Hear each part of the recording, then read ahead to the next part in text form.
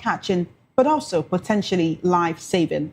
The 25-year-old has developed a range of jewelry embedded with QR codes that can help identify people living with dementia and other cognitive impairments if they go missing, a growing concern in South Africa's aging population.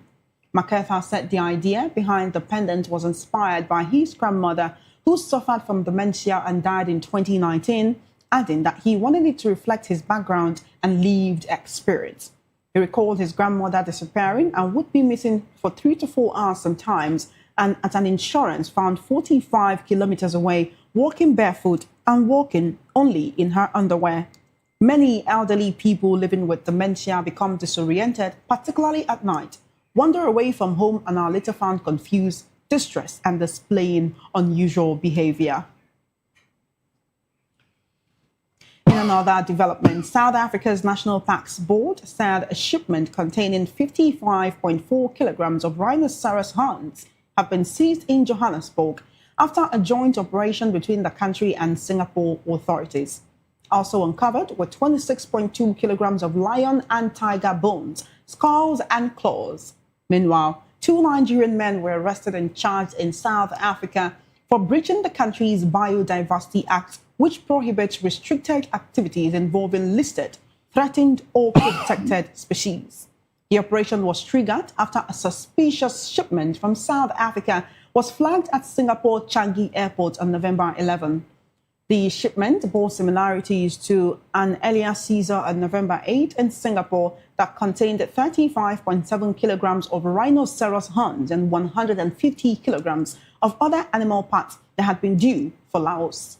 After examining the shipment on November 11, NPACS worked with South Africa's Directorate for Priority Crime Investigation for a controlled return to the country to conduct further investigations. You're still watching the African news right here on Voice of the People television. We will now head into the analysis segment with us to analyze these stories. We have public affairs analyst, Barrister Darlington Agomwo. Thank you for joining us, Barrister. How are you doing today? I'm okay. And you? I'm doing great.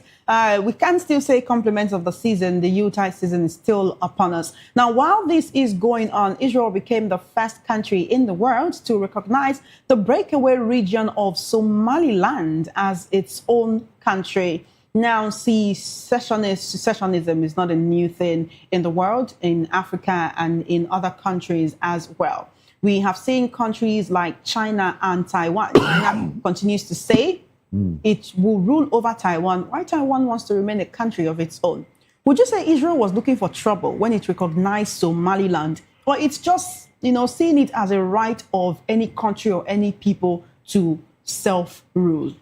In international diplomacy and politics, many countries always look at alliances where it will favor them. Israel feel like they can do business with Somaliland. But unfortunately, it will not fly because what they intended to do with that particular place is what the whole Arab nation and even Western world have rejected. The simple reason is to the people of Gaza that have been displaced and all that, they want to take them to that place. That is the plan of Israel. They want to relocate them to Somaliland.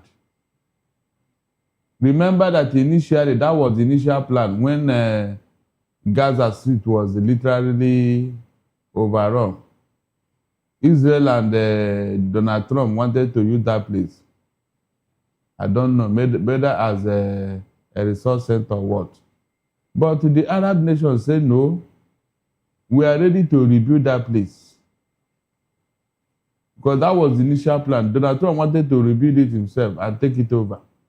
But the Arab nations say, no, you can't do that. We are going to do it ourselves. And there have been a summit on that in that regard, where the Arab nations are contributing money to rebuild the Gaza Strip. And so the plan on Israel will not work. That is the the motive behind that recognition. Nothing else. Because they have tried. Other independent and sovereign nations refuse to accept the people of Gaza. So they see this Somaliland as a weak ally that they can impose their will upon. And now it is not flying. It's not flying. It can never fly. Recognizing a state in a state has a process and procedure. That you recognize a particular place does not validate that place to be an independent nation. No, there are processes. The UN and many other Western nations and others had to come in and agree.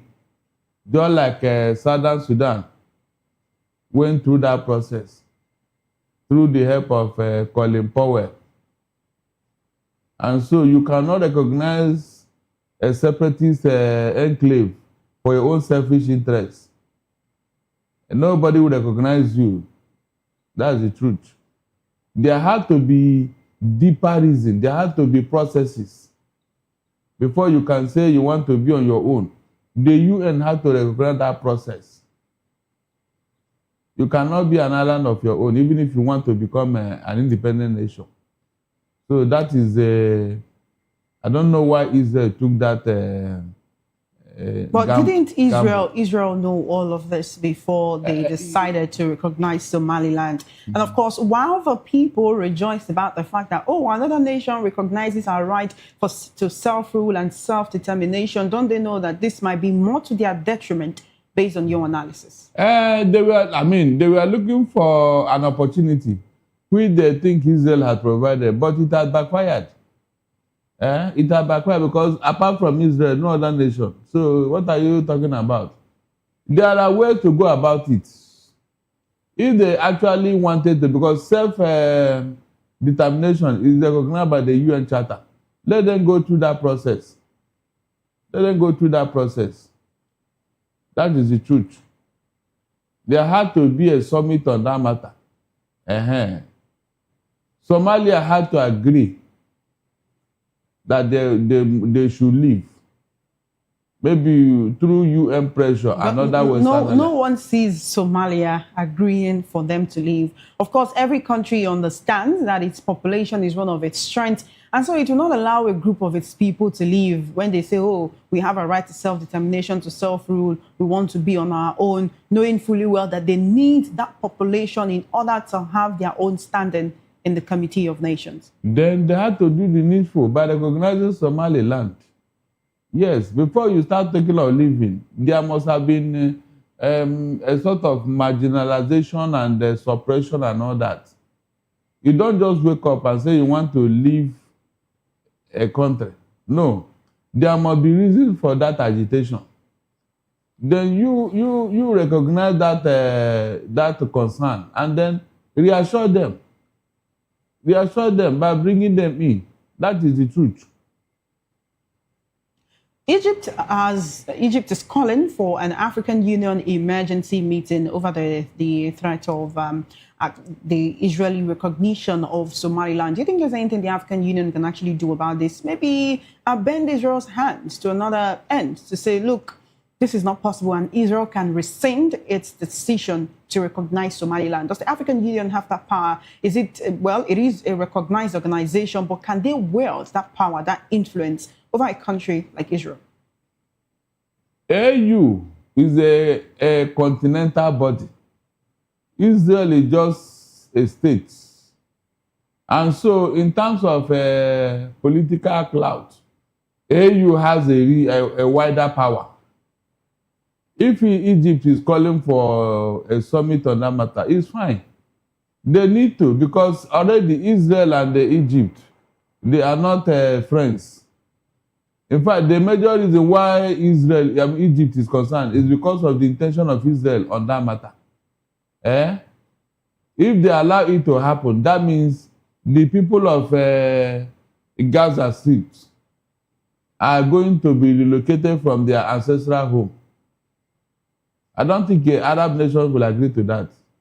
I don't think so. It will not even happen.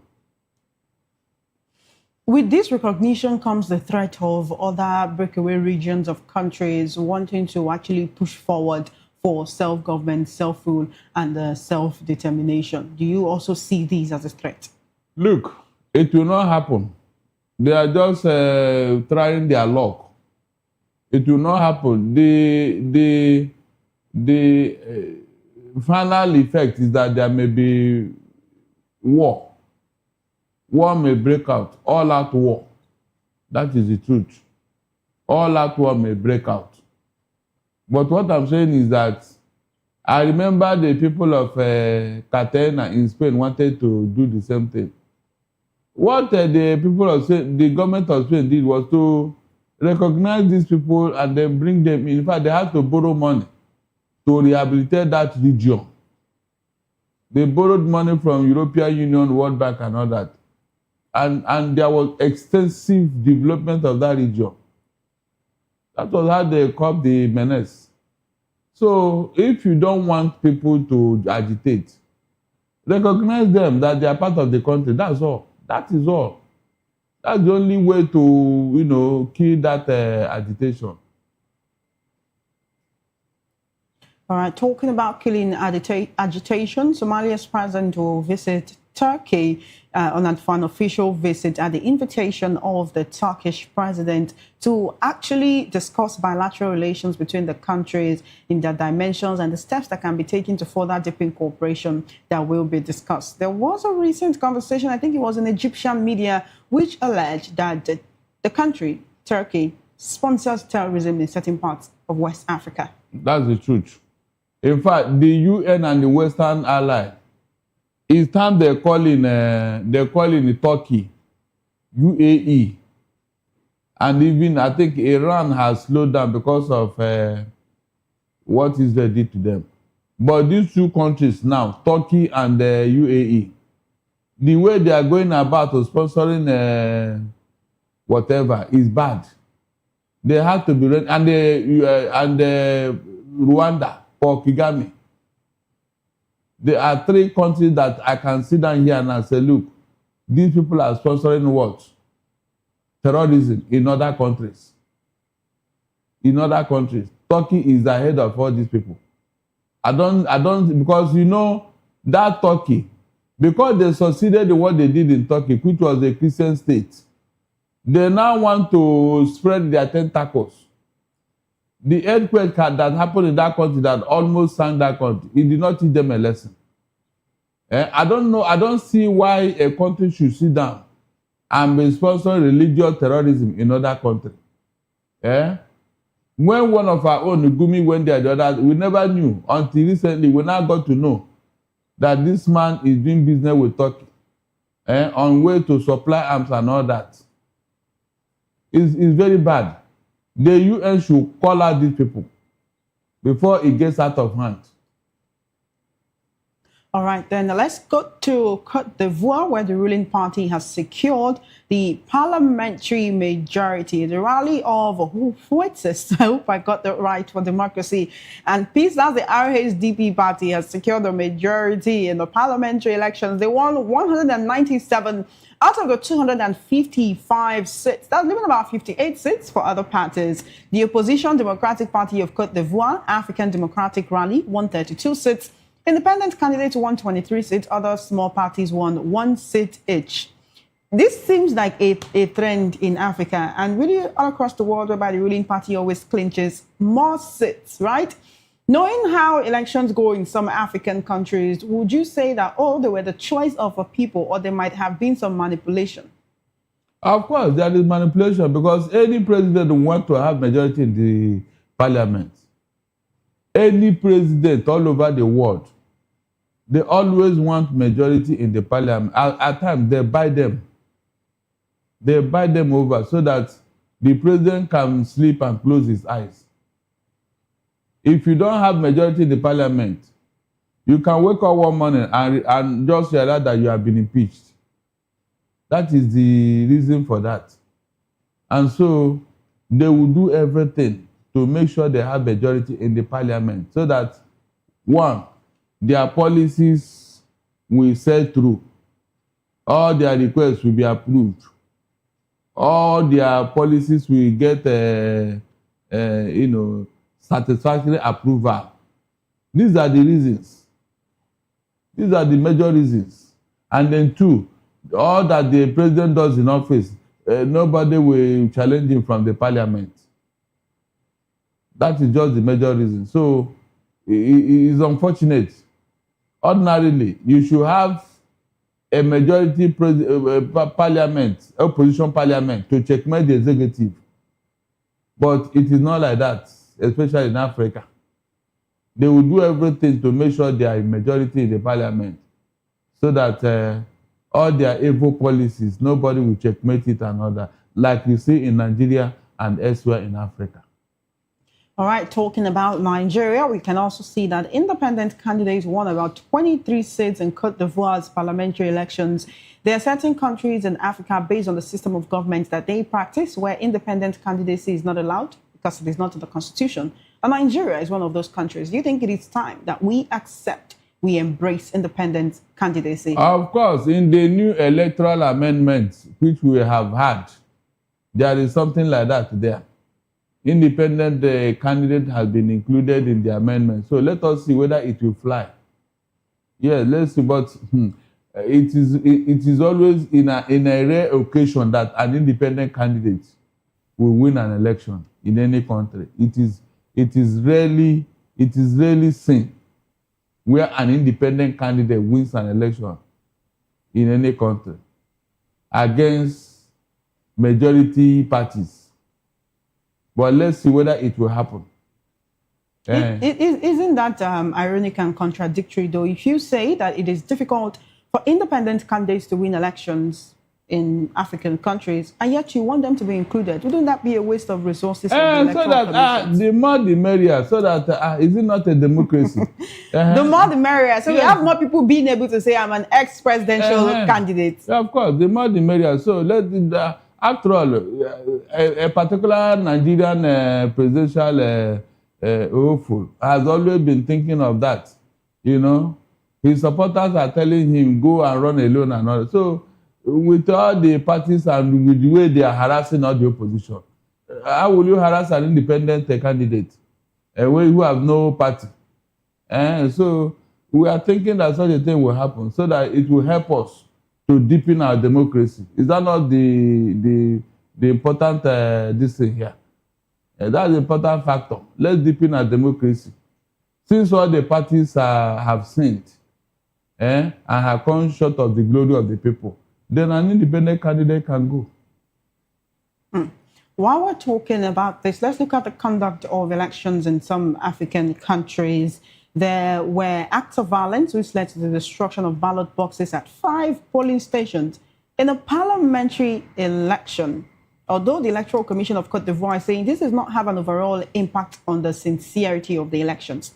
But can we ever have elections in Africa without snatching of ballot boxes, violence, thuggery, and the likes? As long as you have greedy leaders, as long as you have greedy looters, as long as you have leaders who don't have vision, whose only ambition is to get hold of the treasury of their state, as long as you have leaders whose only ambition is to capture the state, these things will continue. That's just the simple truth. That's just the simple explanation. We don't have leaders in Africa. What we have is opportunists, political opportunists, who happen to, see themselves in power by hook or by crook. And when they get in there, they want to remain there forever. That is just the simple truth. We don't have democracy in Africa. Seriously. I can only think of maybe Ghana and South Africa, and maybe a few other countries. The rest, forget it. With what is going on now, in a few years to come, most African states may become a one-party state. That's just the truth. All right, then. Let's look at another situation whereby a high court in Uganda has refused bail for the 4th time to opposition politician after he and his aide refused to take a plea as directed. Their lawyers protested against the directive. They said it was an ambush and a violation of their right to fair hearing. Now, the judge actually issued a directive saying he would only entertain a bail application if the accused should take a plea.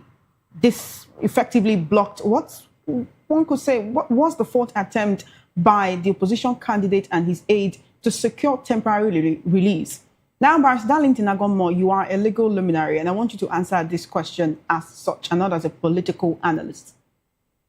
Does the judge have the right to tell the accused how to plead? I mean, apart from giving an advice, because now he's saying, I will not grant you bail if you do not take a plea deal. Look, the fundamental principles of the legal profession, especially before the court, is like whenever you are brought before a judge, the necessary oath is taken and all that. And then, yes, you must take a plea. You must take a plea in the manner of, are you guilty or not? You say you are not guilty. You swear by all those things, you know, it must come in. You must take a plea. It doesn't mean that you are guilty. It doesn't mean that the judge has concluded. You only to take a plea is like fulfilling all righteousness before the court. How will you not do that? And you want the judge to, I don't understand. In which country is this one happening? There are processes and procedures in our courts. You cannot violate it and want the court to be merciful to you. How? If you take a plea, what will happen? You must take a plea. That's the first thing. You must appear before the court and take a plea. Yes. Okay, it's a plea of either guilty or not guilty, not a plea deal to say, okay, there has been a hearing, this is how we want to settle the matter. No, if you want, look, I said there are processes. You don't come and tell the court what to do for you. No, the court will decide. It is only when the matter has been entered into, maybe in the process, you people now ask for a date to settle out of court. If that is what the court is asking you for, I mean, what is wrong in that? Every court will always be happy if you want to settle out of court. Every court. I have never seen any court who will refuse when the litigant say want to settle out of court. The court say no, you will not. I will not allow you. So why can't you take such a plea? That's my own question. So the problem here basically is are both of them refusing to either say they are guilty or not guilty of the charges leveled against them? That is one. Then the other aspect of it is this other one of settling out of court, according to you, because I don't know what happened. I'm not there. I don't know what transpired. What exactly have they refused to do before the court? That is the question here. To take a plea. And that's why I'm saying respond as a barrister, right? As someone who knows the law. That is what I'm trying to do. No, we know that there are different constitutions that govern different countries, right? But there will always be similarities in the aspects of the law, no matter where you are in the world. That is the plea. So for the benefit of, the laymen who do not really understand what it is, because when you read it at first, you wonder, okay, is this about a plea deal?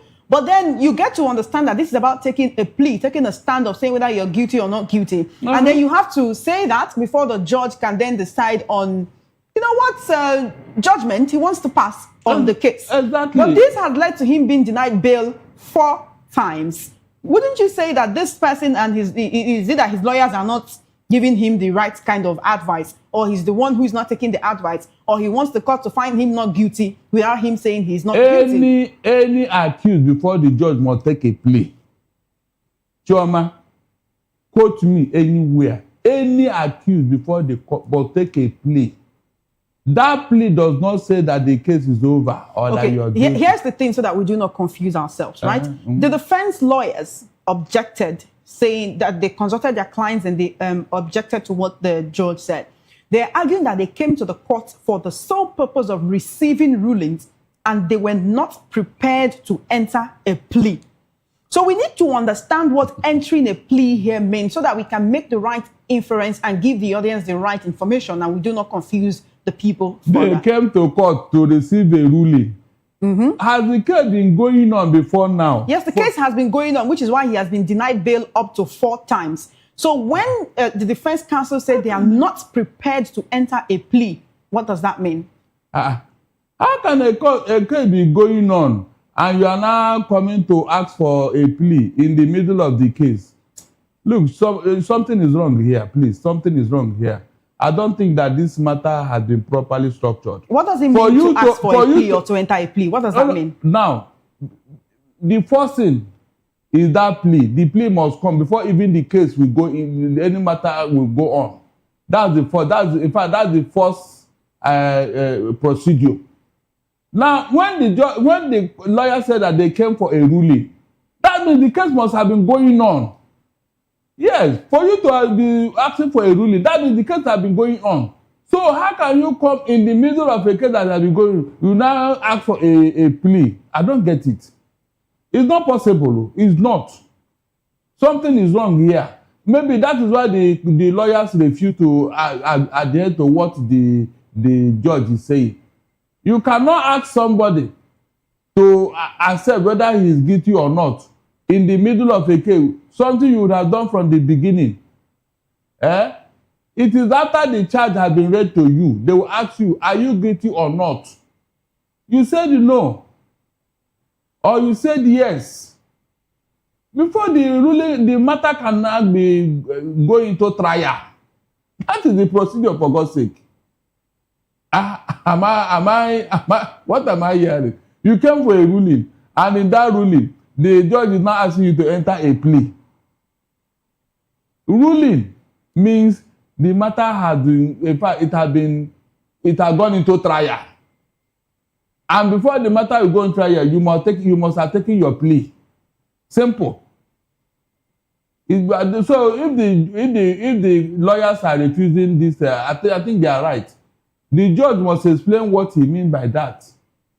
It is wrong. Under the court processes, it is wrong. You don't come for a ruling on a matter, and then somebody will say you to take a plea. Are you taking a plea to say I am guilty, or are you not guilty? I mean, then how did the matter go into trial before you can now arrive at a ruling? You can see the connection here. If the lawyers came for a ruling, it means that this matter must have gone into trial before they will arrive at a ruling. So I don't get it. Or is it that the matter have not even gone anywhere and the lawyers are asking for a ruling? I don't get it. These are issues. So which country is this one happening? Which country? This is actually happening in Uganda. Well, that country, you know, that country, their judicial system is even an aberration of this one. It is the judiciary is now conducting their business at military barracks. So I don't think that judge is too tall. Maybe he's a Museveni judge. That is the way I look at it here. Because I remember Bobby White. You know that at the beginning of your analysis, you supported the judge. By the end of your analysis, you are now supporting the defense lawyer. Yeah, because I got to, I mean, is that not when you read this the second time? You still have not explained to us what it means in any courts in the law to take a plea. Does it mean stating, when you're asked, are you guilty or not guilty, then you say, yes, I am guilty, or no, I am not guilty? Is that what it means to take a plea? Listen, Chioma, listen very well. Sir, just say yes or no for the benefit of the laymen, people who are watching, who want to understand, people so that people can be educated. It's not as easy as you're saying. Listen, whenever you are brought before a judge in any court, the charges will be read to you. And then how do you enter your plea? Guilty or not guilty? You said yes or no. That is your plea, Chioma.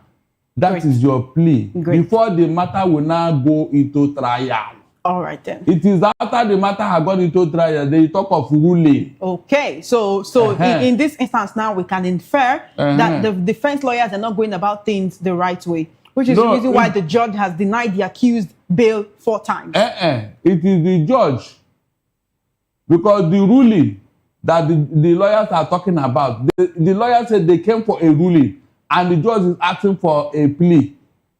Don't you see the contradiction here? All right. It is what the lawyer said that I'm looking at. The lawyer said they came for a ruling and the judge is asking them for a plea. Meanwhile, the plea should have come before the ruling. That means they are past that stage that the judge is asking for. They are past that stage. The plea is the first thing you do whenever your charge is read. You take your plea, guilty or not guilty. That's the first thing after the charge has been read to you. That is the plea we are talking about here. It is after that the matter will go into trial. Then the ruling will not come.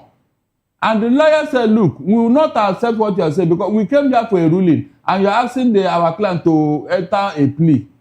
A plea that I'm guilty when the ruling has not been passed. Have you seen what is going on here, Chioma? And you told me it's in Uganda that this thing happened. I said, no, this is an aberration. In that place, their courts, I don't know how they behave under Museveni. Because I remember the case of Bobby Wine, what that guy had gone through. They moved their court to the military barracks. And any judge can preside there. The judge cannot come for a plea when the matter is for a ruling. And I don't think any lawyer will come to court and ask the judge to give them a ruling when the matter have not gone into trial. Is it possible? What are you ruling upon? Please tell me. What are you ruling upon if the matter have not gone into trial? So a plea is the first thing you take. All right. Before the matter will go on. All right, great. Thank you for breaking down aspects of the law so that we can educate our viewers. We do appreciate you for joining us on the African News today, Barrister Darlington Agomo.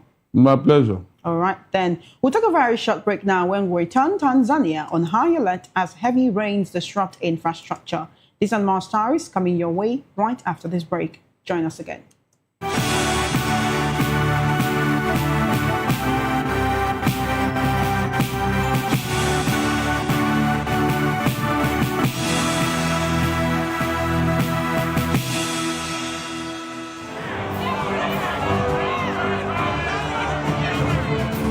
Do you want your voice to be heard? Do you know that you matter in the scheme of things? The People's Voice, the show where ordinary citizens take center stage as we discuss the biggest stories that affect you and I. With you in mind, we facilitate lively discussions, debates, and interviews on the topics that matter most to you and I, from social justice to economic empowerment, education to healthcare, governance, and more, tackling tough topics and amplifying your voice. Join the conversation and make your voice count. The People's Voice. Make your voice count.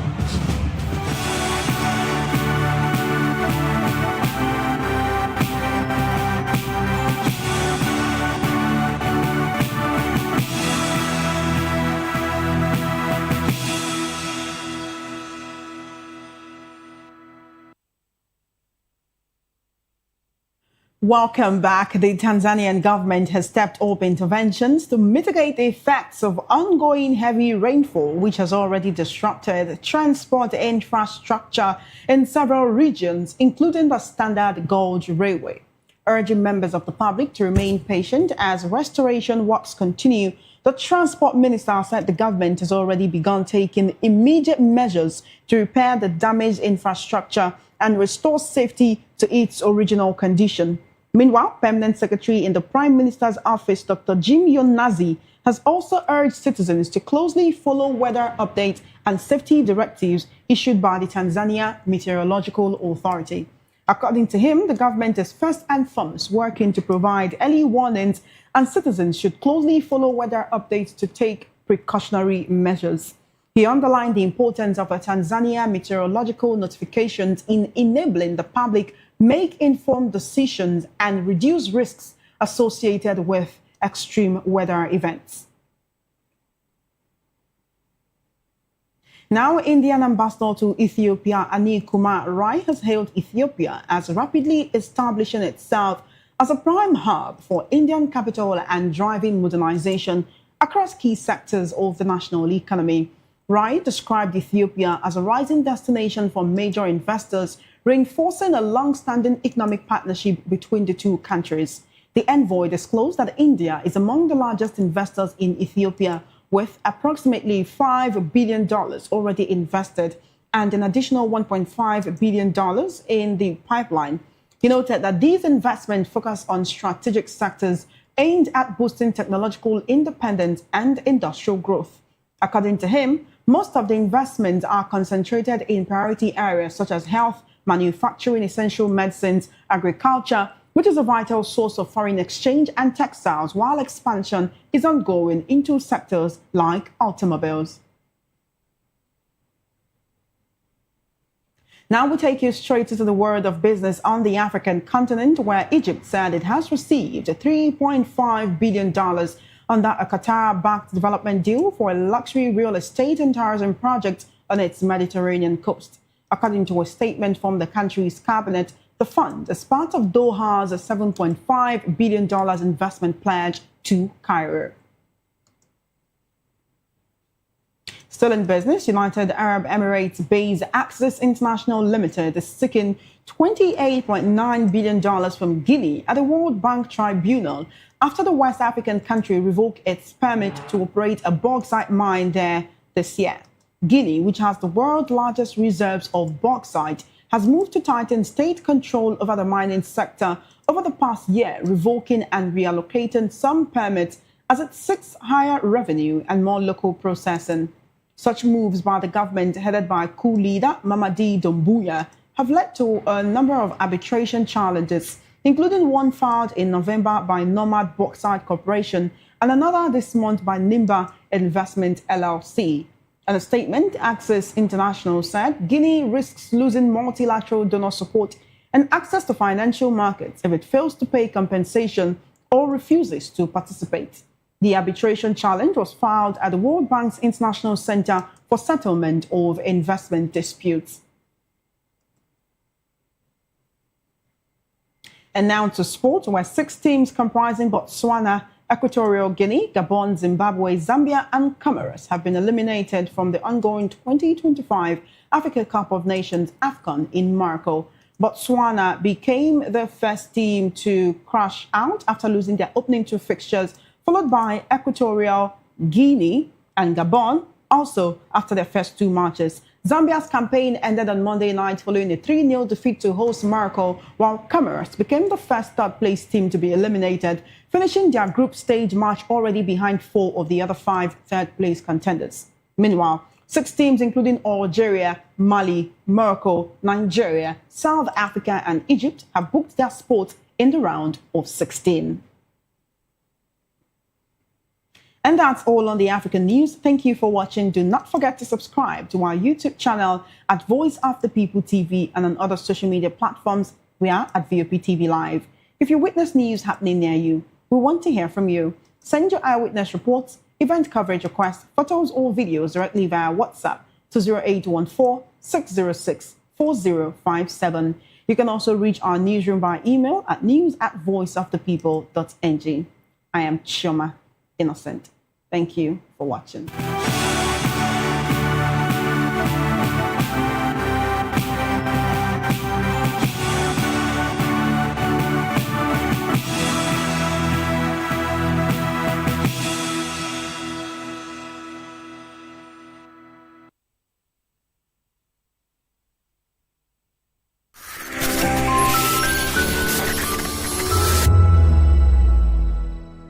Hello there, my name is Damilola Ogunsi, also known as the Goldfish. Hi, my name is Chiki Bright Emmanuel. I'm an actor and a filmmaker. Hello peeps, my name is Yomi E. Adejumo. Hi everyone, I'm Paul Utomi. Hi everyone, my name is Stacey Benjamin and this is Voice of the People TV.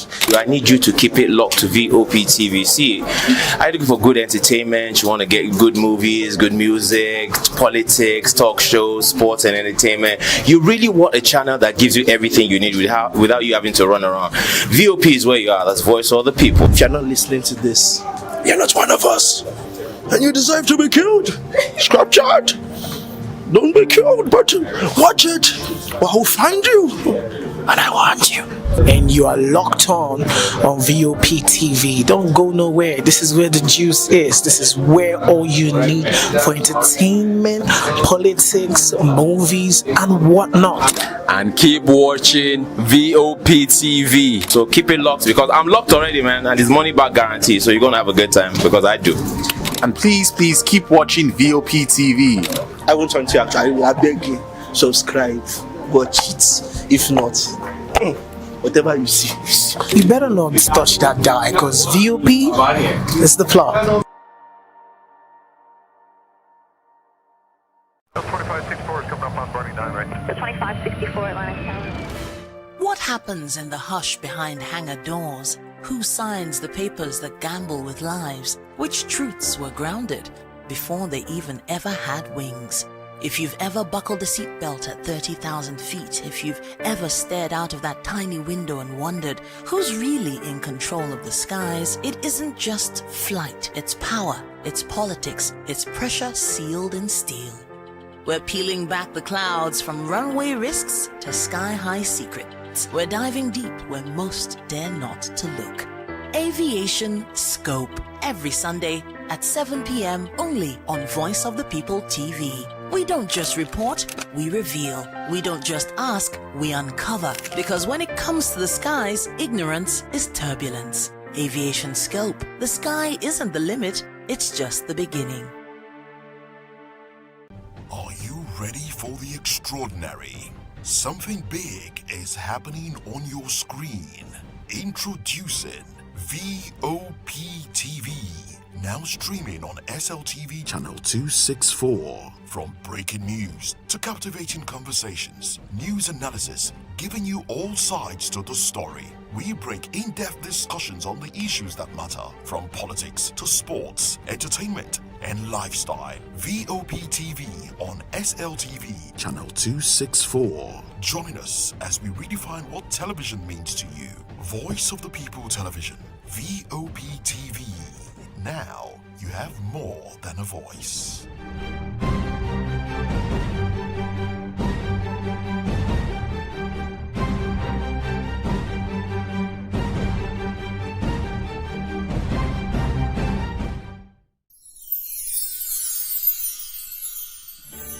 Whether you've been with us through the ups and downs or just joined us for this festive season, take a moment to cherish the moments you've made and look forward to making new ones on the horizon. May this new year bring you everything good, everything prosperous. As we bid farewell to the old year and welcome you to the new year, may your heart be filled with joy and your home with laughter. And of course, may your spirit be filled with hope. We'll be bringing you live updates, exciting performance, and inspiring stories throughout the day. stay tuned for our special New Year's coverage and let's make this year unforgettable. Thank you for making us a part of your celebration. Merry Christmas and a Happy New Year.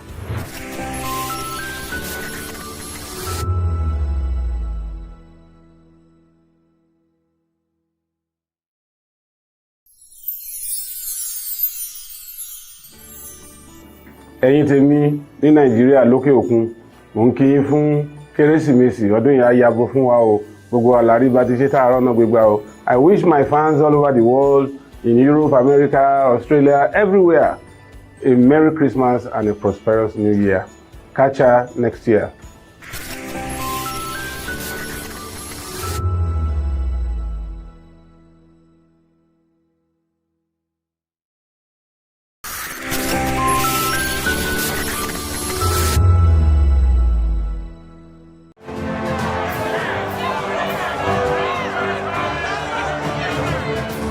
Do you want your voice to be heard? Do you know that you matter in the scheme of things? The People's Voice, the show where ordinary citizens take center stage as we discuss the biggest stories that affect you and I. With you in mind, we facilitate lively discussions, debates, and interviews on the topics that matter most to you and I, from social justice to economic empowerment, education to healthcare, governance, and more, tackling tough topics and amplifying your voice. Join the conversation and make your voice count. The people's voice. Make your voice count. This is Health Check, your weekly guide to better living, smarter choices, and trusted answers. From everyday wellness to urgent health issues, we've got you covered. Health Check, only on Voice of the People Television, where your health has a voice.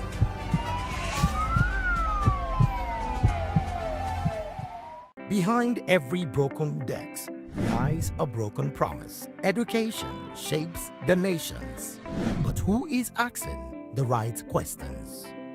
Introducing Edu Dialogue, the show that goes beyond the surface, exposes the cracks, the corruption, and the silence in Nigeria's education system.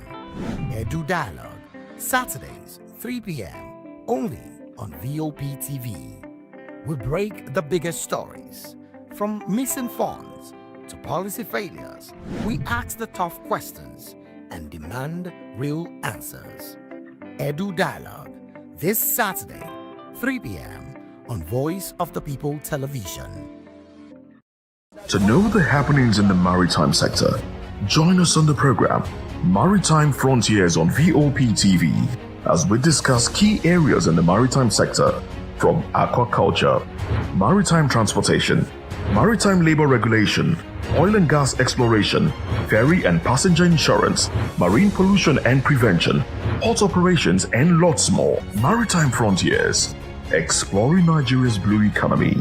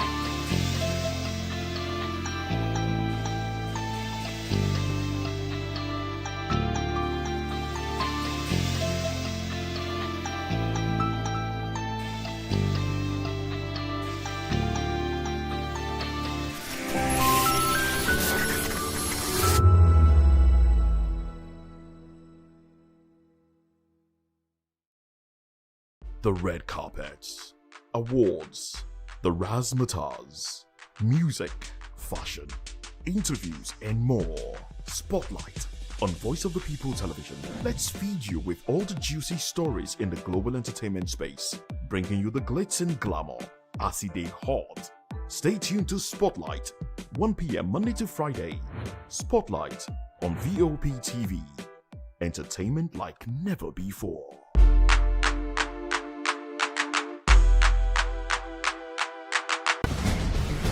Join us as we drive into the world of politics through insightful interviews with prominent political figures, both serving and former governors, ministers, senators, legislators, party chieftains, activists, and analysts. Get first-hand information into the decision-making processes that affect our daily lives. Highly engaging one-hour program that brings political discourse into focus. I am Chukwuma Okoro. Political Lens, Monday through Friday, 6 to 7 p.m. Join us.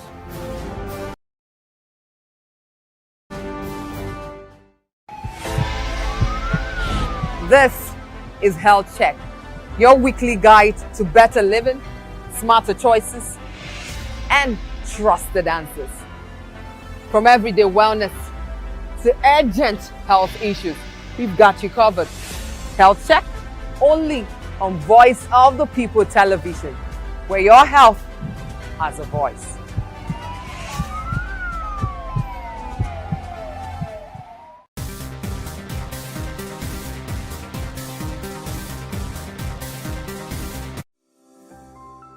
VOP TV.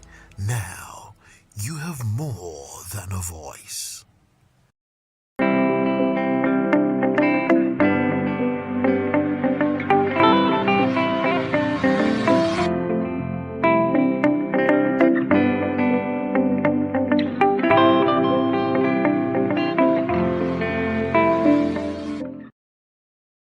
Education is for improving the lives of others and for leaving your community and world better than you found it.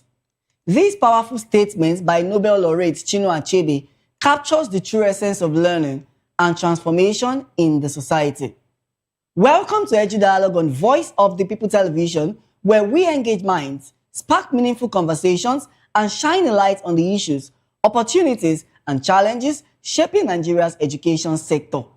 I'm Matthew Ogunswada, and today we are diving into discussions that matter, discussions that can inspire action and drive change. The federal government has announced a nationwide ban on the admission and transfer of students into senior secondary school free across all public and private secondary schools in Nigeria. This directive, issued by the Federal Ministry of Education, is aimed at curbing examination malpractice and safeguarding the integrity of the nation's education system. According to a statement signed by the Director of Press and Public Relations at the Ministry, Boriowo Folashade, the policy takes effect from the 2026-2027 academic session. Under the new rules, admission and transfers into senior secondary school will be restricted to SS1 and SS2, with no provision for entry into SS3 under any circumstance. The ministry explained that the move follows rising concerns over examination malpractice, including the so-called special centers during external examinations. The federal government says the policy will promote continuity in teaching and learning while discouraging last-minute movement of students for examination-related advantages. Voice of the People TV spoke to some students to get their view on this new policy. They should only admit students from SS1 and SS2 because you don't know the background where the other students are coming from. If you admit them in SS2, you don't know the background they are coming from. They might be coming from some schools that do examination malpractice. Not all schools that do it, sure. So they might be coming from a background that maybe some public schools or some other school that do examination malpractice. Then they come to a private school. And the private school is known that they don't do any examination malpractice. They now take them in SS3. They write WAEC, JAM, then they catch them doing examination malpractice. They can just they drag the name of the school into the mud. So that's how the thing ruins this. And how to curb it is when students are doing exam, they should be, if the hall is big, there should be at least 2 or 3 invigilators that watch the students while they are doing the exam. Should not just leave the student and walk out of the hall, because if you leave the students, that time is enough for anybody that wants to do examination malpractice to indulge in it. So students should be under constant monitoring, and strict rules and punishments in schools should be placed against that examination malpractice. Yes, it's very, very big welcome development. During SS3 class, a child from another school, a child from another school that is of lower standard can come to a school of higher standard, and the child might not know how to develop himself within that school community, which can limit him or her, leading to lower grades and school dropouts. I think that instead of doing SS3, they should start working on ways to keep them from doing examination malpractice like that. Start hiring people, start examining people. Maybe when they catch one, they should show everybody like the punishment for all these things, so they should stop. Now, joining me to discuss this is Lawal Ekundayo, an educationist and public affairs analyst, and virtually I have Kingsley Southbank, the CEO of South Core Consulting and the African Director of Global Education Awards. Good afternoon, Mr. Lawal, and thank you so much for coming on the program. Good afternoon. Thank you so much for coming on the program. Okay, so how do you assess the federal government's decision to ban admission and transfer into SS3 as a strategy to curb examination malpractice? Thank you. Now, there are 2 sides to it. We have the good side, and then we have the bad side to it. But what my own headache about it is the rush at quickly putting the policy on ground and effecting it immediately. I expected something like them to give more time for analysts, educationists, educators, parents to discuss it and then prepare their mind for it, not the rush. Now, let's look at the good side. Truly, sometimes this movement, encourages malpractices. In those days where WAEC used to look at they will take 40% of what is called in SS1, SS2, SS3, add it to WAEC. But now it's not like that again. Everything is now that one-time exam, which is the WASC exam. Yes, West African Senior Secondary School Certificate Examination. So now, students, it's easy for them to move around to look for a better center where they see that maybe opportunity will come out here that will help me in what I want to do. So it's easy for them to move around like that. That is SS3. And then even sometimes when you notice that a student did not perform very well in SS2 in the promotional exam, and you advise the students to repeat or take that SS2. The parents simply take that with the student and put the student in another school where the student will now do the SS3, and then the student that didn't do well in SS2 and you put the student in SS3, what else? What are you going to expect from the student? Of course, it's going to cheat. So talking about restricting students, which you of course mentioned now, how effective is restricting entry to SS1 and SS2 likely to be in addressing the problem of special centers and other sharp practices during external examinations? The restriction, actually, like you totally restrict them, is not what I'm looking at it as not totally effective. Right, yes, Yeah. right. Because there are special cases, extreme cases, where such as maybe there's a sudden relocation. Maybe parents in Lagos is relocated to Abuja, maybe by a job. You don't expect the parent to say, oh, I will not go for the job. And then leave the child here. Who's going to look after the child? It can affect the mentality of that child, which can also affect the exam. So you want the child to move with the parent so that the parent can continue to monitor the child. But if you not say no, total restriction, then there will be problem. Yeah. Because the parent cannot abandon his job. He got a new job that will make his life better, that will also make the life of the child better. So he has to relocate. And he will have to abandon the child. If you say no, you can't. That means he has to abandon the child. He will have to give it to the child to somebody that will look after the child, and the person may not know how you have been monitoring the child. The evaluation, everything. So what implication do you think that this policy would have for students and parents who have legitimate reasons for relocating, such as parental job transfer, security concerns, or health emergencies? Yes, that's why I said it's not I started them not to go into the implementation immediately. Should have given opportunities for educators, educationists, stakeholders to discuss it very well before they will now move. By that time, we'll be able to look at all the loopholes, see how we can fix the loopholes. Then you now come up with a proper policy. But this one that is, this immediate sudden one, but next year you are really doing it. Yeah. See, it's too short for anybody to really discuss and put anything on. So there are bound to be some kind of problems along the line, such as this thing you have talk about. Security concerns. So even more than security, it could be health-wise. Yeah. Health. Maybe the reason why parents or students are relocating from certain location to another. Yeah. And then because of that, that will eventually affect the child because one of them will not move. The parents may move, the child will not move. Or if the child wants to move, then the child will have to repeat like 2 years back. And maybe the child is doing very well where he or she already is.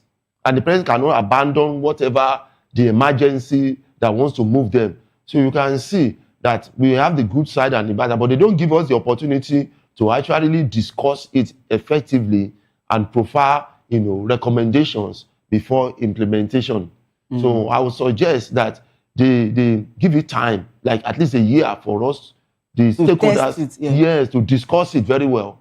Then based on the discussion, then they will fine-tune the policy and they will be able to move smoothly. Thank you so much. Good afternoon, Kingsley. We are very glad to have you join us on Edu Dialogue on Voice of the People Television. Good afternoon, Matthew. I'm very honored to be with you today. Thank you so much. All right, so we are looking at the new directive which the federal government has banned SS3. So I want you to speak to us, and of course, from an implementation standpoint, how prepared are state governments and private school operators to comply with this directive by the 2026-2027 academic session? And then what mechanisms should the Ministry of Education put in place to monitor compliance and ensure that schools do not secretly admit SS3 students in violation of the policy? Yeah, thank you. Thank you for having me once more.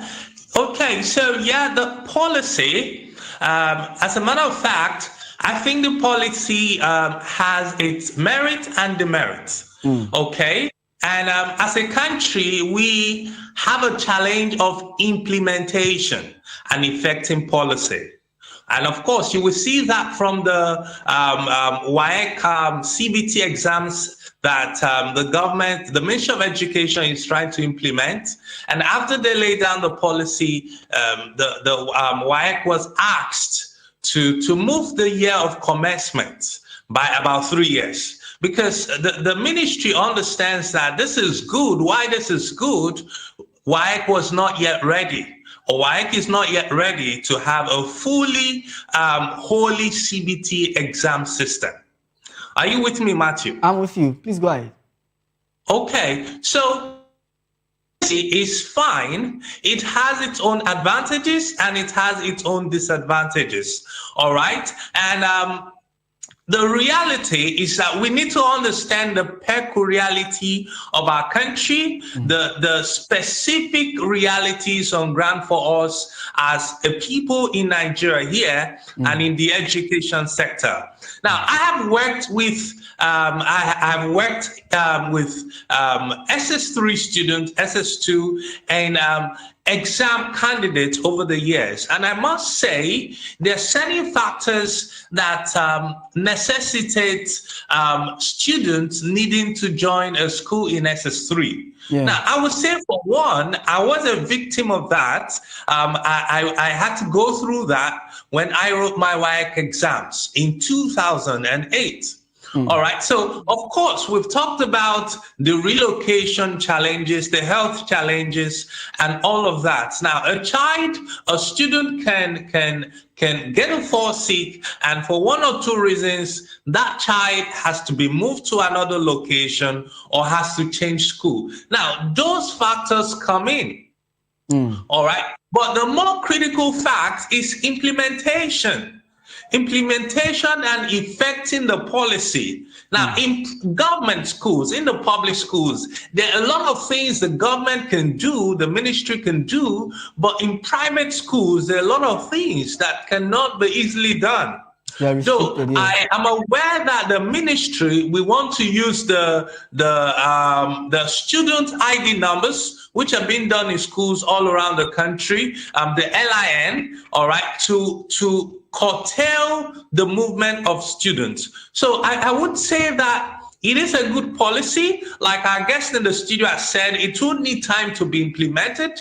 It would need time to be well structured to work out. It is a good policy. Implementing it, the government will need, of course, the full cooperation of the private education sector, the private schools, the private colleges across the country. And of course, they need the full cooperation of the school owners associations around the country, because the private sector is a custodian to a larger number of our students in senior secondary classes. We have more private schools than we have public schools. We have more private colleges, and we have more students. We have more than 70% of our senior students in private secondary schools across Nigeria, and they need the full cooperation of the private sector to make this workable, to make this a reality. But of course, it has its demerits. And of course, when you're having a new policy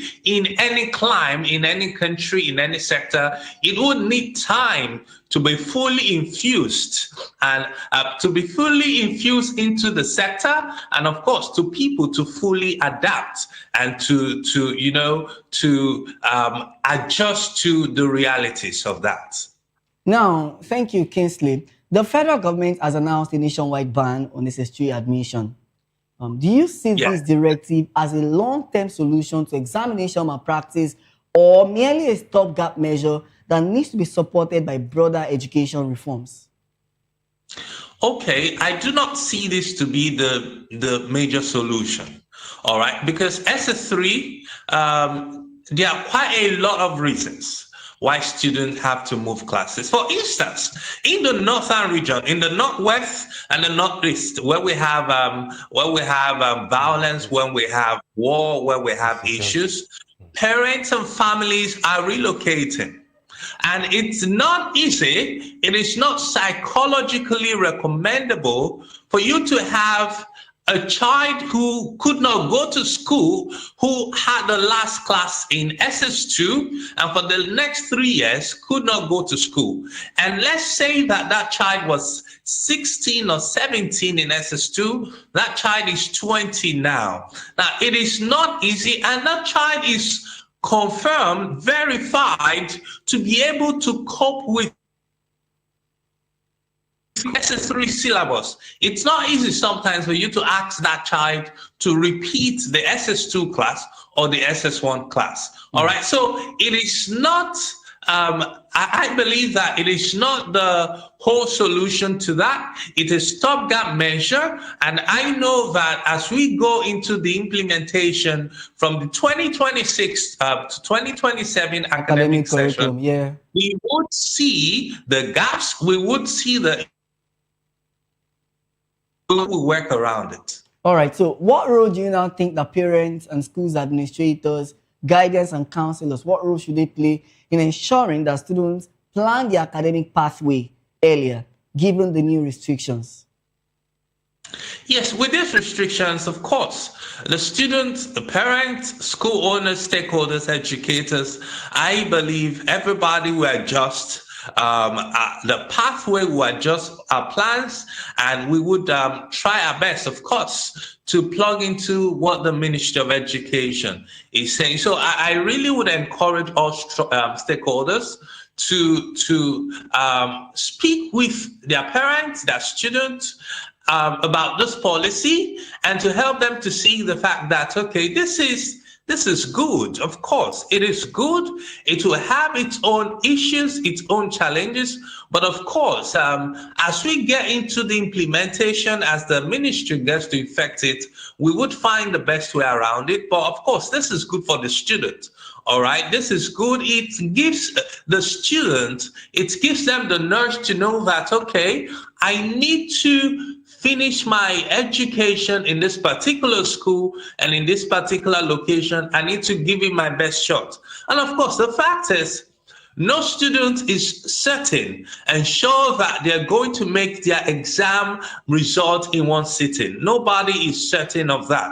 Nobody is sure of that. Technological issues can, of course, come in. Students not preparing can come in and all of that. So, but of course, moving from one school to the other is something that the ministry wants to greatly guide against, want to greatly make a disadvantage. And a lot of stakeholders, school owners, parents, and students would certainly have to adjust to that. All right. So apart from what you've said now, in your assessment, what additional reforms beyond restricting SS3 admission are necessary to truly safeguard the integrity and the credibility of Nigeria's education system? Yes, one of the things the ministry has to do is to open up more portals, more avenues of university, polytechnic, and college of education admission. One of the reasons some students try to write these exams as fast as possible, students and parents, is because admission sometimes in Nigeria can be difficult, can be very uncertain, irrespective of your academic results. And that's true, irrespective of your performance. So admission needs to be made more workable, more predictable. It will encourage parents, it will encourage educators, school owners, and stakeholders in this sector. Thank you so much, Kingsley, for your wonderful contribution. Let me come to you, Mr. Lawal. This is a new policy, and what will be your assessment that would help safeguard the integrity and credibility of Nigeria's education system? One thing is that when it comes to education, everything we do educationally, standardly, has to do with research. Research. We carry out research, we carry out studies, we come out with generalizations, findings. That is what education is supposed to depend on. Now, in Nigeria, I noticed that most of the researches that are carried out just remain in schools. Government don't really look at them to see how these researches can actually better education. That's why I'm encouraging the ministries to begin to look at the researches that are conducted in institutions of learning. That is when we can actually improve the education system. Second, this WAEC malpractices or the examination malpractice, let me just put it, especially this WASC. See, the main solution to it is the continuous assessment. Instead of waiting 1 year, you do exam and that is that. It's supposed to be continuous. Your SS1, WAEC will do his exam, like take 20%. SS2, they will give you exam, take 20%. Then SS3, they will now do the 60%. So as we are doing our promotional exam at school, WAEC is supposed to be doing his own along with us. Yeah. By then, you see that it will be easy, it will be difficult for a student to say, because when you know you didn't do well in WAEC, you would buckle up in yes, you do, you buckle, even if you need to repeat, because you know that even eventually if you are promoted on trial with a poor result, you are not going to make the WAEC. You are not. There's nothing like, even if anybody helps you, it cannot be more than 60%. So, and you already score very, very low mark in the continuous assessment WAEC has been giving you from your SS1 to SS2. Then you see that examination malpractice will go, because you know that no matter the help you give me, I will not do well. But if you know that you didn't do well in your first term, and you know that WAEC exam is coming at the third term, you buckle up, you be serious, you read your book, because you know that WAEC is going to use that 20% in your SS3. By that time, this examination malpractices will be reduced. In fact, almost out, it will die down, because the need for it will have been defeated. Beautiful contribution there, Mr. Lawal. So continuous assessments should also be prioritized alongside examination, and this will help curb examination malpractice. That's how far we can go at that specific conversation. You're still watching Edu Dialogue on Voice of the People Television. We'll take a quick break now, and when we return, we'll go into the second conversation of the day. Please stay tuned.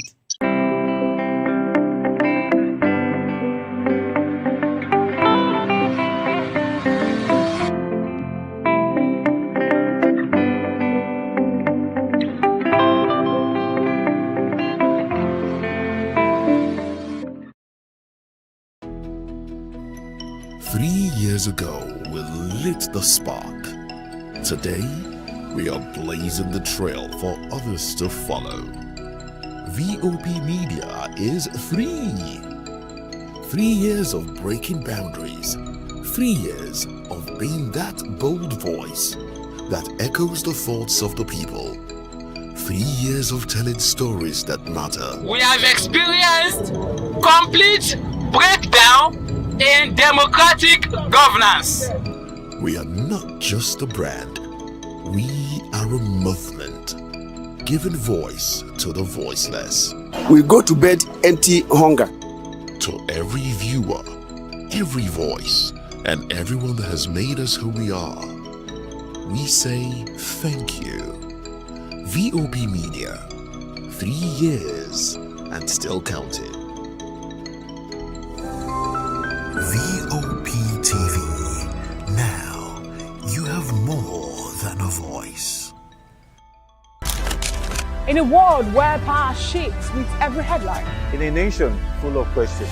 In a world filled with noise, the truth needs a voice. The policies that shapes our world and the economy that determines our future.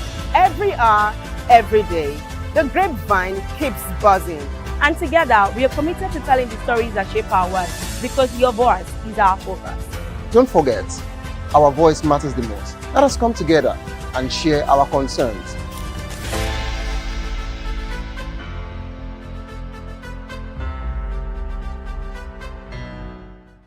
On Edu Dialogue, we bring you fresh ideas and conversations, shaping the future of learning in Nigeria and beyond. Voice of the people. You can hear me now. My name is Patrick Doyle, and I wish that you continue to echo the voices of the people. Big up VOP TV. My name is Suibifa Dokubo. Please keep watching VOP TV. Hi, my name is Kwekumali Ikenna Onyekwena, and I am with the Voice of the People TV. Now, if you're looking for the veritable channel for information, politics, robust discussions, you don't need to go far. VOP has you. VOP will always have you. Thank you. Hi, my name is Patrick Diabwa, aka Ibani Chuka, Amayanabo the Eagle King, and you are watching VOP TV. Stay with us.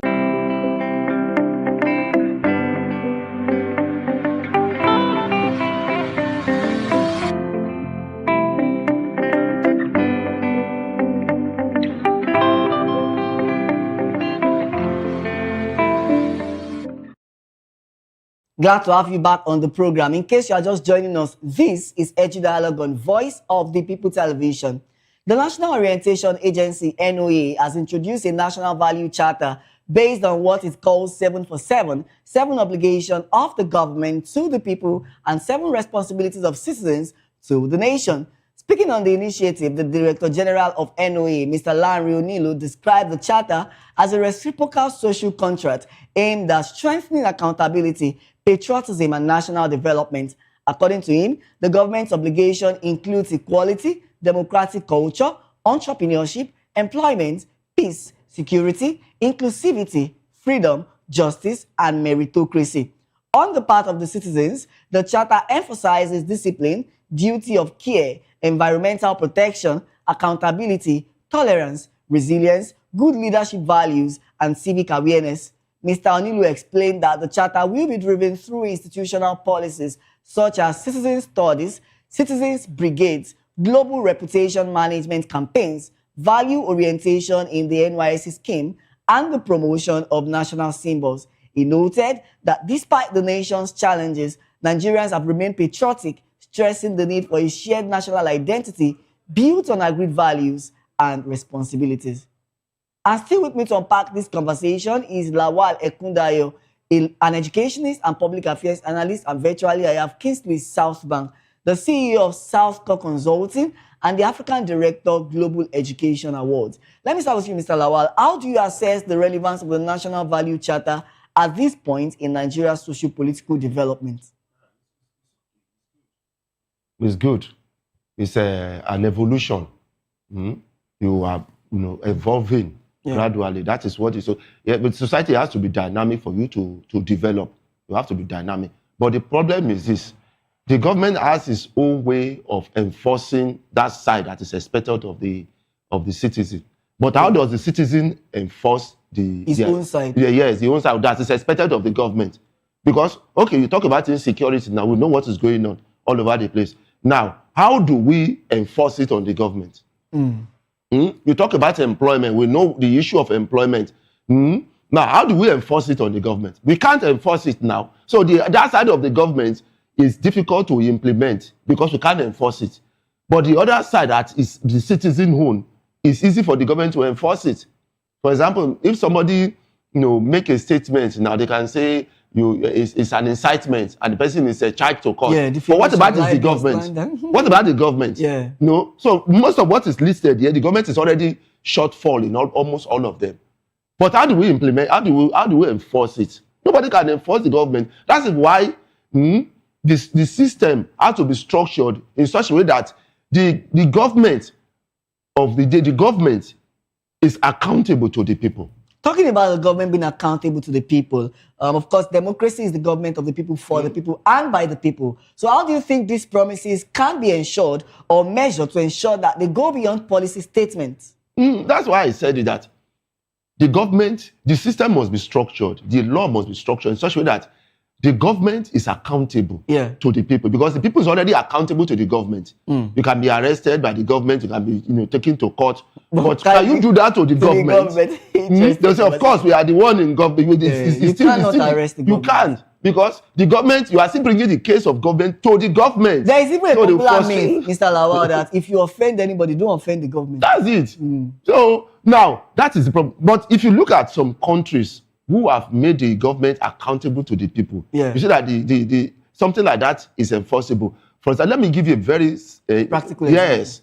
If the police, they take a citizen to court, and it's clear that the citizen is innocent after going through detention, interrogation, court and everything, the court found the citizen innocent. How is the citizen compensated? In some countries, the citizen can sue the government and the government will pay compensation to the citizen. But here, can you do that in Nigeria? Even if the court, tell the government to pay you, how do you enforce it? That's the end of it now. Now, then the government now has the opportunity to be, not to enforce, do their own side. Now, if the law can get, even while somebody is you are in government, the law can still get you as a government official or a government worker, even a politician. The law can come after you even when you are in the office, or immediately you leave the office, the law come after you, and when you are found wanting in this area, the law immediately dealt with you. You know that is the citizen enforcing their own side of the bargain. That's the way the citizens enforce their own. For another one is, look at the electoral system. People are clamoring for electoral reform, transmission of results, all those things. Digitally. Yes. If that is done, then you know that as a political office holder, if you didn't do well, you are not coming back into that office. But all these things are not properly done. Look at the judiciary too. People say the judiciary is tilted towards the government. It's the last hope of the common man. Yeah, but no, it's not. It's the last hope of the government, because by the judiciary is still part of the government. It can be influenced by the government, and then you see that. So how do we enforce the other side of this thing? Because it's two sides, the government side, the people side. So, because the code even states the part of the government and the part of the citizen. Which brings me to the question of, from your perspective, which of the 7 responsibilities assigned to citizens may be most difficult, or which should be realistic for citizens, and why should every citizen work towards this national value charter? So everything, all of them is important. Yes, they are important. They are not values really of integrity, difficult. Honesty, civic duty, keeping your environment. All these things come back to all of us, and both the citizen and the government, we all live in the same environment. So whatever we do, it affects all of us. That is why the both sides must be able to do their own effectively, and there must be check and balance on both sides. There must be enforcement on both sides. The citizens must be able to enforce the government to do their own side, as government is enforcing its own side. So all of them are equally important. All right, so how realistic are these institutional policy proposed by the national orientation agencies, such as values orientation, citizens brigades, in driving nationwide behavioral change? And given the existing trust gap between citizens and the government, how can this charter rebuild confidence and encourage mutual commitment? Go ahead, Mr. Baba. Okay, all right. So one thing is this. This charter is beautiful. I like it. But one, in implementation, we need to go to the grassroots. We need to go to the basics of education and then begin to work it up. You don't pick it up like they said NYSC. When I saw that NYSC brigade, and I see it as you are picking it at the top. Whereas you're supposed to inculcate it because it's a national orientation. You need to start inculcating it from the elementary level. So that the children will be growing with it as they're growing up, so that it becomes part of them. For example, keeping your environment. You see that if you go along, even in the street, even in schools, you see students when they have a refuse to throw away, there's a dustbin beside them, but they'll still throw it on the floor. Yeah. They'll throw it on the floor. Now, an adult supposed to correct them. Even along the street, you see somebody will wind down his vehicle, throw out a bottle of a plastic bottle. In fact, some people go as far as throwing out bottle of physics. They've urinated in the bottle and then they throw it away. Throw it away. So you can see that, and when you arrest them, okay, you arrest them, you put them in prison. That doesn't really solve anything.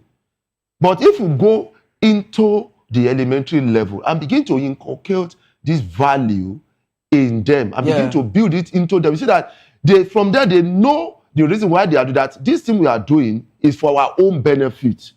Therefore, they grow with it, and nobody, you don't need to, enforce it on them because they see it as part of them. Just like you are wearing clothes, just like you wake up in the morning and brush your teeth.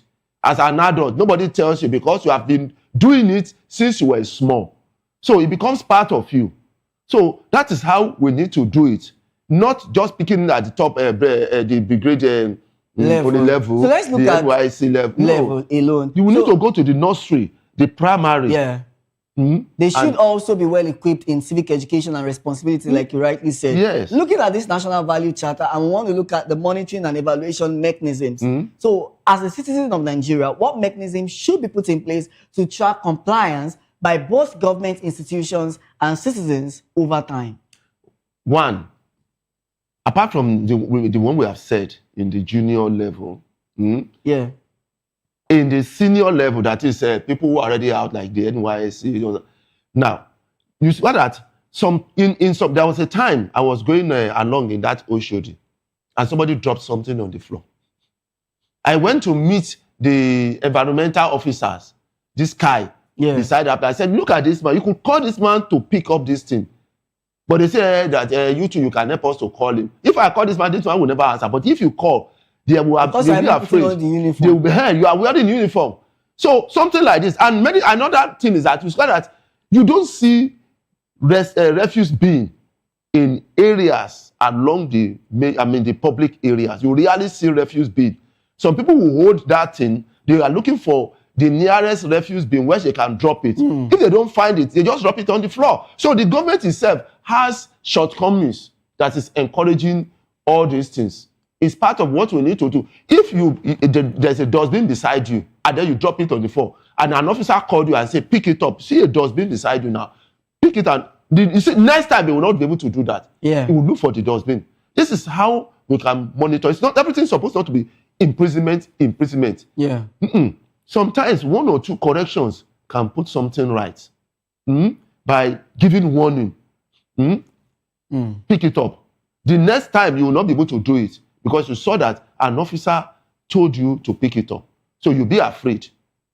So these are the implementation processes. The school implementation processes, the government implementation processes.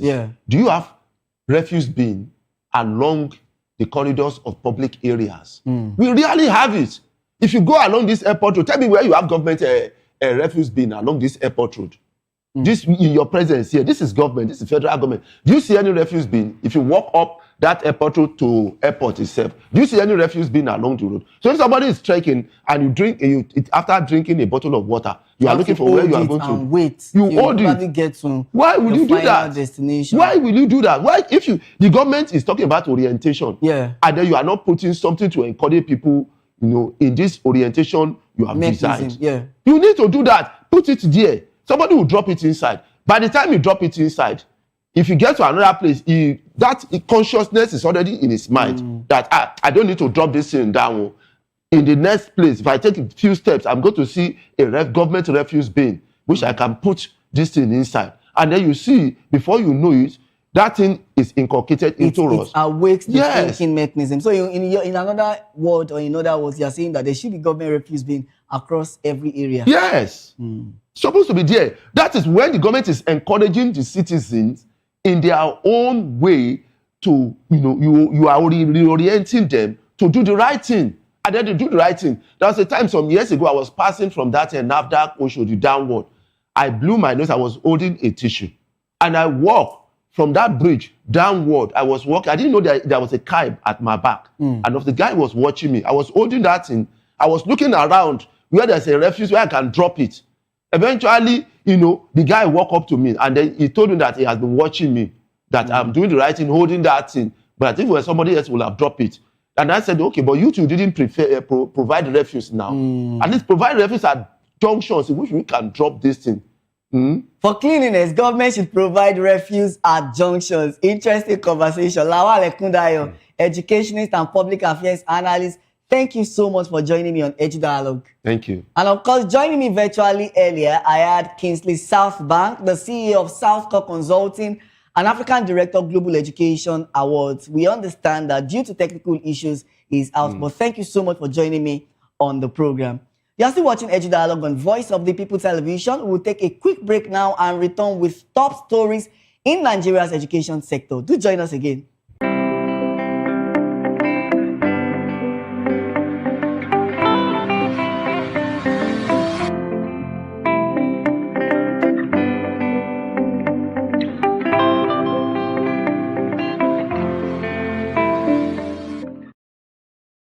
This is African News on Voice of the People Television, where we don't just bring you the news, we bring you Africa's heartbeat, the policies that shapes our world, and the economy that determines our future.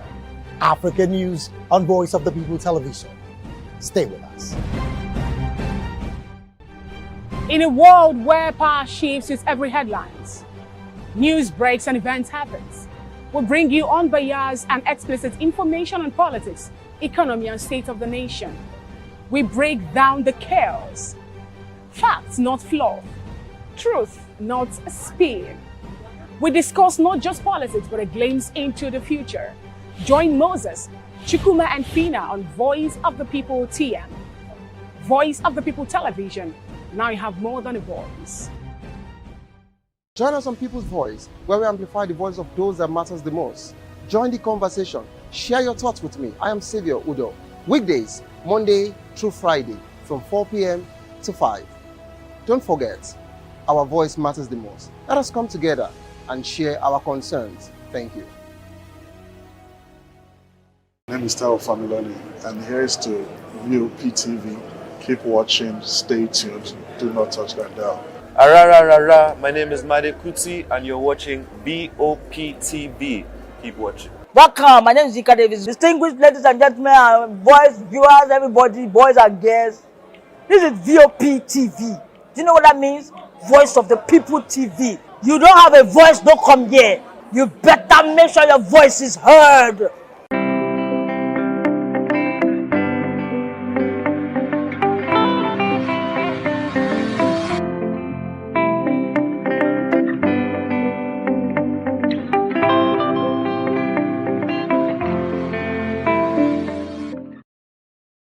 Glad to have you join us once again on Edu Dialogue. Let's now bring you top stories in Nigeria's education sector. The federal government has disclosed plans to improve reading culture and reduce illiteracy among children living in internally displaced persons camp across Nigeria. This disclosure was made by the Director for IDPs at the National Commission for Refugees, Migrants and Internally Displaced Persons, Fatima Maman Daura, during the launch of 2 books to mark the 16 days of activism and promote hope for the girl child in northeast Nigeria. Mrs. Daura said the commission plans to purchase and distribute the books authored by Boost Literacy and Learning. She explained that the National Commission for Refugees, Migrants and Internally Displaced Persons has established transitional learning centers in states with high displaced populations, including Abuja, Katsina, Bauchi, Zamfara, Cross River and Imo states. Moving on, the Minister of Education, Dr. Tunji Alausa, has reaffirmed the federal government's commitment to providing inclusive access to quality basic education for all children nationwide.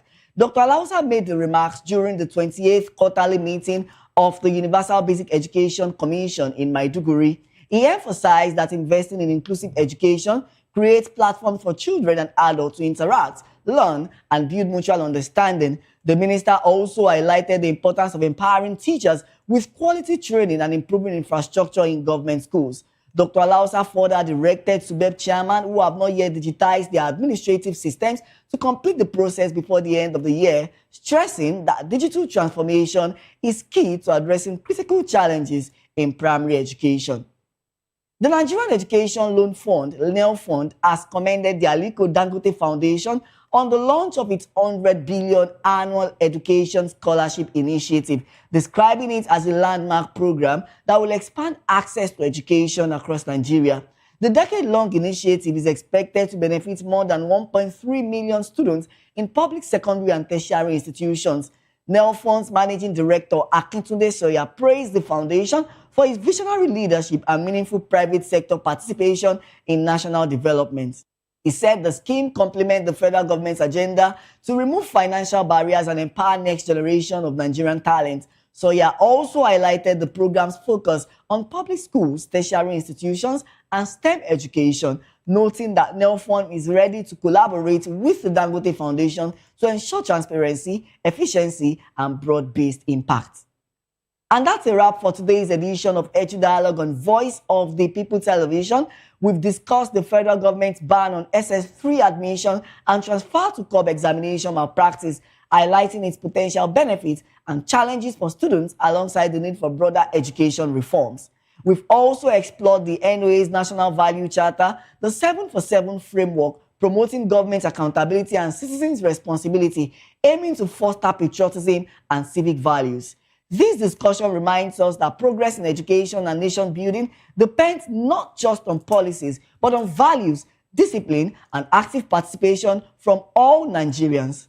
For more updates and engaging conversations, please subscribe to our YouTube channel. On YouTube, we are Voice of the People TV. You can also follow us on all social media platforms at VOP TV Live. If you witness news happening around you, we'd love to hear from you. So share your eyewitness reports, event coverage requests, photos or videos via WhatsApp at 0814-606-4057 or email our newsroom at news@vop.ng.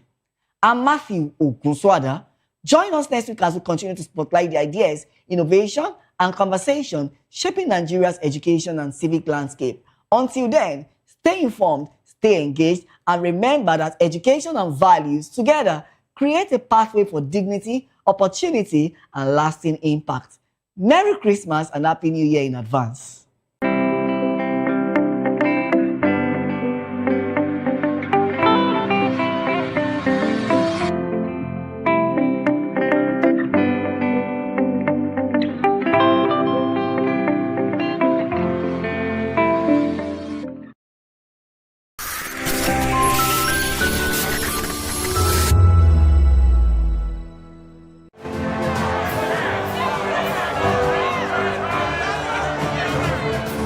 Do you want your voice to be heard? Do you know that you matter in the scheme of things? The People's Voice, the show where ordinary citizens take center stage as we discuss the biggest stories that affect you and I.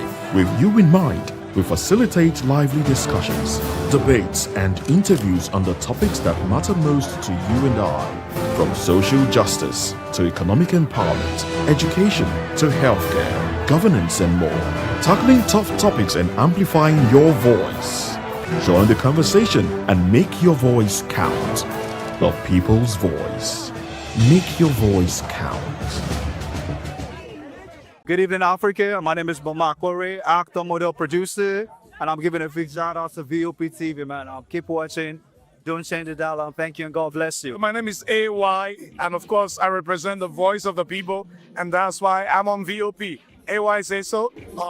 Hi everyone, it's your girl Miriam Tima from the Real Housewives of Lagos and the Real Housewives Ultimate Girls Trip Africa. Shout out to VOP, the voice of the people. You already know. Stay tuned, keep watching. And don't forget, VOP is the best. Alright, hello, everybody. It's about Shaggy, the man from back with Melanie Poppy Black Skin Boy. This is VOP TV. If you're not watching VOP, I don't know why you're watching. Maybe you're watching your weight. Hello, beautiful people. This is Wale Ojo, and you're watching VOP, Voice of the People. Hi, guys. You already know who it is. This is New Energy. Flyers, whatever, live it. Keep watching VOP TV. Thank you. Hi, people. Ginny Albano here. Guys, please keep watching Voice of the People. Welcome to Kitty's Corner. Every weekend is a new journey. Join Auntie Oni as she embarks on thrilling adventures. Each episode takes the young explorers to a different fantastical world filled with exciting challenges, making new friends and learning valuable life lessons. The show begins with lots of excitement in a cozy storytelling mood. Fairies teach the importance of kindness, honesty, bravery, teamwork, or curiosity. Kiddies Corner is a delightful blend of fun, education, and imagination with catchy songs, interactive games, and heartwarming stories. Join Auntie Oni every Saturday, 10 a.m. to 10:30 a.m. on Voice of the People Television. Kiddies Corner, perfect destination for curious minds. My name is Esther. They call me the Oga Patapata of them are the general overseer of them all. Every man, every woman has got a voice where integrity is the volume. So this is Voice of the People's TV. Voice of the People's TV. So this is the people's voice. And the people's voice is the voice of God. That's the voice populi in Latin. The people's voice is the voice of God. So keep watching Voice of the People. In fact, my name is Voice of the People. Keep watching MC Ado Pikin. Hi guys, my name is Kagan. I am Nigeria's biggest tech content creator, and I just wanted to give a quick shout out to Voice of the People TV. Keep watching, enjoy, and you're welcome. My name is MC Alamano. They say they call me Enjoy Landlord. It's VOP TV. Keep watching VOP TV. Don't touch it down. Even if you want to touch it down, increase the volume. If you don't increase the volume, I told me. My name is Collins Agawabe, popularly known as No My Day, but last, more than No My Day. Or more. Not be all so the cook right at the fry plantain. We keep on watching VOP TV. The voice of the people, the voice of Edo. If you now want to get the authentic news for Edo, the way it be, that's why they show and all they cut anything come on. At VOP TV.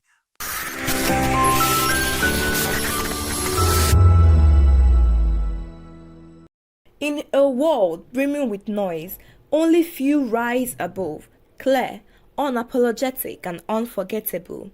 Chimamanda Ngozi Adichie is one of those voices, a storyteller who reshaped global narratives not just about Africa but about identity, power, and womanhood. She was raised in Nsukka, a quiet university town in southeastern Nigeria, a place where intellect was heritage and curiosity a birthright. Among 5 siblings, her passion for books set her apart, from African tales to British classics. She started studying medicine at the University of Nigeria, but later moved to the United States at 19 to focus on writing. In America, she encountered a different lens, one that reduced Africa to a single narrative of poverty and war. That cultural dissonance will shape her voice, sharpening her pen into a tool for clarity and resistance. Her debut novel, Purple Hibiscus, in 2003, arrived with quite a fuss, a coming-of-age tale nestled with Nigerian political unrest. It won the Commonwealth Writers' Prize and the literary world took notice. Then came Half a Yellow Sun in 2006, a sweeping portrait of the Biafran War, love, and shattering way of conflict. The novel earned the Orange Prize for fiction and cemented a place among the greats. Americana in 2013 followed a love story layered with themes of migration, race, and belonging. The New York Times named it one of the 10 best books of the year. Readers across the continent saw their truth in her pages. Chimamanda's influence moved far beyond the printed word. In 2009, she stood on a global stage and delivered The Danger of a Single Story. It wasn't just a talk, it was a cultural reset, a masterclass in reclaiming perspective.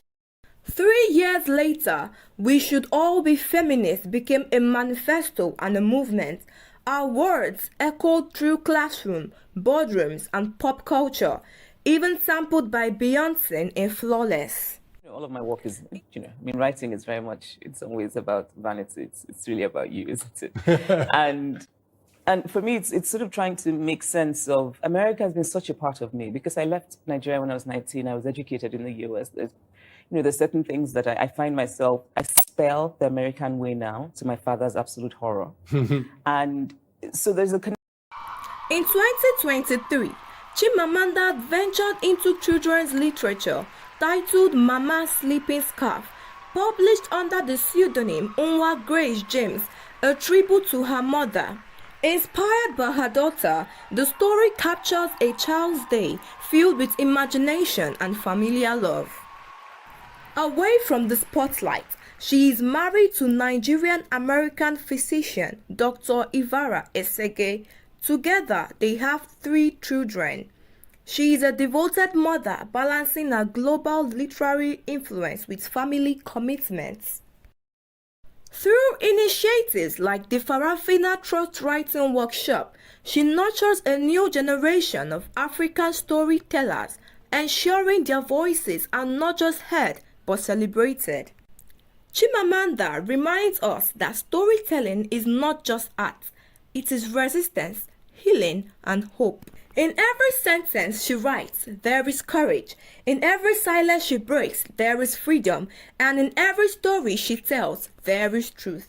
In the book, I did not have the title. And that often happens when I sort of have an idea of what I want to write about, but I don't know what the title will be. And so I actually had imagined that I would call it For Men Only. I'm serious.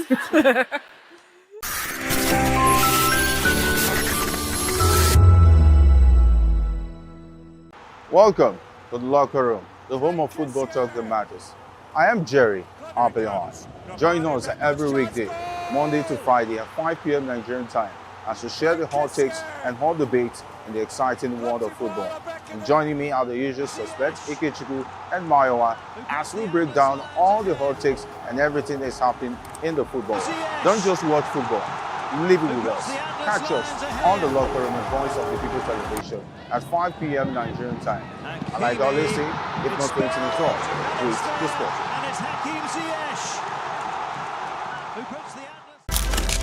In a world where power shifts with every headline. In a nation full of questions. In a world filled with noise, the truth needs a voice. The policies that shapes our world and the economy that determines our future. Every hour, every day, the grapevine keeps buzzing. And together, we are committed to telling the stories that shape our world, because your voice is our focus. Don't forget, our voice matters the most. Let us come together and share our concerns.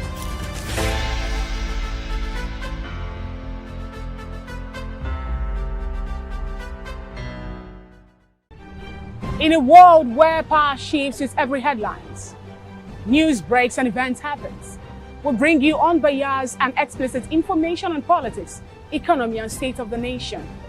We break down the chaos. Facts, not fluff. Truth, not a spin. We discuss not just politics, but a glimpse into the future. Voice of the People television. Now you have more than a voice.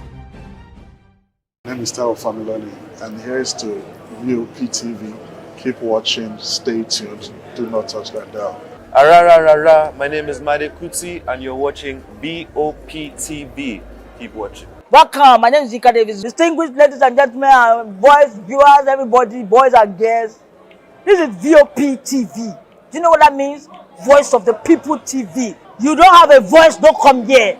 You better make sure your voice is heard.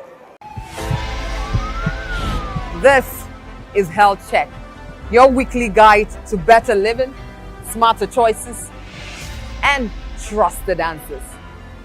From everyday wellness to urgent health issues, we've got you covered. Health Check, only on Voice of the People television, where your health has a voice.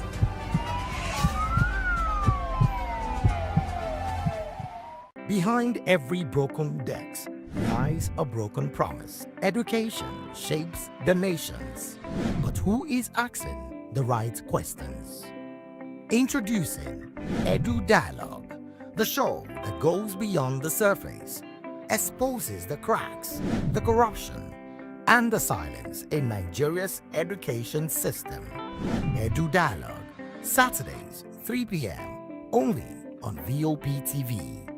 We break the biggest stories, from missing funds to policy failures. We ask the tough questions and demand real answers. Edu Dialogue, this Saturday, 3 p.m. on Voice of the People Television. VOP TV. Now, you have more than a voice.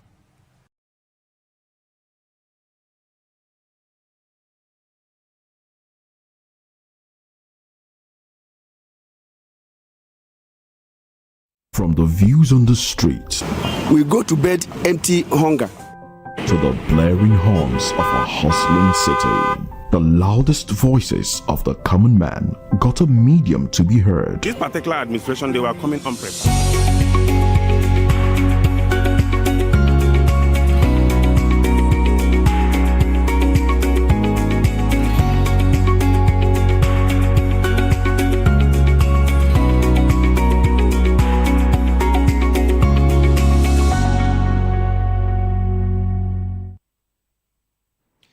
Wow, what a wonderful time to be alive again. And of course, what a wonderful time to actually witness this Yuletide season. You know, are we going to say we're wrapping it up already, or we're still actually in the season? But it's, of course, it's just remaining, 1st of January. And afterwards, in just a few days, everybody will go back to factory, settings and, normal life, and we'll continue our job. But of course, I'm so excited that we've actually gotten to the tail end of the year. It's just remaining one more day, and afterwards, the next thing I'll be shouting is Happy New Year and Happy New Year. Sincerely, I can't wait. I can't wait to actually, wish you a Happy New Year. But for now, today happens to be the 30th day, in the year 2025. And all I would tell you is this: please, whosoever that has offended you all through the year, let it go. Whosoever you've offended, reach out to the person and apologize. Don't take any grudges, any issues to cross over to a new year. Whatever pain it is that you're going through, let it go. Leave everything in the hands of God, okay? I just want you to get your inner peace, develop your joy, and feel good again, all right? Whatsoever, you actually witnessed, you went through, all through this year, that you feel that you do not deserve, and it shouldn't have been you, God understand, life happens. Dust off your shoulders and forge ahead. It will still happen. I don't know why I'm telling this, but it will still happen.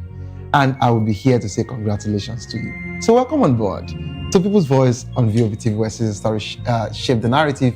And of course, today we'll be dissecting a major story that is dominating the headline and sparking conversation across the nation. We're also talking about the power play in Rivers State, to be precise. Wike and Fubara's leadership battle intensifies. Join the conversation with expert insight and seasoned perspective. Share your thoughts with us. I am Savior Udo. Let's look into other news stories with details. Keyamo accuses unnamed politician of accepting vice presidential candidacy. The Minister of Aviation and Aerospace Development, Festus Keyamo, was accused an unnamed politician of accepting a vice presidential candidacy despite knowing party's primary had concluded. Okay, Keyamo made the claim on social media, stating the individual has drafted and redrafted a statement to justify the decision, which he described as insincere. Of course, since the person does not have a name and is only mentioning, that, oh, he's a politician, he has done this, he has done that, and he doesn't have a name. So I don't like talking to a nameless person. I would have wanted to actually comment on this if we actually had a name. And I don't want speculations. I don't even want us to, start thinking whatever it is in our head. It can be who you are thinking, and of course, it's someone else. So why are we bothering ourselves over that if we cannot mention a name? So is it, are we the one that would give him that name? No, let's just leave it that way. And away from that particular one, Kano stakeholders urge Kwankwaso to lead them into APC. Stakeholders in Kano State, Rogo local government area have called on Senator Rabiu Musa Kwankwaso to lead them into the All Progressive Congress The resolution was made during a meeting attended by councillors, ward chairmen, elders, and members of the Kwankwasia movement. Abdullahi Rogo, a governor's aide, stated that the stakeholders have resolved to remain loyal to Kwankwaso and support his potential defection to the APC. You know, the reason why I'm still laughing about this, I talked about a part of this yesterday. You know, the governor of Kano State, you know, Yusufu, has decided to join, you know, the APC. And Kwankwaso is not happy about it. And I mentioned that the same NNPP actually suspended one of their members just because he made a statement by saying that Kwankwaso is open to joining any party or to even form a coalition. And they suspended him. Weeks after that, the same Kwankwaso came out to actually say that he is open to joining any coalition. He's ready to work with the APC as far as the Kwankwasia group and the NNPP, you know, would actually get something better from the coalition. He's ready to work with anybody. So, today, we are having another issue of Kwankwaso not happy that the governor of Kano State, Yusufu, is about to join the APC. So, sincerely, I do not know, but of course, just like we just read now, the groups, okay, and of course the other statement over there and the local government ward chairman, they're actually saying that they want Kwankwaso to lead them into APC and not the state governor. Of course, so let's see what Kwankwaso would say or do in the coming days. And away from that particular one, Yahaya Bello declares interest for Kogi Central Senate seat. The former governor of Kogi State, Yahaya Bello, has announced his intention to contest the Kogi Central Senatorial seats in the 2027 general elections. Bello made the declaration during a visit to the palace of the Ohinomi of Igbira land, where he met with traditional rulers, religious leaders, and community stakeholders from the senatorial district. The event was attended by Kogi State Governor Ahmed Osman Adodo, who appealed to Bello to heed calls from party leaders and constituents to represent the district at the National Assembly. Bello's declaration sets the stage for a potential showdown with the incumbent Senator Natasha Akpoti Oduara, who was elected in 2023. We actually projected this particular one, and today it is actually coming to pass that these two will be going head-to-head in 2027. Let the best person win, that's all I can say. And when we say we let the best person win, we're not talking about rigging of elections. All we want is a free and fair election in that particular senatorial district. And away from that particular one, court remands former AGF Malami's son and wife in Kuje prison. The Federal High Court in Abuja has ordered the remand of former Attorney General of the Federation, Abubakar Malami, his son, Abubakar Abdulaziz Malami, and his wife, Ajia Bashir Ashabe, as the Kuje Correctional Center, pending the hearing and determination of their bail application. The order was made by Justice Emeka Nwete after the defendants pleaded not guilty to a 16-count money laundering charge preferred against them by the Economic and Financial Crimes Commission. At this point, this is now a family affair. Explosion rocks Kebbi General Hospital, police assures claim. Okay, a loud explosion occurred at the General Hospital in Bagudu, Kebbi State on Tuesday, which actually prompted a swift response from the security agency. The Kebbi State Police Command confirmed the incident and assured residents that security has been brought under control. According to the police, a joint security team comprising personnel from the Nigerian Police Force, military, and local vigilantes group condoned off the affected area, while explosive ordnance disposal and chemical, biological, radiological, and nuclear specialists conducted a detailed assessment of the scene. Fortunately, no casualties were recorded, although a building within the hospital's staff quarters sustained damage. And of course, we'll be talking about this particular one which we have been having issues with, and we're still talking about the tax law here. Accountants urge federal government to withdraw altered tax law. The Association of Nigerian National Accountants of Nigeria, and of course, ANAN, have called on the Federation and of course the federal government to withdraw the altered gazetted tax law and re-gazette them in their accurate form. The group actually expressed concern over discrepancies between the tax law passed by the National Assembly and the version published in the official gazette, warning that such inconsistencies threaten the rule of law and fiscal stability. Join the conversation with experts and servants, of course, and reach out to us via this phone line 090447 32605, 090447 32605. Follow us on social media at VOB TV Live. You can use the hashtag People's Voice on VOB TV. And of course on YouTube, we're Voice of the People TV. Kindly hit the subscribe button, and together we can make our voices heard. It is time for us to go on a quick break. As soon as we return, we'll be talking about this particular conversation. Power play. Now, of course, in River State, Wike and Fubara's leadership battle intensifies. You don't go nowhere. Stay tuned, please. I'll be right back.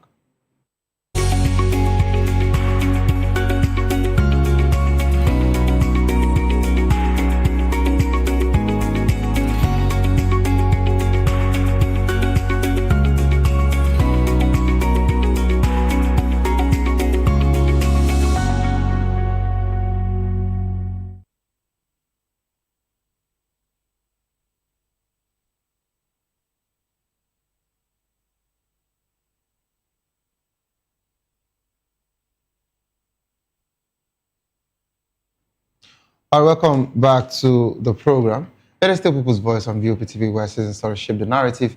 Yes, the rift between Minister of the Federal Capital Territory, FCT, Nyesom Wike, and Oyo State Governor Seyi Makinde has deepened, with Wike accusing Makinde of masterminding crisis in the People's Democratic Party.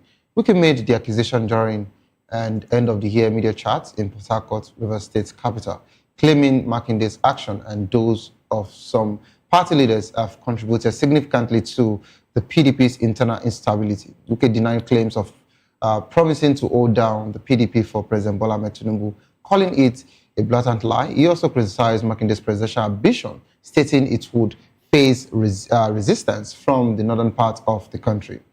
Additionally, Wike accused River State Governor Siminalayi Fubara of reneging on their political agreement and warned that singing on your mandate which stand wouldn't guarantee him a return ticket. Wike stated that there is no distinction between the All Progressive Congress and PDP in River State, emphasizing that all political actors must unite to support President Bola Ahmed Tinubu. PDP chieftain Chief Bode George has called for a truce between Wike and Makinde, urging them to resolve their differences within party structures. We're now being joined by Mr. Dele Fanimo, a seasoned reporter and, of course, a senior political analyst. You're welcome on board, sir. Good evening, Silvio. It's been a while. It's really, really been a while. How was the festive season like? Yes, I escaped. Huh? I escaped, though I did enjoy my short vacation. But I missed you guys while away. And here I'm back on the beat. Okay. So I'm happy that my senior colleague can actually say he missed us. Of course, he missed me. So that means that he's here with something. So after the show, I should be taking parcels, enough parcels, as regards to missing me. So I don't think I'm Santa Claus. Oh, he said he doesn't think he's Santa Claus. This is the reason why I don't like to talk to people that have been close to politicians or that are still close to politicians. They will never give a very straight answer.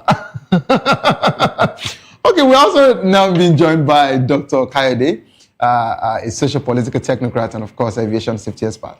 Good afternoon, Doctor. Afternoon, Gary. I appreciate you. Don't mind the delay there. Say it's not Santa Claus. You escaped, but me, I couldn't escape. You escaped. Doctor. I was able to escape. Are you telling me you're not going to? You didn't bring goodies from the village when I catch you there? In fact, now puncture that your. Now, Doctor. See your neck. See how your neck is safe. Doctor, he showed that he really had fun. No, wait. I'm even surprised that he's saying this. He knows what Ekiti is known for. Pounded yam. In the morning, 7 o'clock, it is ready. In the afternoon, 1 o'clock, it is ready. 7 p.m., it is ready. But I couldn't escape to Ekiti now. But Doctor, I think, Doctor, because I don't like being like this, I'm a very straightforward person. Doctor, don't forget that On 25th, I think, yes, we did our show together, right? You joined me. Doctor, can you remember? Say your own now. Doctor, no, you're not saying anything. Basket Now he's calling me basketball. Mr. Dele, So that you won't reveal. Yes, Doctor joined me on the show on the 25th of December. Yeah. And guess what? Doctor was not at home. In short, where Doctor joined me from? So much noise. I just know And clinking of bottles. he excused me to just quickly do that program. But where Doctor joined me from, I just knew that Doctor is having a very, very, very good time. You know, Doctor was having the kind of time that the Senate president said that I have sent prayers to your email. Yes. It was that kind of time that Doctor was having. Doctor, don't worry. We will not send you to EFCC. We will send private investigators. So, but it's okay. The only person that was here all through was me. So I was just here, doing my job. But it's okay. Since nobody remembered me, it's fine. And I was never with you. I'm supposed to be somewhere now. You didn't allow me to go. Doctor, that's why we appreciate you. There will always be another time. Okay. Go ahead. Doctor, anything I say. Will soon escape Doctor, now. anything I say on air, let it end here. After this program, we go back to factory resets. All right, Doctor, let me start with you. We are actually, I want to comment on that Kwakwanzo movement first. Okay, you want to quickly say something about? Okay, all right. Please go ahead. You see, let them keep potting to anywhere they like. Let them be talking with two sides from the two sides of the mouth. Kwakwanzo is not the owner of the northern states in Nigeria. Kwakwanzo doesn't own Kano. No, because I'm also following what exactly is happening in Kano. And that is why some of us who are dedicated members, underline dedicated members of the new coalition, ADC, decide to come together. This few liters, because we know we have spent so many liters behind, we still have so many in front. Let us use this one to be assessing issues. For us to know where to start from. We're assessing issues. Let him move on. Now, you are not agreeing with the governor joining ADC, or you are being jealous of him going there before you. Even the members, those followers that are saying you should lead them, is it not what you pump into the trumpet and the trumpet is pumping out? What is he saying? We are waiting. 2026 is said by God's grace. God will spare our lives. Then 2027, we all see. By this time, 2027, we'll have know what will have happened. Yeah. Okay. Thank you so much, Dr. Kayode, for that wonderful submission. So, Mr. Dele, do you have any of my news stories you want to also touch? No. I think we should also look at this Kwakwanzo thing. Kwakwanzo's soul is in APC, but his body is that of an ambivalent person, not being sure, because he has a mass movement that he feels if they turn against him, it could backfire. And so he's trying to bid his time to see where to land and land safely. Okay. But above all, Kwakwanzo, we cannot discountenance him because of, at least Kwakwanzo can boast of about 2 million voters. If not more. Yeah. And so we cannot just dismiss him and assume that he's inconsequential in the political arrangement for 2027. That was yesterday. Doctor, so for that of Kwakwanzo, I would say this, on national TV, because I have lived there, because I know that man very well. It is not about that was some years ago. Doctor, you see these people they call this Kwankwasia's group? Doctor, I'm assuring you that the people Kwankwaso has, the foot soldiers, when it comes to politics, that Kwankwaso has in the north, Kwankwaso individually can boast of 3 million votes. That is, if not more. Sincerely. But of course, just like what Mr. Adele said, he also needs to be very careful so that somebody does not poison or change the mind of his followers against him. That's just it. Because you know one thing about the North, when once, for example, exactly, that's my own point. That's my own point of view there. So the thing is, if someone, with due respect to my northern brothers and sisters, you know, when once they say Zomuje, you know, and they look at this person, is the person we want to follow now, doctor, just forget it. So, but the reason why they are telling him now, the reason why they are telling him, the reason why they are saying Zomuje, no, of course, but the reason why they are telling him that lead us to APC is because they don't want the governor. They still see him as, you know, the leader of the party, and of course, even their leader in Kano. Meanwhile, politically, it was meant to be the governor of Kano State that was meant to be the leader of the party now in that state. But of course, they still see him as, you know, the head. So that's why they are telling him now, lead us into APC. We don't want the APC. So that's where the issue is. But of course, let's just put Kwankwaso's situation to rest. Since it's not the major topic, Doctor, I'd like to ask you, you know, this is where we are now in our political space in Nigeria, where we've seen a lot of defections. We've seen people throwing tantrums at each other.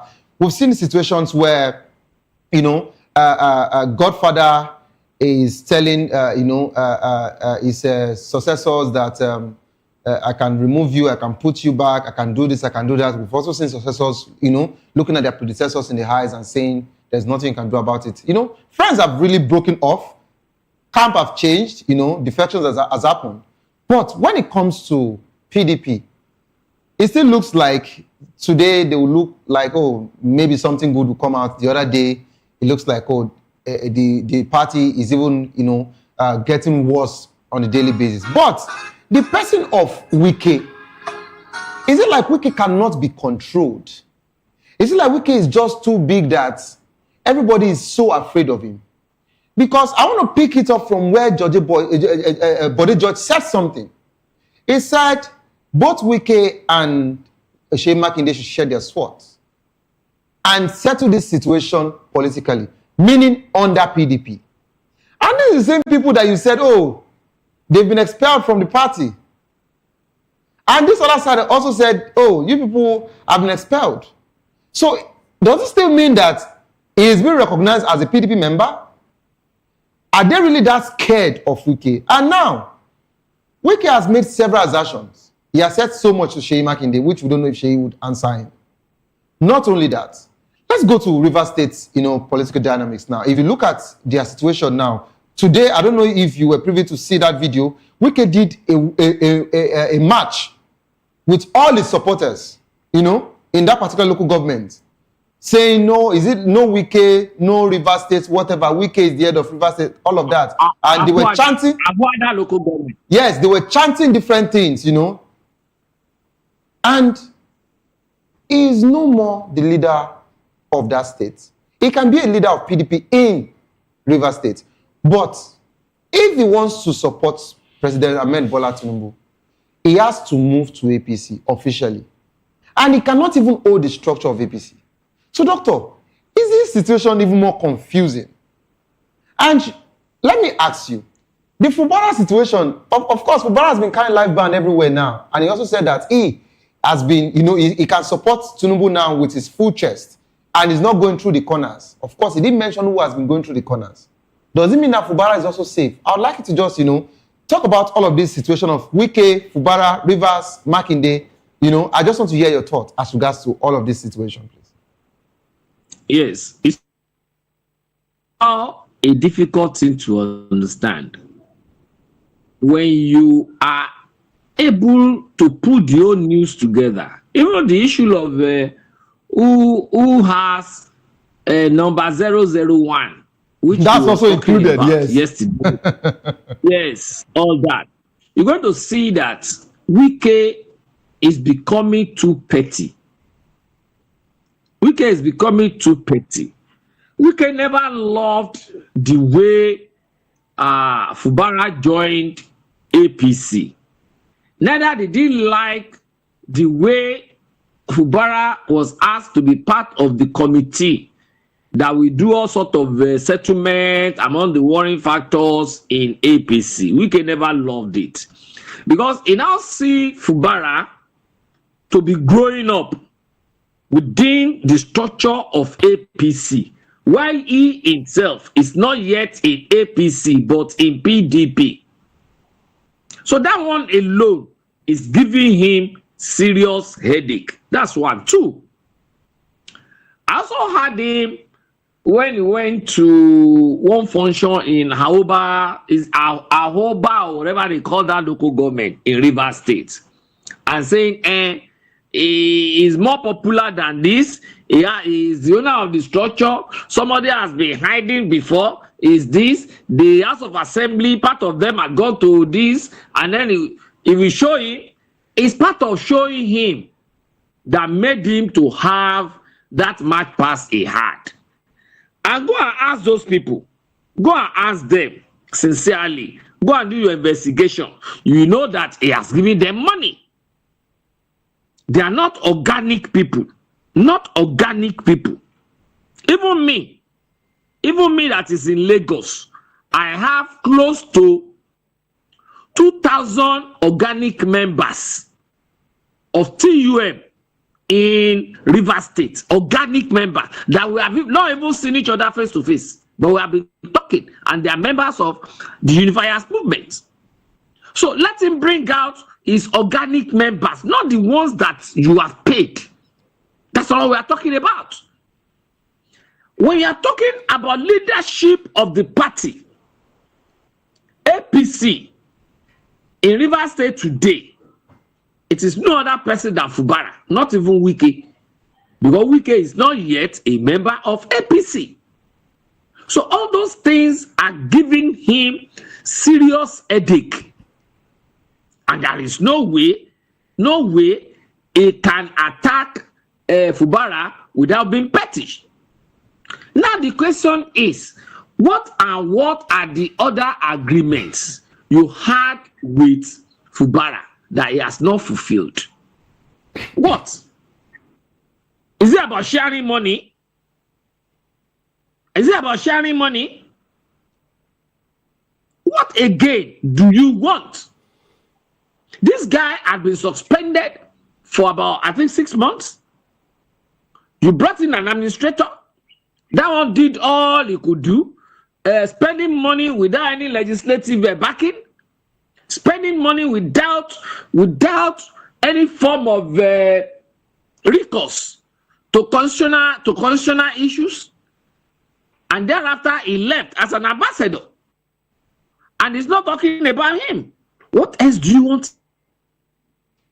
I heard him talking again yesterday or day before yesterday. Is he not supposed to go and tell them in the House of Assembly, Merry Christmas? I mean, you can now see how petty Wike is becoming. And unfortunately, it's now dragging Fayose into it. It's not dragging Fayose into it. But they are best of friends, Doctor. They are best of friends. Yeah, I know. I'm not even surprised that he's dragging Fayose to it, because Fayose is the author, has been the author of a stomach infrastructure. He must have given him money. For Fayose to have been harassing Seyi Makinde, as we got 50 billion, yes. naira. Yeah, the federal government intervention. 50 billion issue. Yeah. Yes. So, if not because it is what Wike asked him to, I mean, Shebi, his boy, his other boy, is also serving Wike now. What's his name again? That their press boy from Ekiti, who is now the press man for Wike now, the spokesperson for Wike. Lere. What's that his name? Lere Olayinka. Yeah. Lere Olayinka is serving Wike. You yourself, you are serving Wike. I mean, how the base can you put yourself, a former governor for that matter, who is supposed to be senior to Wike? Now, between Wike and Seyi Makinde, I am not surprised. I've always been saying it to people. Rikishi to pa won po, ono lo ma tu won ka. Yes. The two of them, I mean, the connivance that brought them together. What brought them together to connive against PDP is what is now trying to separate them. But again, let us be a bit careful here. Even when we are looking at two different opposing views, competitors, we need to be a bit careful. Because I have done it before. I have done it before when I was even younger in secondary school. We wanted to win somebody's money, and I called my cousin. Let us bet and let this guy support. Don't worry, either of us will win. We do this. When we chop his money, we will go and divide it after behind him. I don't know whether you understand that. So don't be surprised. Both Wike and Seyi Makinde, between you and me, they are working for Tinubu. Well, I wouldn't say anything yet, but please go ahead. Just wait now. Wike once said that he will ensure the success of Tinubu in 2027. Yeah. But you are now saying that you are not holding back PDP for Tinubu. I mean, how do you expect anybody to believe that? There's no way you expect anybody to believe that. That is on Wike's side. On Seyi Makinde's side, they both worked for yes Tinubu in 2023 during the last election. Yeah. Yes. He confirmed it. Yes, he confirmed it. Tinubu made a pact. He made a pact with Seyi Makinde before Seyi Makinde could win that election successfully against, I think, Tessie in Oyo State. They asked Tessie to step down from APC. So, what is Seyi Makinde now telling us? There is no way you can divulge the two of them working for Tinubu come 2027. What they are doing, the way I see it, is a kind of distraction. They are trying to distract the people against understanding what is in between them. If not, by now, but the judge is not even supposed to be talking. Who doesn't know where Bode George has been leaning in political calculation of Lagos State vis-a-vis APC before now? Okay, doctor. Who doesn't know? All right, doctor. So all these are issues that we need to put together. Okay. All right, doctor. So that we don't miscalculate, and then we don't allow some people to deceive we Nigerians again. All right, thank you so much, doctor. Our eyes must be opened now. Yeah. All right, doctor, thank you so much for that particular wonderful submission. And of course, you actually took it through, different eye as regards to Wike's situation. Of course, you came in from this angle, and of course, you also checked the other side. We don't even know if the said Wike and Seyi Makinde's issue is real or not, or this is just a script that everyone is acting on. But of course, I would like to bring it to the studio now to discuss with Mr. Dele Fanimo. Sir, Dr. Dayo has really said so much, as regards to talking about Wike, Fubara, the PDP, and even touched Bode George, who actually said the two of them should settle. But what role do you think Wike's declaration of no distinction between APC and PDP in Rivers State will play in 2027? How can you be in PDP and you are saying that, oh, you are with what do we call it? You are with PDP, but you want to support a particular president. And if you are saying you want to support a particular president, my question, is it even okay that you are in PDP and you want to support a particular president in election, in APC during election? Is it normal? And yet you say you are not indulging yourself in anti-party.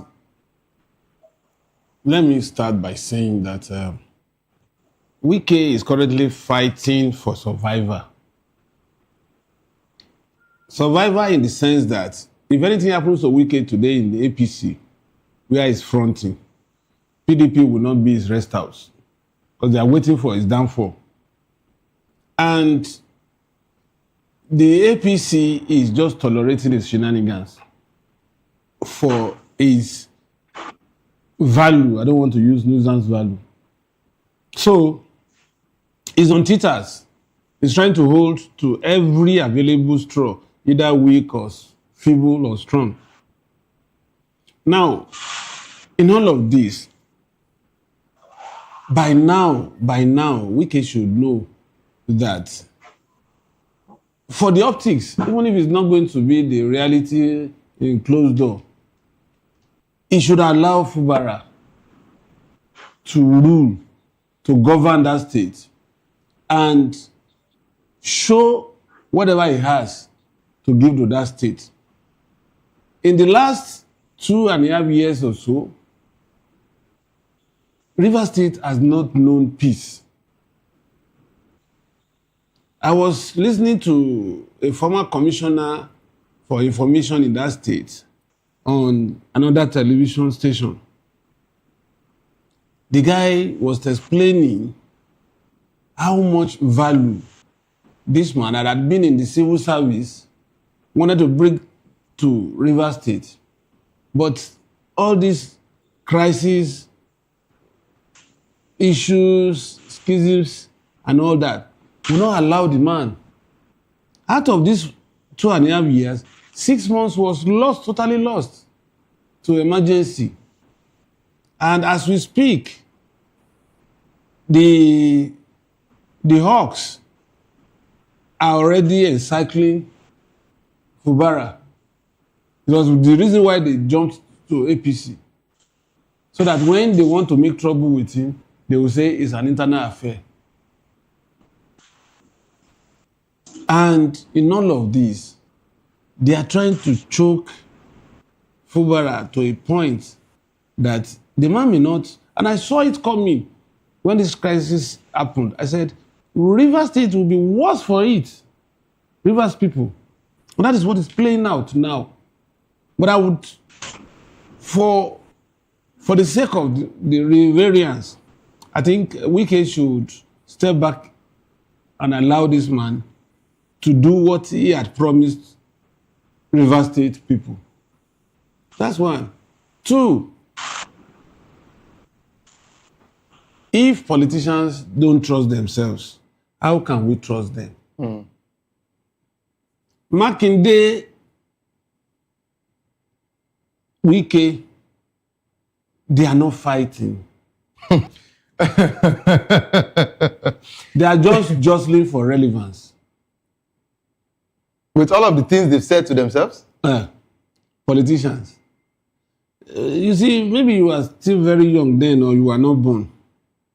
There was a time in this country that musicians orchestrate these optical quarrels to be able to sell their albums. For them to trend. You know, there was nothing like trending. No, of course. Trending is still selling of album, but of course, organically, yes. You know, you see Sonny Ade and Ebenezer Obi. You see Ade Wesco and Orlando. You see Barrister and Kollington. Ayla. You know? Yeah. So what they do is, look, in my next album, I'm going to abuse you, abuse your mother. So prepare for an answer. And on the day of the release of that album, you see area boys, touts, beer parlor will be filled. And they will be expecting the person that will bring the album to play because they want to listen attentively to show that, yes, my idol between the two musicians has abused the other person thoroughly. And then the other parties will be sitting with rage, waiting for another album to come from the opposing camp. And that was it. And they were cashing out. So, if you look at this quarrel, none is targeted towards APC or PDP. They were just playing their games. And they will continue to play their games. So, how can Makinde, when he said he made his first $1 million while Wike was still in school, it's fine. Wike also gave 1 or 2 back And so it will continue like that. And the people that are enjoying the music may not survive when the two of them close shop and come together. Wike and Makinde, they orchestrated the election that brought Tinubu in. Of course, Makinde agreed, and of course, I said it he here. said he supported Tinubu. I said it here. He said it worked for him. If Makinde is collecting PDP tickets and is getting APC tickets, PDP ticket, PDP is dead on arrival. I can bet you. Part of the agreement Makinde agreed with Tinubu, Wike, Otto, Ugwai, and the rest was that Teslim Falani would never become governor of your state. And up till now, I should see Teslim out. No. The only people you see is Tegbe and Adelabu. Adelabu, yeah. And part of the game at that time in 2023. And of course, Adebayo Shitu. Adebayo Shitu is not. He said he's the best. It's a non-starter. He said he's a non-starter. You don't know your politics. He made the assertion. He said he's even the best candidate for your state. He talked about it yesterday.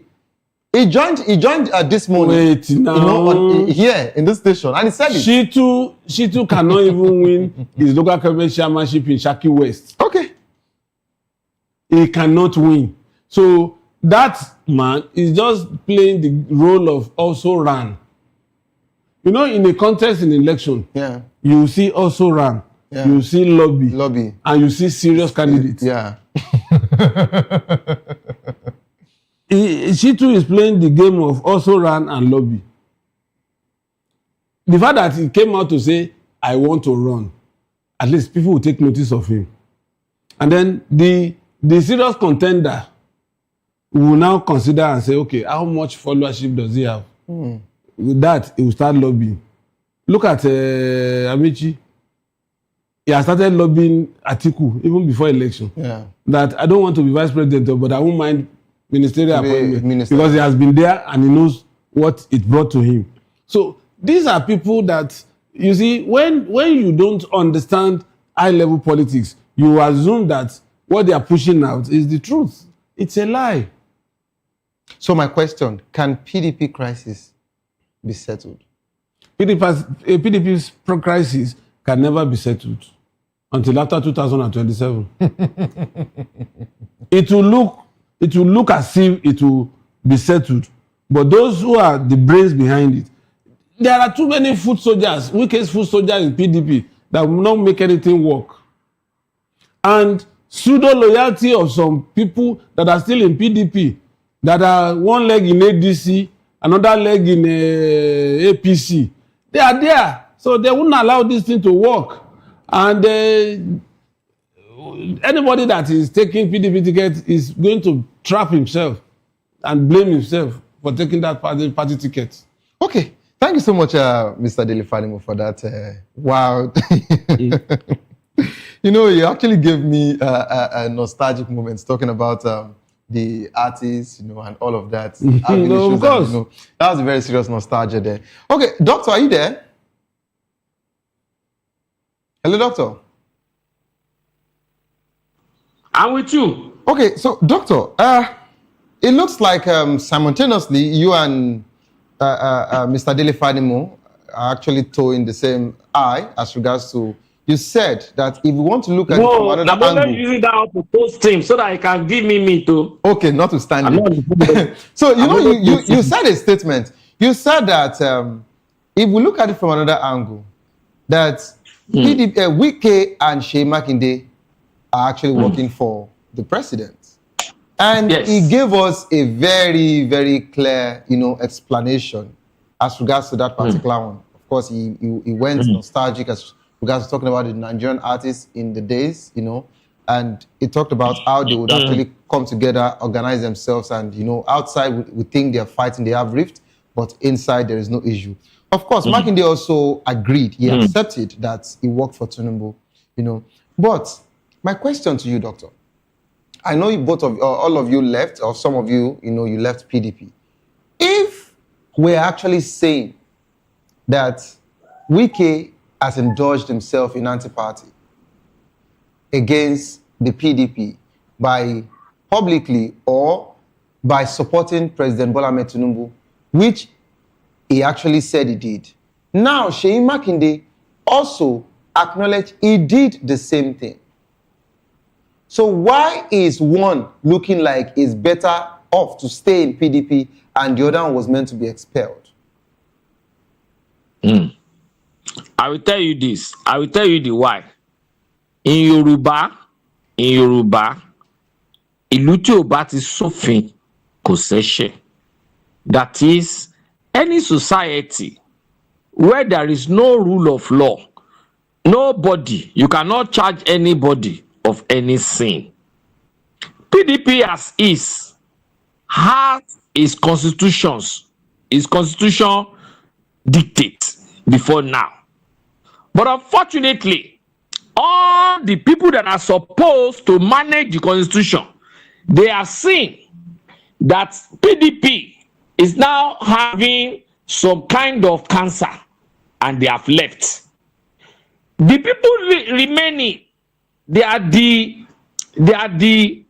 if you permit me to use this, something similar to it anyway, I'm not calling them that, but something similar to that.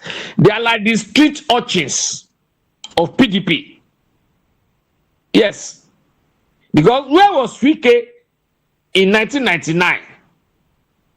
Where was Seyi Makinde in 1999?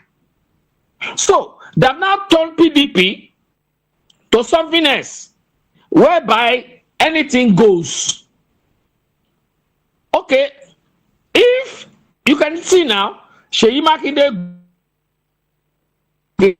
Wike and Co, they turn back to suspend Seyi Makinde and Co. So who has suspended who? Who has suspended who? So, like I've been saying, they are playing, even Seyi Makinde himself knows not. Say want to contest against Tinubu. Except they both agreed that at the point he will now resign his position and say, okay, my supporters, let's go to Tinubu. If not, he will be whisked. He will be maltreated. He will be followed up by Tinubu and his henchmen. They will follow him up. Look at what they are doing to Malami now. Look at the issue of Malami. But doctor, when you use the word doctor, when you use the word look at the issue of Malami, I would beg to disagree, because my question is this: why is Malami guilty of anything? Did they actually meet any money with him? Did he indulge himself in such frivolities that, of course, they're actually accusing him of? Did Malami take any money or not? Did they trace all of these different accounts to Malami, his son and his wife? Was there money laundering? As much as, wait now, Savior. I don't like when we use the word doctor. I'm coming. I don't like when doctor. Yes, doctor. You will now. Doctor, you will. Just is a follow up. I'm coming, doctor. Doctor, I don't like the situation. No time again. Doctor, I don't want a situation where you would now. Let me answer you. Doctor. Let me answer you. Doctor, I know where you are going. Relax. I want to make it clear. I'm talking. Listen to this, Savior. Savior, listen to this. I will address everything. Listen to this. I am not saying what Malami has done is right. Let them do anything to Malami. I don't give a hoot. But the question is, where is Gandola? Why has the same thing not happened to Gandola? Why has the same thing not happened to your Senate president? Why you use the word my Senate president? Is he not your Senate president as well? He's also your Senate president. Why has the same thing not happened to Bello? Why has the same thing not happened to Bello, who is now planning to go to the Senate?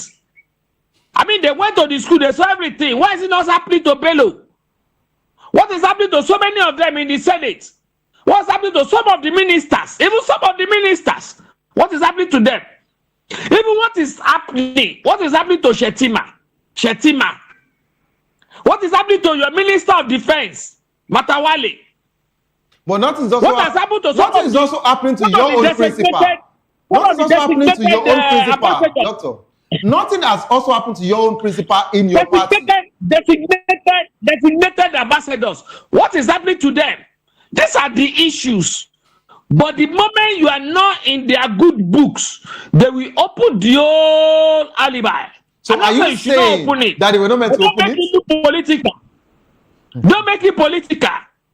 Don't push it too far as if you are pursuing opposition. Okay. As if you are as you are now. Go out tomorrow. I say you want to contest against the APC. What you have not eaten, they will say you have eaten it. I'm telling you, what you have not eaten, you, Savior, APC will tell you have eaten it. That's what I'm saying. Okay, doctor. Don't do anything with Malami, no problem.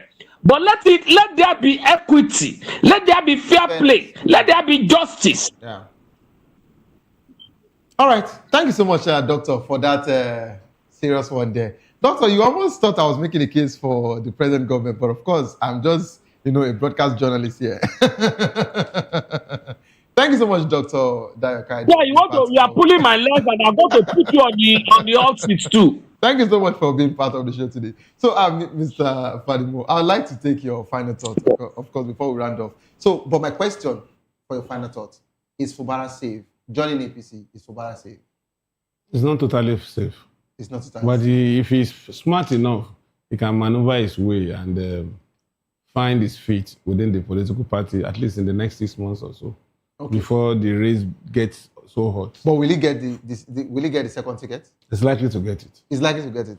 Okay. Because Wiki actually said that in He's January, politics likely will to now get start. it. All right. Likely to get it. This is how far we can actually go on the show. Thank you so much, Dr.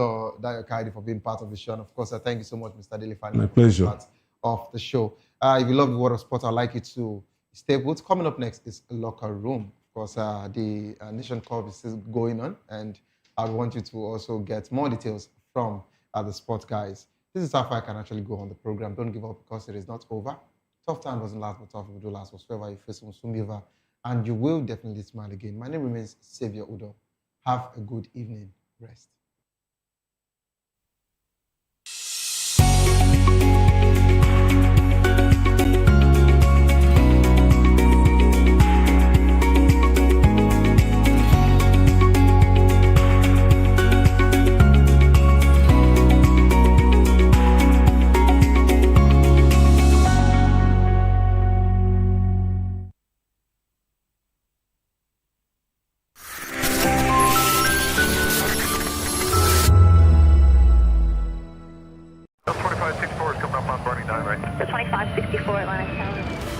What happens in the hush behind hangar doors? Who signs the papers that gamble with lives? Which truths were grounded before they even ever had wings? If you've ever buckled a seatbelt at 30,000 feet, if you've ever stared out of that tiny window and wondered who's really in control of the skies, it isn't just flight, it's power, it's politics, it's pressure sealed in steel. We're peeling back the clouds from runway risks to sky-high secrets. We're diving deep where most dare not to look.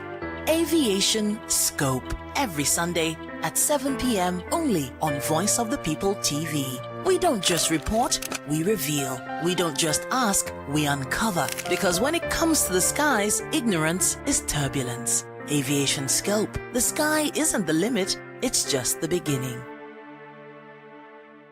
Are you ready for the extraordinary? Something big is happening on your screen. Introducing VOP TV. Now streaming on SLTV channel 264. From breaking news to captivating conversations, news analysis, giving you all sides to the story. We break in-depth discussions on the issues that matter, from politics to sports, entertainment, and lifestyle. VOP TV on SLTV channel 264. Join us as we redefine what television means to you. Voice of the People Television, VOP TV. Now you have more than a voice.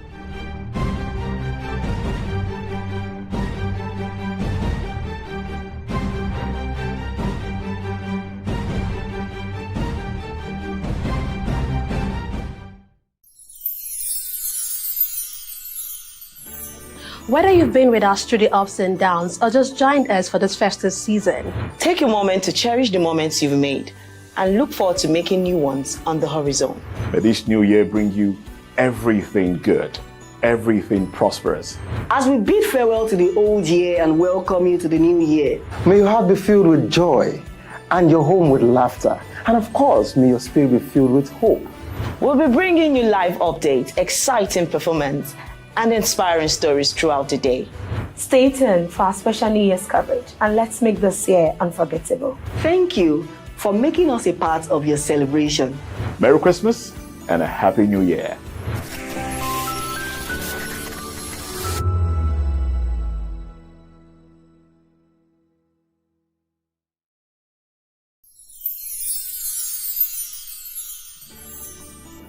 ẹ̀yin tèmi ní nàìjíríà lókè òkun mò ń kí yín fún kérésìmesì ọdún yìí á yabo fún wa o gbogbo àlàrí bá ti ṣe tààrọ̀ náà gbégbá o. I wish my fans all over the world in Europe, America, Australia, everywhere a Merry Christmas and a prosperous New Year. Catch ya next year.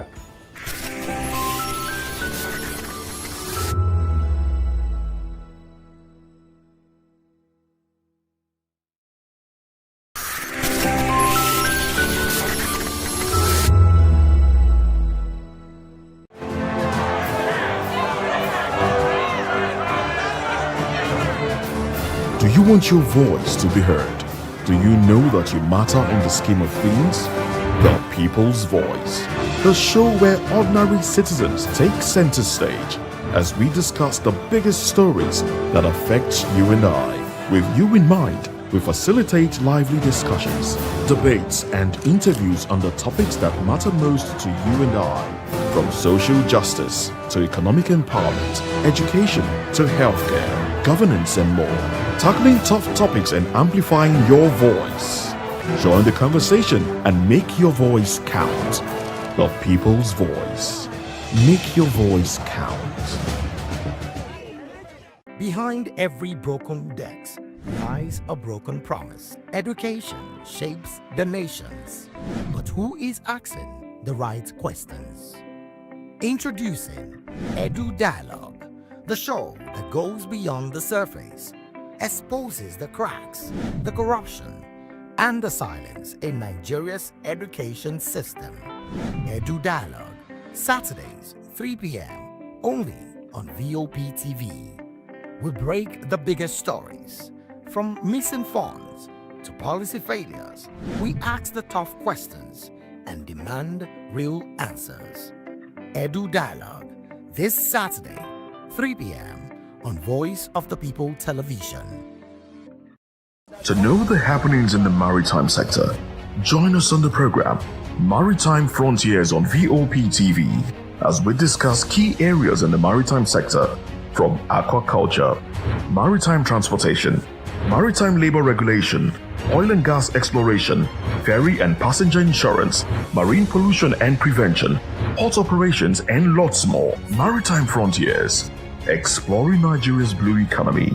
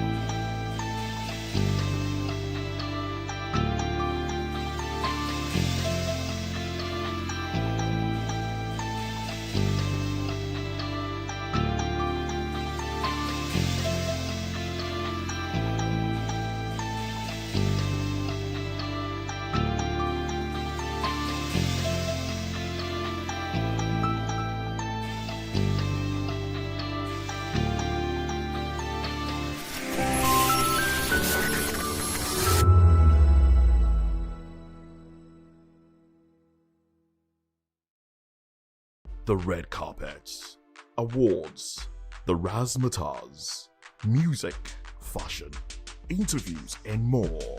Spotlight on Voice of the People Television. Let's feed you with all the juicy stories in the global entertainment space, bringing you the glitz and glamour as it is hot.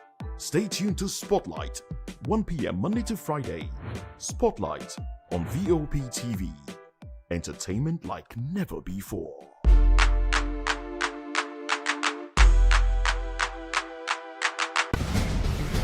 Join us as we drive into the world of politics through insightful interviews with prominent political figures, both serving and former governors, ministers, senators, legislators, party chieftains, activists, and analysts. Get first-hand information into the decision-making processes that affect our daily lives. Highly engaging one-hour program that brings political discourse into focus.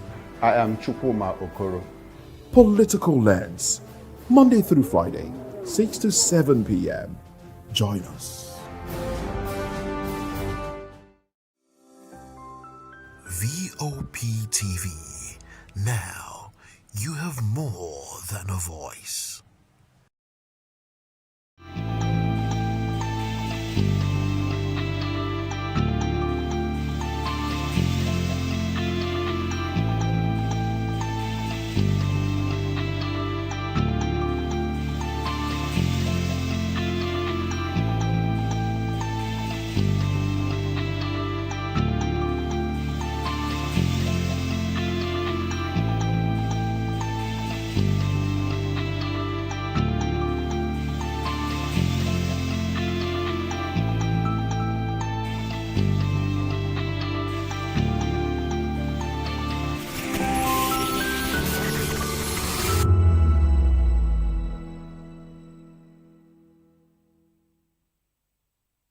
This is African News on Voice of the People Television, where we don't just bring you the news, we bring you Africa's heartbeat, the policies that shapes our world, and the economy that determines our future.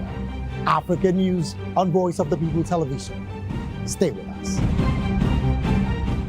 On Edu Dialogue, we bring you fresh ideas and conversations shaping the future of learning in Nigeria and beyond.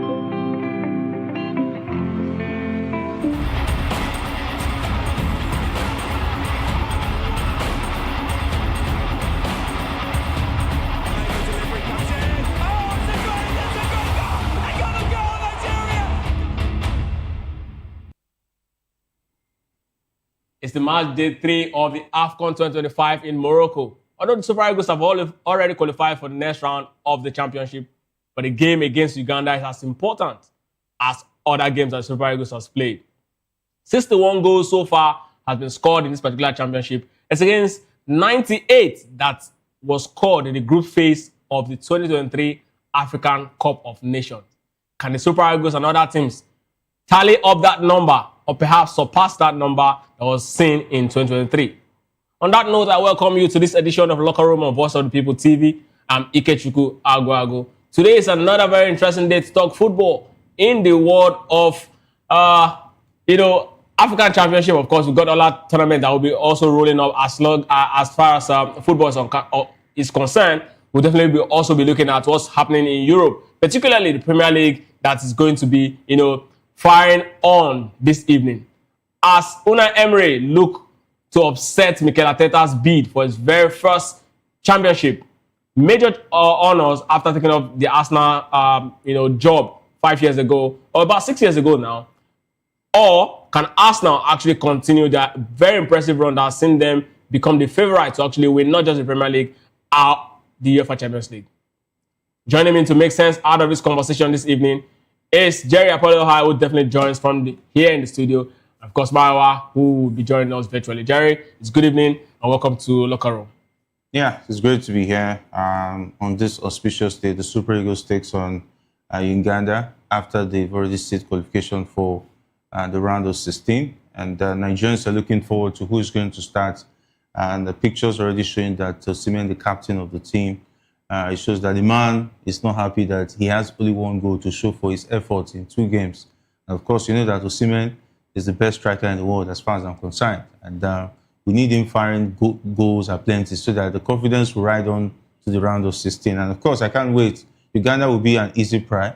I was expecting him to get a hat-trick against Tanzania. Maybe today, that hat-trick will come. Of course, we're looking at this championship. Goals have been, pouring in. Like I said earlier on, 61 goals have been seen so far already.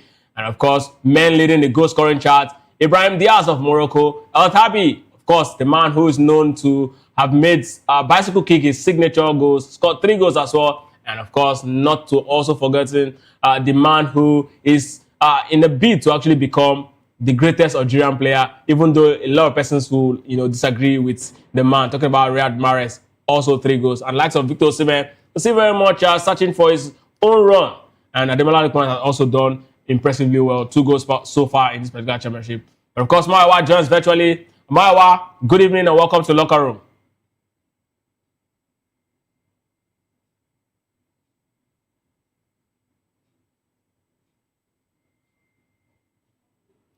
Maiwa, welcome to Locker Room.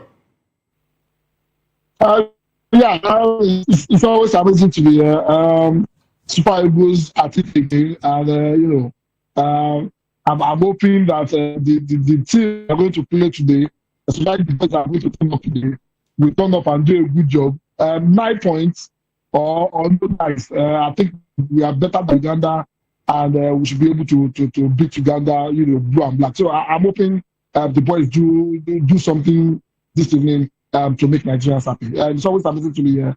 Thank you for having me, Kechuku. Of course, the game against the Ugandans is already on as head coach of the Super Eagles national team. Talking about Eric Chell has announced the modification to his starting lineup that we've already seen today in that particular game. Of course, the Super Eagles already secured the round of 16 spot in that particular championship, and Eric Chell is taking the opportunity to rest key players and give more game time to those who have been underutilized in this particular tournament so far. The likes of Moses Simon, who has really not had a lot of minutes in this particular championship. Chukwueze as well will definitely be having, a very few days. But the big question is for Victor Osimhen. I was wondering that he will be one of those players who will be, well rested because of his importance, and of course not to also forget that, our World Cup qualifying rounds, he was one of those players that was injured, and how that is. Injury actually impacted us against DR Congo. I was hoping that, himself and other key players would definitely not, be used today, because whatever it is that happens in other center, I'm talking about the Uganda and Tunisia game, would definitely not change, the Super Eagles being top of the table as the number 1 team on the spot. So I was wondering if Eric Chell, would have actually just, used an entirely, new fresh set of players instead of this Osimhen and co that's actually bringing this particular game. Yeah, it's good that Osimhen has the hunger to play every game. That's the hallmark of a player who has passion to play the game. He doesn't care what is at stake. Let's not forget, Rashidi Yekini's record of 37 goals for the Super Eagles is at stake. He needs 5 more goals to equal that record. Who says he can't do it at the big stage as the African Cup of Nations? Imagine he has 3 goals today and 2 more goals to spare in the knockout stages. Who knows? He might equal that record or surpass the record if the Super Eagles get on to be in the final. But with that being said, I hope the coach will not regret the fact that starting Osimhen in this game is putting him in harm's way. Because as you look at it, playing against, talking about Uganda has nothing to lose. They will surely want to come for the scalp. And putting Osimhen in such situation, the players might want to go dirty and go rough. And if anything happens to Victor Osimhen, I think I'll be worried going into the knockout stages, which is very, very crucial.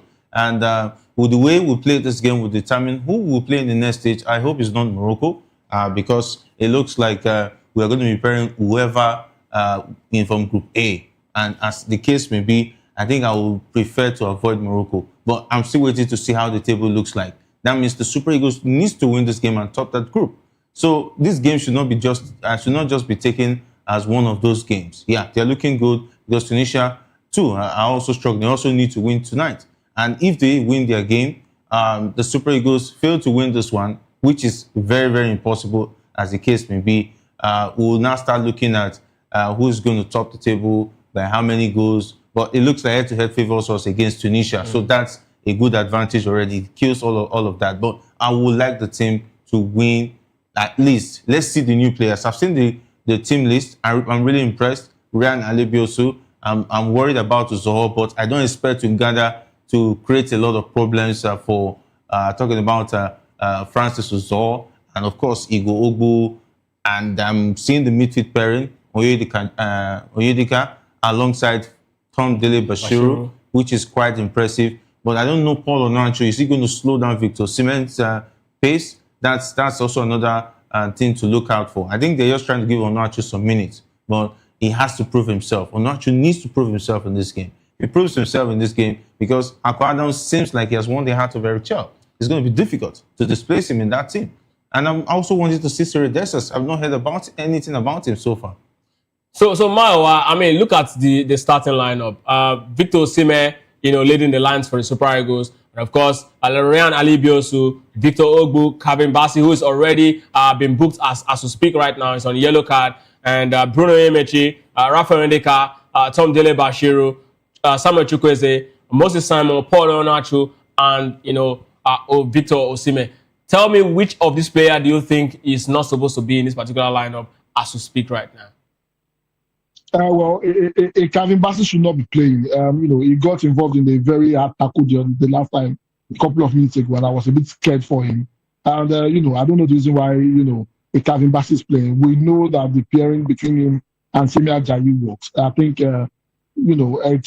should be careful. For the case of Osimhen, I don't have any issue with other players playing. I mean, we've said it that we want to see other players play, and it's good to see other players, matching up, and we the fans seeing exactly what they can do. For Osimhen, the first game, the match sharpness is not there. He lost a whole lot of chances. Second game too, he wasted a couple of chances before he finally got a goal. So I think playing an Osimhen today, in as much as there is this risk of we are running the risk of getting Osimhen injured.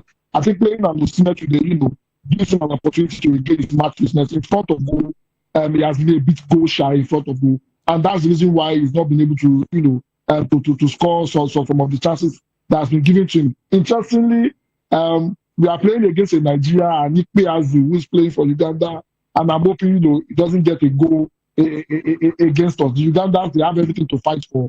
A win for them, and probably give them an opportunity to be one of the best. However, if we don't want to get ourselves into playing much more tougher opponents, I think the best bet for us is to probably draw this game. But I don't think we should be drawing this game. We have enough quality in front of goal that we to do the magic. So, no matter they would have expected it has massive sit down the bench. Probably see another defender playing instead of a Kevin Bassey.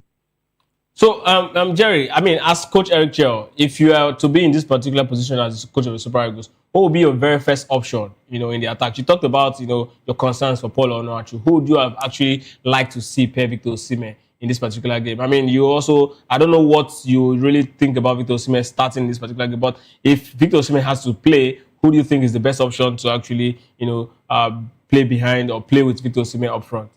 Yeah, the coach has already made his decision. No, I'm putting you in the spot as the coach. I think Victor Osimhen has proven that he has more say in this team, because ordinarily, with the body language of Eric Chell, he would love to bench Victor Osimhen for this game. And I think with the fact that Victor Osimhen is not happy, that he has only one goal to show for his efforts in the first two games, that is why he wants to take this Ugandan game as an opportunity to add to his goal tally. And that might be the undoing of the team. But let's hope that everything goes positive for the team. He scores quick 2 goals early. Then the coach can say, okay, you've scored your goals. Leave the pitch. Let's reserve it for the knockout stage. But if that doesn't happen, I don't want to see Victor Osimhen playing 90 minutes and he's not happy eventually if he doesn't get a goal. I know what that means. Osimhen is more like this Ronaldo kind of mentality. If he doesn't score, even if the team is winning, you might see he might be happy, but the excitement will not be full. But that hunger, positively, it might be channeled into punishing the Ugandans today. Then, taking a look at his pairing, we all know that Paul Onuachu and Victor Osimhen, they don't mix, But somehow, maybe the coach will try as much as possible to make sure that the two of them mix up. Because eventually, we're going to be seeing 2 players who are quite tall. One is slow, one is faster, and Onuachu doesn't look like a player who's more or less good in assist making, which is really, really not his strength. His strength is more like a finisher who takes advantage of one opportunity, not him playing around with the ball, carrying the ball, and so on and so forth. So he might slow Victor Osimhen down. I just hope that there will not be confusion in that attack. Then, for Samuel Chukwueze and Moses Simon, 2 players who can cross. Chukwueze, if the coach sits him down and use at least like 5 minutes to tell him, please, try as much as possible, cross the ball, because you have 2 players who are good on the air. Paul Onachu can score from the air. Victor Osimhen can score on the air. So 2 of you, do all your possible best to make sure that the crosses come, but they should not make it look like it's the only option. They should not be crossing for every opportunity they see, when they can actually run into the box and lay the pass or even make an attempt at goal. They should make sure they have a lot of options. But the option of crossing and nodding has been boosted, that you have 2 players. The corners should be taken advantage of. The set pieces should also be taken advantage of. If they do that, I think we might not worry about the 2 of them. But I see a situation where they might struggle and they might have to change 1 or 2 person, either Osimhen coming out, or, but for me, I think Onachu coming out might be the likely option after first 45 minutes of this game. Mayawa, you look at the Super Eagles lineup and look at the midfield. I mean, we have 2, players in that particular midfield who will definitely be doing the job, in the person of Dele Bashiru and, of course, Raphael Onyedika. Chukwueze might just be the man who is going to play the number 10 role alongside Victor Moses, creating a lot of chances for, Victor Osimhen and Paul Onachu. How well do you even see this actually working, knowing that these 2 guys have actually not played together before in the heart of the Super Eagles midfield? I think at the moment they are struggling. The midfield is not well coordinated. The person that is supposed to be carrying the ball is not there. We definitely miss, Iwobi today, and we definitely miss an Alex Iwobi today. And I expect, a Dele Bashiru to be doing it. But I would have expected to see Akin Somiro probably, coming, because he knows how to move the ball. We've seen him play for Pisa, and he's able to do that very well. Dele Bashiru,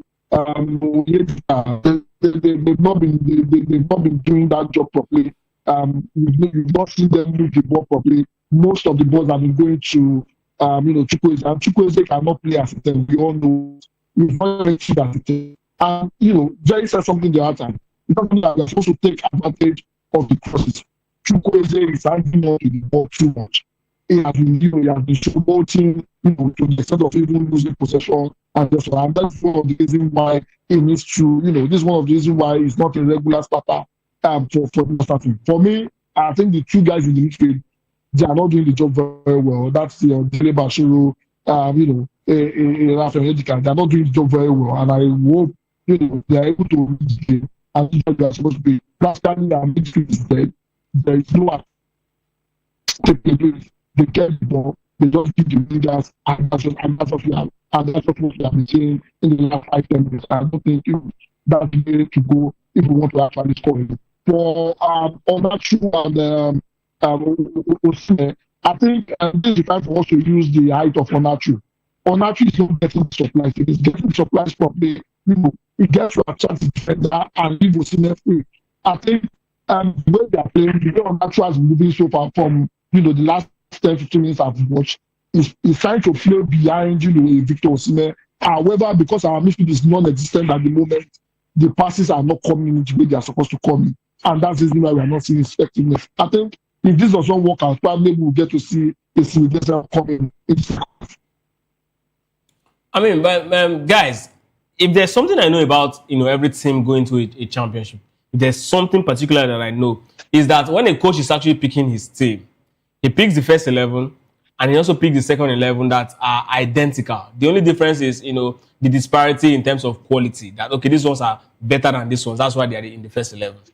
Now we have a Wilfred Ndidi, and I want to believe that, the man who's supposed to step in for Wilfred Ndidi is Raphael Onyedika. Right. I also want to believe that, in case of Frank Onyeka, the man who's supposed to step in for Frank Onyeka, okay, we can also look at Raphael Onyedika. He can also do the job there very well. Or we can decide to actually play a certain Akin Somiro there. And then, interplay, say, okay, Onyedika play as, the Frank Onyeka, and then you play as the Akin Somiro. But I would have preferred Onyedika to play in place of Wilfred Ndidi. Now, in the case of Alex Iwobi, there's a Tochukwu Nnadi, who is also, a natural ball player in the middle of the midfield. I also would love to actually see him. What does this say about Eric Chell? Because I see you take these guys. I want to expect that in a games like this that feels like a dead rubber for the Super Eagles. We want to see our second best players, who have actually not had minutes in the game, come into it. The likes of Chukwueze, definitely these guys are wingers, and Chukwueze, Chidera Juke, Moses Simon, and Debola Lekman are all identical players. So why is he trying to force what did not work in our first game? Because that's exactly what he did in our first game. Force Chukwueze to actually play in the heart of the midfield, and actually, made what's his name, Alex Iwobi, unable to actually do the distribution properly. What does this even say about Eric Chell as a manager? Yeah, what it shows about Eric Chell's man management is it shows that we see him trying to make a lot of a lot of options, a lot of experiments. And I think I'm worried for a coach who's still making experiments at this stage. We've seen him throughout the World Cup qualifiers and onto the playoffs. And we've seen experiments that actually would have cost the team in in games that they should be winning comfortably. Because you already have the arsenal, you have the quality in the team. Okay, now you're taking out Wilfred Ndidi. That means you're going to be playing two centre-backs that have never played together before. Igor Ogbu, for instance. And you're going to put somebody in the defensive midfield role who likes to go forward. Except maybe he tells Rafa Yedika, please, we are relying solely on you because these guys have not played together before with the team. They are unfamiliar with each other. And for me, if he knew he was going to make changes, I think Wilfred Ndidi, leaving him on the bench is a risky one. Wilfred Ndidi and Frank Onyeka as well. We know that Frank Onyeka picked a knock in the game against Tunisia. But with that being said, that means we're going to be having an exposed centre-back position in some very interesting moments of the game. That is, he is an attack-minded coach. He fails to understand that defense is also a part of winning games. Because take a look at what he did. He removed Frank Onyeka and brought in two other attackers when you're already in a winning position.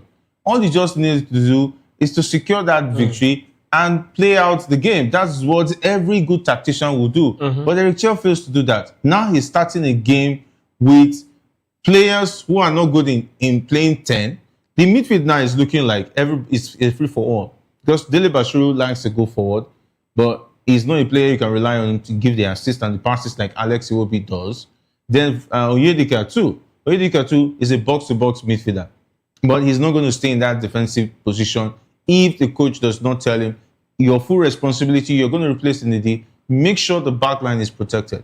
Then, who else is going to do that? We also have a situation, Samuel Chukwueze, is he going to play the 10th position? Is he going to be effective? Who's going to go to the wings as well? You're overworking him. At the end of the day, we see a situation where he's piling too much on the attack. I think he's relying too much to get maybe quick goals, then maybe bring in somebody else from the midfield. Maybe the likes of Akin Samiro and Nnadi might come in at the end of the day. But I just hope we'll not be in a situation where we'll be pegged back and we'll not be looking for a situation where we're in a hurry to score goals and forget to protect our backline. Let's not forget, Francis Zoe is in goal tonight. It's not Stanley Nwabali. Wow, not Stanley Nwabali. But our first game against the Tanzanians, one of the biggest reactions after that particular game was the fact that Eric Chell actually played these guys out of position. Alex Iwobi struggled in that particular game. Our midfielders were neither here nor there in that particular game. And then after that particular game against Tunisia, he actually deployed them appropriately.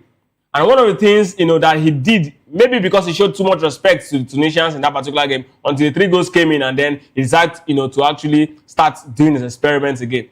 Now we are back to square one. The same thing he did in our very first game, the same way he actually lined up these guys in our very first game, is what we're actually seeing today. And the midfield seems to be shaky. They seem not to understand what's happening in this particular game. Maiwa, what does this say about Eric Chell's ability to actually lead the Super Eagles to glory in this particular game? Do you really trust him based on what you're actually seeing in the last 30 minutes of this particular game?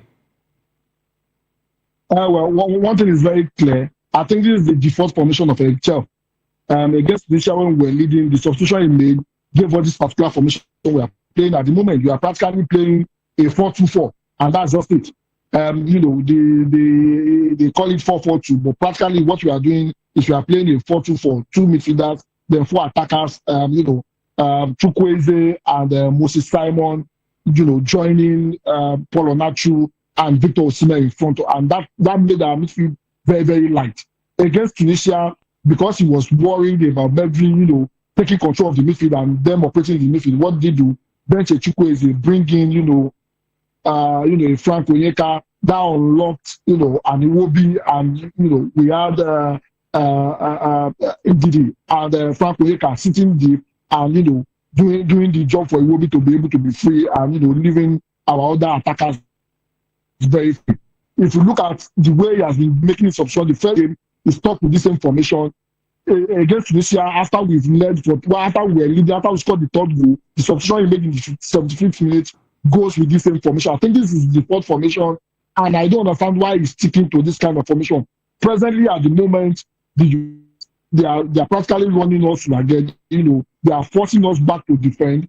They are switching play, and they are putting our defenders under a whole lot of pressure because our midfield is non-existent at the moment. I don't understand the reason why he continues to do this, but I think if he will not adjust to stick to the formation that worked against Tunisia and continue to stick to this is the fourth formation that he likes so much, then we might be in trouble. And my fear is this: if we are playing a team that is not as big as the Morocco or the Egypt or the Egypt of this world, or even the Ivory Coast of this world, I'm suspecting in the quarterfinal, in the round of 16, it's probably going to line against like this, and we might struggle in that particular game. It's very obvious we are struggling at the moment playing against the Ugandan side, and this formation does not work. I hope probably in the second half he gets to tweak one or two things and get us back to the formation that works properly. The players we have at the moment cannot play this 4-2-4 or 4-4-2 that is playing at the moment. We do not have the legs to play that formation, and it's not working out. Absolutely. Still talking about the Super Eagles, and let's look at something very interesting as we continue to look at the Super Eagles' progress in this particular championship. Reports coming in, it says that Victor Osimhen, Ademola Lookman, and of course Stanley Nwabali, not to also forget Semi Ajayi, at risk of a suspension for the upcoming round 16 in 2025 African Cup of Nations if they actually get booked today. That means if the rest of them eventually plays. Of course, Victor Osimhen, like we know, already is on the pitch, and we don't know what will definitely come up. Maybe during the game, Ariche might start to actually field in the rest of them, and if they get booked, definitely they will be out of the round of 16 game, as they are just one booking away from suspension. Of course, this situation adds an extra layer of tension to the Super Eagles as they aim to actually progress in a round of 16. Of course, you do not forget that Lookman also received a yellow card during Nigeria's opening against Tanzania, while Osimhen and Ajayi, including Nwabali, also got caution against the Tunisian side. And now we are seeing Victor Osimhen on the pitch. Calvin Bassey is already booked. Mayowa talked earlier on about him not supposed to be part of this particular team. I would have really loved to see Ogbu and Awazim. Like I said, this game is already a dead rubber game. It doesn't change anything. If Super Eagles loses this game, head-to-head, we are better than Tunisia. Tunisia is the only team on 3 points. So there's nothing would have really changed. This is the time where Eric would have actually just used his players who have actually not played. But then he decided to actually go for this option. Osimhen on the brink, Ademola Lookman on the brink, and of course, Semi Ajayi. I mean, these guys are very key players. It's good that we're actually seeing 3 of them, arrested in this particular one. But Jerry, tell me exactly what you feel about this. I think if Paul Onachu makes it in Super Eagles, I think it will have to be through a miracle. He just had a chance just now. That chance, even the most useless striker in the world will bury that. Because I don't know, Paul Onachu, I don't know what his plan is. If he knows he's also going to play for the Super Eagles, he should tell the coach. But Osimhen, Jerry. Okoye peacefully told the coach that you are not going to start me, I'm not coming. Jerry, it's not fair. Look at Osimhen did all the work. If I was Osimhen lost it is that sitters in our first game. He did the same thing in our second game. The way I look at Onachu, I think it's not fair, Jerry. The way I look at Onachu, if I were Osimhen, I will not even waste my talent passing that ball to him. I will selfishly still come to the center and bury that ball. I think Osimhen would have done a better job. Because I don't know others. Paul Onachu, what's the plan? Is it that you don't want to play? Because you are one-on-one with everything has been done for you. All you just need to do. Yes, and of course, the Super Eagles just got a goal in this particular game. I don't know why, Jerry, it seems that he's lucky he has redeemed himself. No, Jerry. I think he's lucky because I'm already angry. I was already angry because that ball was look at the opportunity. Jerry, it's unfair. No. We saw how many sitters Osimhen missed in our games. He's lucky. I would have tested Ogumodede to tell Richard to take him before before 45 minutes. Take him out. No, Jerry. But he's lucky he's lucky he has just scored though. He's lucky. Jerry, I think it's unfair. This is first. It's unfair. It's unfair. This is first competitive goal for the Super Eagles. It's unfair that you are saying this. It's not about unfair. a man. This is critical. No, this is his first game. Jerry, guy. This is the very first game his guys playing. Whatever I'm saying now is for the good. See, if Paul Onuachu is doing well for the Super Eagles, if he's collecting the bonuses and the accolades, he will not call Jerry Apellon to tell him, thank you for encouraging me. He will not share his bonuses with me or whatever it is. So if he fails to do well, I'll call him out. I'll say it because this is a top player who is doing well in the Turkish league. He has been given an opportunity in a very competitive position in the attack of the Super Eagles because there's no opportunity there for him now. Paul Onuachu is even in the pecking order, Desas is even ahead of him as far as I'm concerned. Even the guy in I'm trying to remember his name, the striker that plays in the French league, Terry Murphy is ahead of him, the pecking order, as far as I'm concerned. Now he's scoring. Yes, as far as I'm concerned. If Terry Murphy is available, fit, and Onuachu is available, I'll pick Terry Murphy even half fit. Thank God you're not Rachel. Maiwa, finally, Paul Onuachu have actually, showed us just why his position in this Super Eagles team, is justified. Of course, we all talked about him being part of this team because of the number of goals he scored in the Turkish league. He's shown that he's arguably Super Eagles' most informed striker. He has actually done it in his very first game in the AFCON. I mean, he did it alongside Tom Dele Bashiru, who has actually got the assist for him. Two guys who actually played their very first game in the Liga Championship. A very good one for Rachel. I mean, this should be, a master stroke, don't you think? Well, it's a master stroke, I think, and it's a response to Jerry. Thank you very much. It's for his own good. It's for his own good. Yeah. No, in as much as, a lot of people might find the Jerry criticism of Paul Onuachu very harsh. The truth is this: he has gotten the opportunity before, he did not deliver. And the reason why a lot of people will cut Osimhen some slack is this: he has played for the Super Eagles.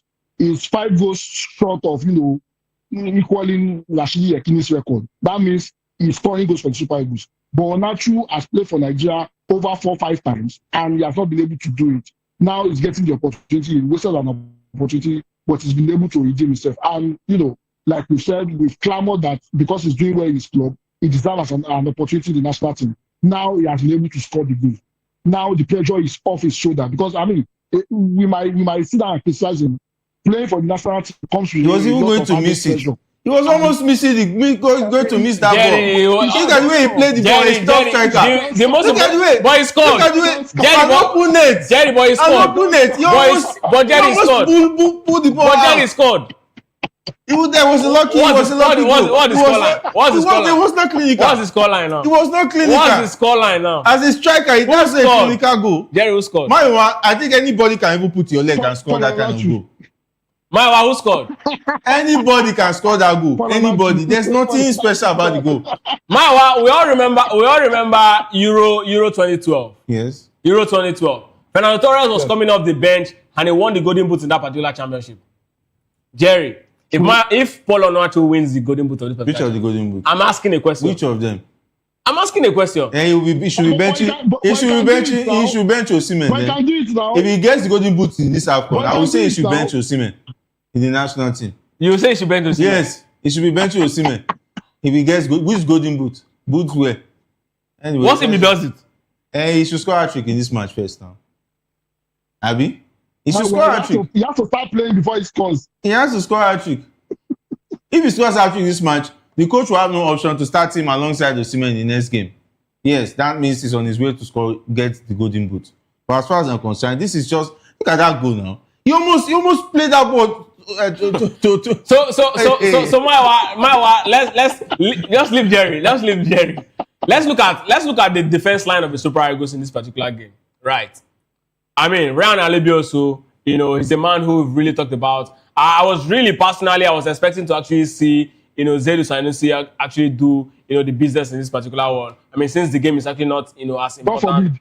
No, Jerry, Maiwa, the reason why I said Zaidu Sanusi is that I'm looking at the fact that Bruno Emechi needs to be rested, and I mean, if he picks up, a card in this particular one, it's not going to be really good, or a knock, it's not going to be good for Super Eagles going into the next round. We've already made it through to the next round. I mean, from the position I stand, even before the goal came in, the Super Eagles are on route to actually become top of the group, right? So why can't we actually just put him aside, since we know that he's going to be the man who will be riding on in the next round?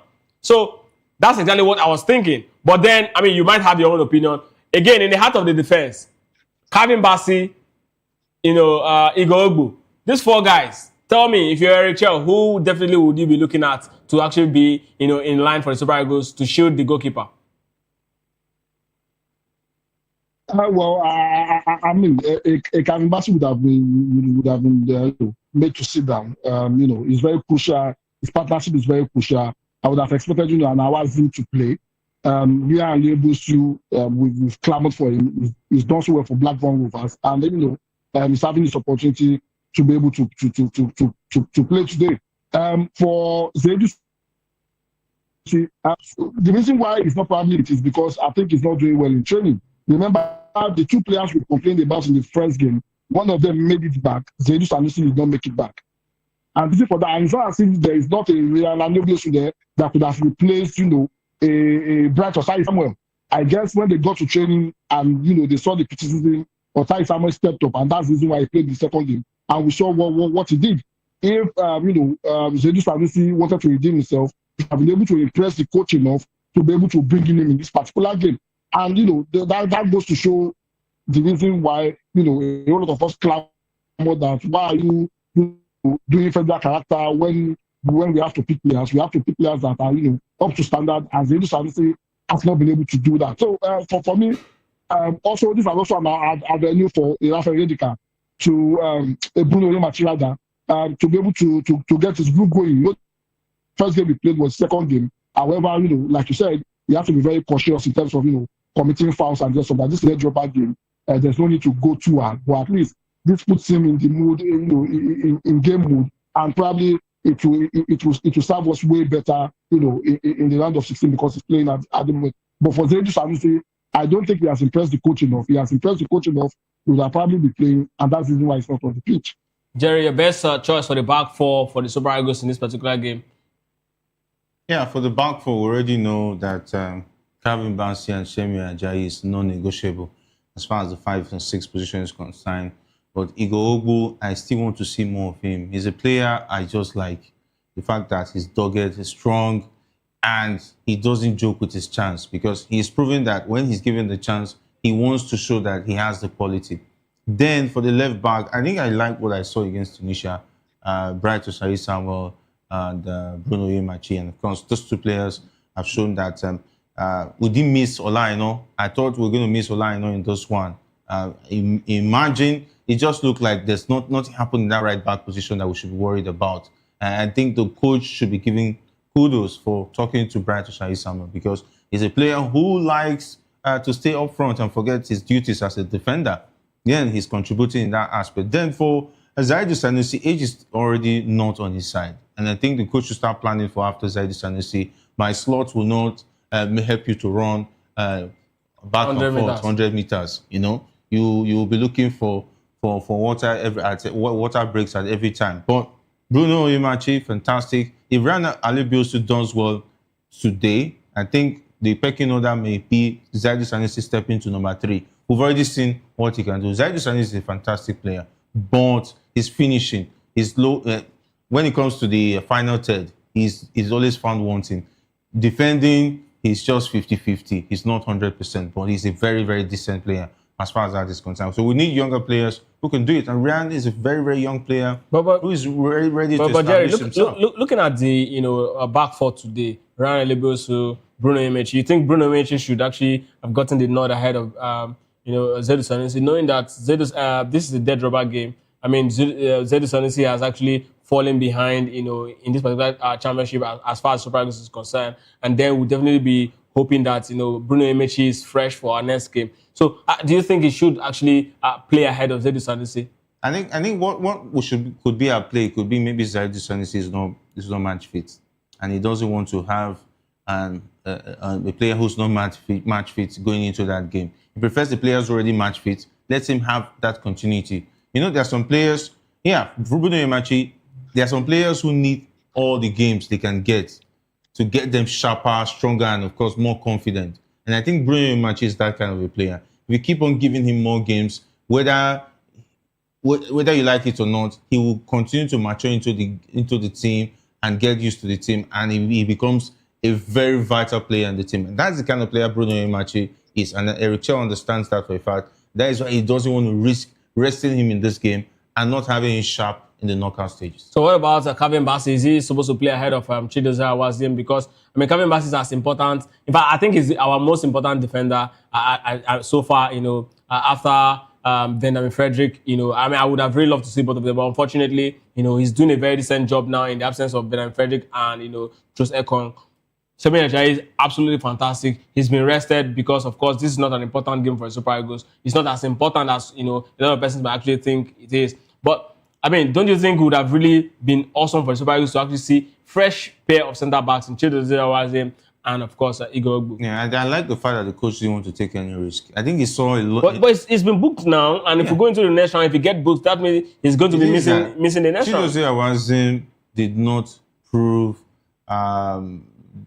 I would like put it, Eric Chell wrong that he cannot be fully trusted in the game against Egypt. Though he got a goal in that game, but look at Chidozie Awaziem in a game where people will ask questions, the kind of selection process and so on and so forth. He's looking at a situation. If, for instance, a Shemi Ajayi picks a knock, what will happen? Let's not forget that Shemi Ajayi is injury prone. If anything happens to Shemi Ajayi now, who am I going to look forward to? Chidozie Awaziem, I cannot trust him even in the five-a-side game when I have Igor Ogbu there. Igor Ogbu has proven that he's a very dogged player. Chidozie Awaziem, I don't know, he cannot run for 90 minutes with that same energy and strength. And a defender is supposed to be available for 90 minutes, the same strength, the same pace, because you need to be alert, because you always needed to be alert for the full 90 minutes of that game. Chidozie Awaziem is not that kind of a player. And I don't blame Eric Chell for making that decision to still leave Calvin Bassey and alongside Igor Ogbu, because that will be a like-for-like option if anything happens to any of the defender, whether Calvin Bassey or Shemi Ajayi. Of course, Chidozie Awaziem cannot be trusted. Jerry thinks that Calvin Bassey is the right. Eric Chell's decision to actually play Calvin Bassey is the right one. Do you think so too? Well, barring the fact that he has a yellow card, and he's been going into tackles very heavy, and it's a bit scary for me. I think barring that fact, I think I would have wanted to see a Chidozie Awaziem. Yes, I think Jerry touched on a particular point, which is very, very key. As a defender, one of the things you should do throughout the game, especially as a central defender, is you should not lose concentration. Chidozie Awaziem, battles with loss of concentration. The game against Egypt is an example of that. And, he didn't clothe himself in glory in that particular game. And that was his opportunity, to show a tell that, he could do the job. And, against Egypt, he was exposed. Yes, he scored. But, obviously, the coach already made the decision. So, I think because of how important the Calvin Bassey is, and the reason why Calvin Bassey is very, very important is this. Remember what Calvin Bassey did in the first game. Calvin Bassey can also play as a left fullback. We saw that against South Africa when the HL decided to do some particular magic with the defense, and we saw Calvin Bassey playing from the left fullback, and he did a decent job in that particular game. He did the same thing against Tanzania, covering for Zaidu Sanusi in that particular game. That is how important Calvin Bassey is to the defensive structure of Nigeria. So for that reason, I would have said probably put him on the bench, because he started the risk of getting him or even getting injured in this game, because the way he's taking this game, he's taking it as if Nigeria needs this game to qualify, and I want him to slow down a bit so he doesn't get injured. Absolutely. Just so you know, that for the 3 minutes on the clock, Tunisia also made it 1-0 over the game against the Taifa Stars of Tanzania in that particular one. So it means that Tunisia definitely will be qualifying as the second place team in the Super Eagles if the results stays the way. If the result stays the same way, in the 90 minutes of this particular game. But of course, let's take a quick dash to the Premier League. Match day 18, is before us, and of course, it's going to be a very interesting one. The biggest fixtures tonight is the game between Arsenal and Aston Villa. And of course, Aston Villa faces a pivotal challenge as they prepare to take on Arsenal right there at the Emirates, with Emirates aiming to maneuver his successor, Mikel Arteta, once again in the Premier League title race.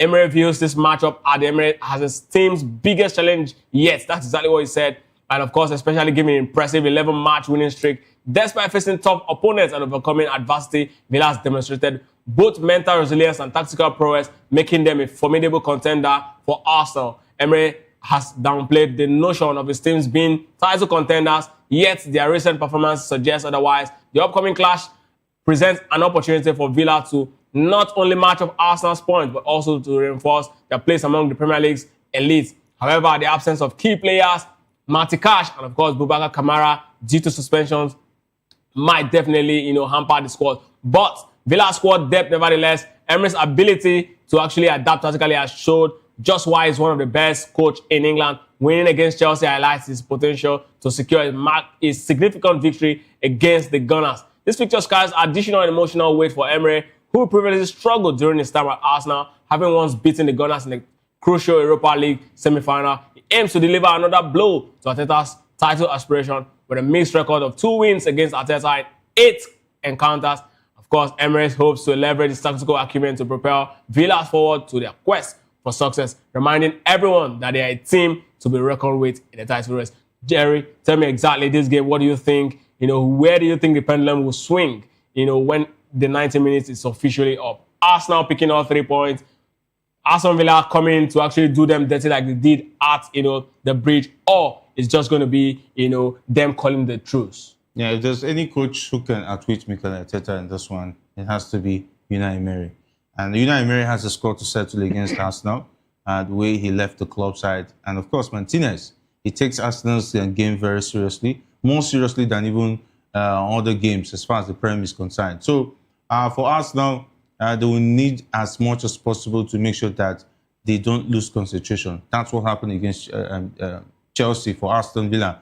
Chelsea were already riding on just run out the game and get the 3 points. Of course, Oli Watkins, who has been topsy-turvy in terms of his form this season, just showed up and got the 2 goals. That could be the situation tonight. And of course, let's not forget they have Rodgers, who can also punish you. And for this Aston Villa side, they've proven to be the dark horse as far as the title race is concerned. Who knows? They might outwit Arsenal tonight at the Emirates Stadium. But for Mikel Arteta, he has all the firepower. He should be bearing games like this. But it's not about that. It's about every team has their own boogie team. And it looks like Aston Villa has come to stay as far as the boogie team for Arsenal is concerned. But it's going to be a killing contested one. But something tells me that Aston Villa might pick this one.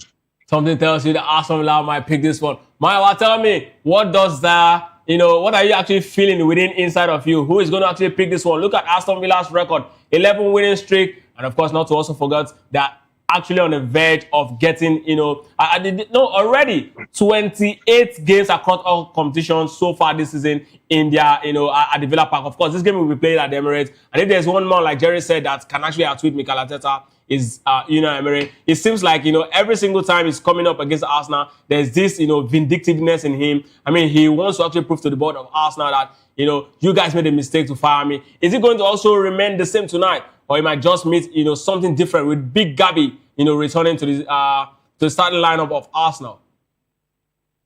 Well, 2 things will happen tonight. I know my wife will be very happy with this. Tonight is the night Arsenal loses their title because Aston Villa is going to probably win tonight. If you look at how Arsenal have been playing, they've been struggling to win. And probably, a lot of people might say that's the hallmark of a top team. Even when you're not playing well, you try and win your games. But if you look at the Arsenal side, I think they've been struggling. And I think tonight is the night their luck runs out. So that is going to happen. Aston Villa probably win this particular game. And the worst that can happen, if they don't win, the worst that probably happen is probably a draw. I don't see an Arsenal win this particular game. Another thing that will happen is this: by the end of 90 minutes, Manchester United will be ahead of Liverpool after 90 minutes. Who is Man United? That I'm very sure will happen today. Wolves. If you beat Wolves now. But I mean, I don't know. I don't know what exactly you guys are actually feeling. But I think for me, right, this particular game might just be one of those games. Arsenal will show just why they are in front running to actually win the Premier. I'll tell you why. Games you expect Arsenal to not win. Arsenal is like No, Super Arsenal Eagles. should- Arsenal is should like win Super this Eagles. game. They'll step in and get all 3 points. And this is one of those games a lot of persons looking at, Aston Villa's record so far, looking at Aston Villa. That's how it was last season. Most likely to actually upset them. But But Arsenal not to win against Aston Villa because Aston Villa still beat them home and away. I think it was last season, yeah. So this time around, it can still happen. So there's nothing. Arsenal, you shouldn't be surprised. Anyway. Well, they know themselves, so I don't even need to talk. Of course, the first half in both centers, talking about the Tunisia and Tanzania game, and the Super Eagles and Uganda game is still very much 1-0. And of course, this almost half-time in that particular one. And this is exactly where we'll be drawing the curtain on today's episode of The Locker Room. It's great to have you guys join me in this particular episode. Yeah, it's a pleasure. And I wish Arsenal can call on the slot to ask him how he did it, how he beat Aston Villa. Then the formula will be released to them. I know that is what to beat Aston Villa too. Thank you very much. All right, well, thank you very much for joining us. Well, it's always amazing to be here. And by tomorrow, Man United will be ahead of Liverpool, and we expect Liverpool to lose tomorrow.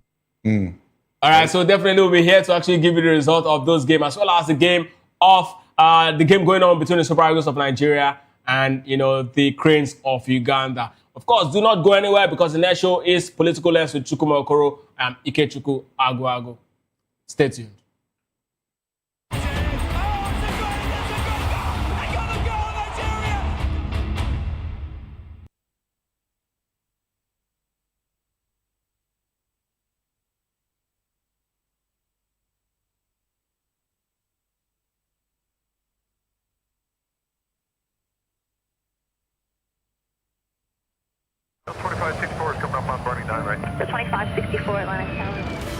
What happens in the hush behind hangar doors? Who signs the papers that gamble with lives? Which truths were grounded before they even ever had wings?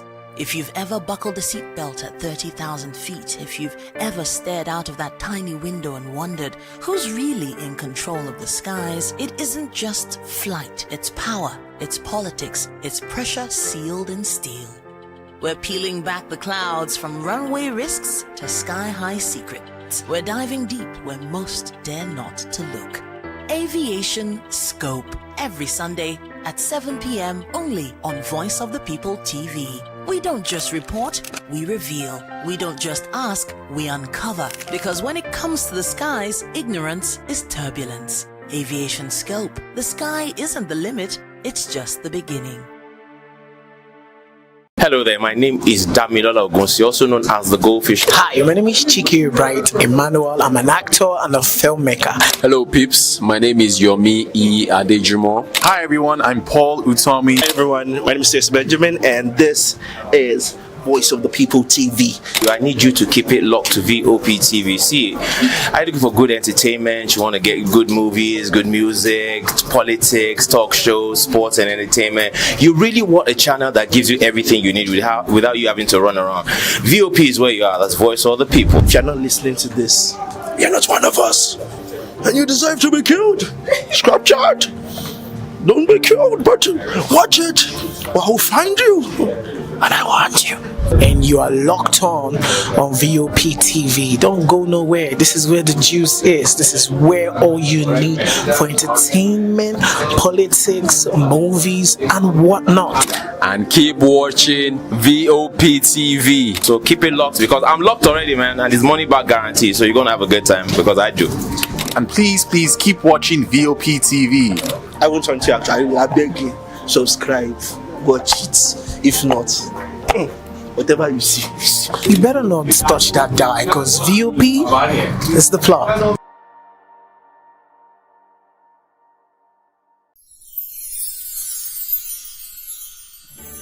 Whether you've been with us through the ups and downs or just joined us for this festive season, take a moment to cherish the moments you've made and look forward to making new ones on the horizon. May this new year bring you everything good, everything prosperous. As we bid farewell to the old year and welcome you to the new year, may your heart be filled with joy and your home with laughter. And of course, may your spirit be filled with hope. We'll be bringing you live updates, exciting performance, and inspiring stories throughout the day. Stay tuned for our special New Year's coverage and let's make this year unforgettable. Thank you for making us a part of your celebration.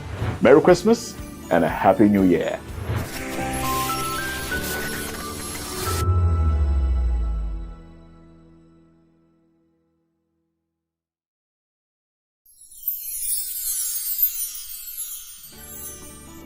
ẹ̀yin tèmi ní Nàìjíríà lókè òkun mò ń kí yín fún Kérésìmesì ọdún yìí á yabo fún wa o gbogbo àlàrí bá ti ṣe tààrọ̀ náà gbégbá o. I wish my fans all over the world in Europe, America, Australia, everywhere a Merry Christmas and a prosperous New Year. Catch ya next year.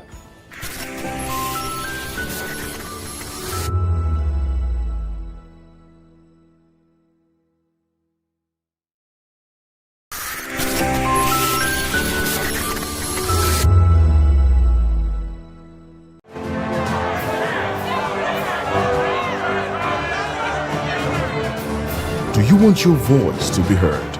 Do you know that you matter in the scheme of things? The People's Voice, the show where ordinary citizens take center stage as we discuss the biggest stories that affect you and I. With you in mind, we facilitate lively discussions, debates, and interviews on the topics that matter most to you and I, from social justice to economic empowerment, education to healthcare, governance, and more, tackling tough topics and amplifying your voice. Join the conversation and make your voice count. The People's Voice. Make your voice count. Behind every broken desk lies a broken promise. Education shapes the nations. But who is asking the right questions? Introducing Edu Dialogue, the show that goes beyond the surface, exposes the cracks, the corruption, and the silence in Nigeria's education system. Edu Dialogue, Saturdays, 3 p.m., only on VOP TV. We break the biggest stories, from missing funds to policy failures. We ask the tough questions and demand real answers. Edu Dialogue, this Saturday, 3 p.m. on Voice of the People Television. To know the happenings in the maritime sector, join us on the program Maritime Frontiers on VOP TV as we discuss key areas in the maritime sector, from aquaculture, maritime transportation, maritime labor regulation, oil and gas exploration, ferry and passenger insurance, marine pollution and prevention, port operations, and lots more. Maritime Frontiers, exploring Nigeria's blue economy.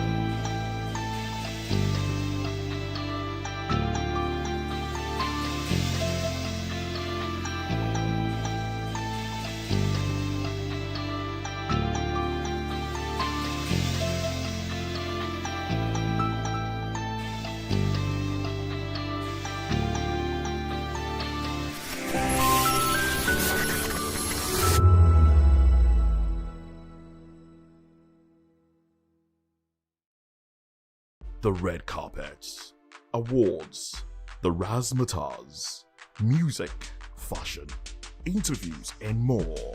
Spotlight on Voice of the People Television. Let's feed you with all the juicy stories in the global entertainment space, bringing you the glitz and glamour as it is hot.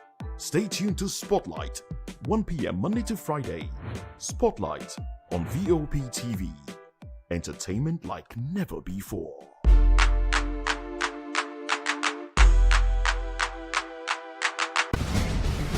Join us as we drive into the world of politics through insightful interviews with prominent political figures, both serving and former governors, ministers, senators, legislators, party chieftains, activists, and analysts. Get first-hand information into the decision-making processes that affect our daily lives. Highly engaging one-hour program that brings political discourse into focus. I am Chukwuma Okoro. Political Lens, Monday through Friday, 6 to 7 p.m. Join us. VOP TV. Now you have more than a voice.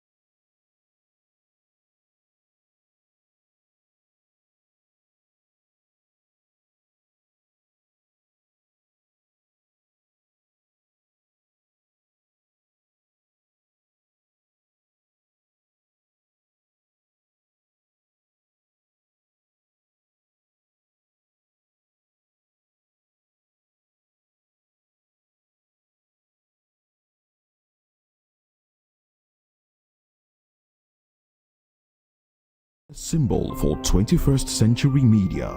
And now, a new baby is born. Voice of the People Television. VOP TV. Youthful, full of vigor and penchant for excellence in the continent's media space. Exposing the wrongs, applauding the rights, dissecting the news without fear or favor.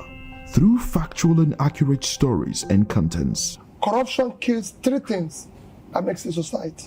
Representing the interests of the people and giving them a voice. Voice of the People TV is here to stand a fair society. VOP TV, Voice of the People Television. Truly a voice for the people. In a world where power shifts with every headlines, news breaks and events happens, we bring you unbiased and explicit information on politics, economy and state of the nation. We break down the chaos. Facts, not fluff. Truth, not spin. We discuss not just politics, but a glimpse into the future. Voice of the People Television. Now you have more than a voice.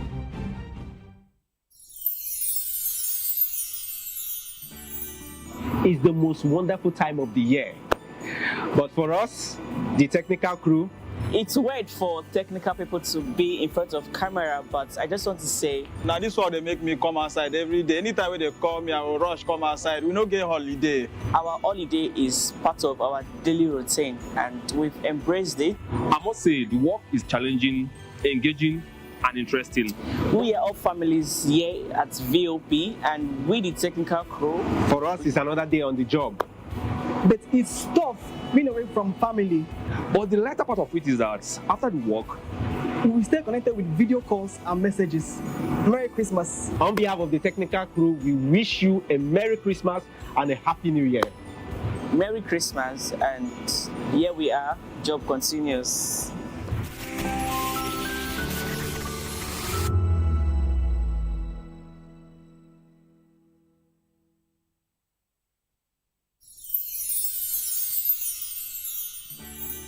It's a season of love, a season of joy, a season to celebrate you because you deserve it.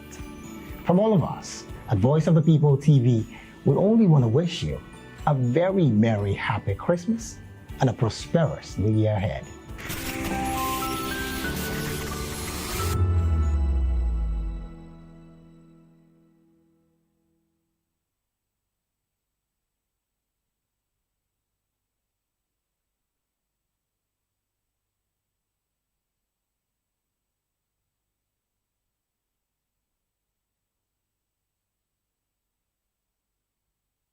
Uyi Osariti is my name. I am a friend of the microphone. I talk and get paid, and I look forward to being in your studios. Voice of the People TV. That name is unique, and the brand is very sweet. I like the packaging, picture qualities, camera qualities, and then of course, the quality of human beings that I see sometimes on your channel. I'll be like, well, this TV station will go places. Voice of the People TV. Oh yes, you are on to Voice of the People TV. live here in Benin City, the cradle of black civilization. What are you waiting for? Tune in, bro. Hey guys, what's up? How you all doing? They call me Ovisha Nelson White, your #1 celebrity host, and you are watching Voice of the People Television, VOP. Stay tuned.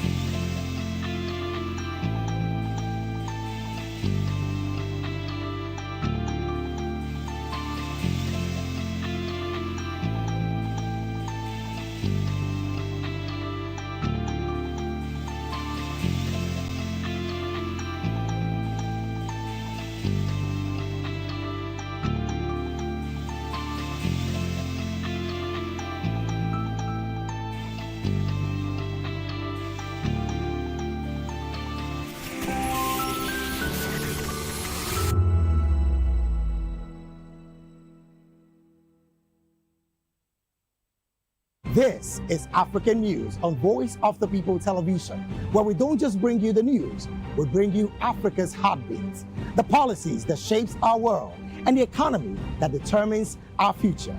African News on Voice of the People Television. Stay with us. On Edu Dialogue, we bring you fresh ideas and conversations, shaping the future of learning in Nigeria and beyond.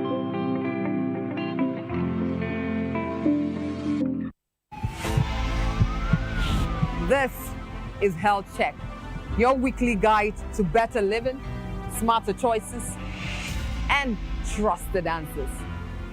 From everyday wellness to urgent health issues, we've got you covered.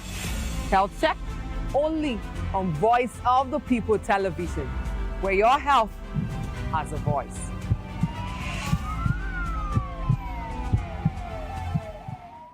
Welcome to the locker room, the home of football talk that matters. I am Jerry Arpillon. Join us every weekday, Monday to Friday at 5 p.m. Nigerian time, as we share the hot takes and hot debates in the exciting world of football. And joining me are the usual suspects, Ikechukwu and Mayowa.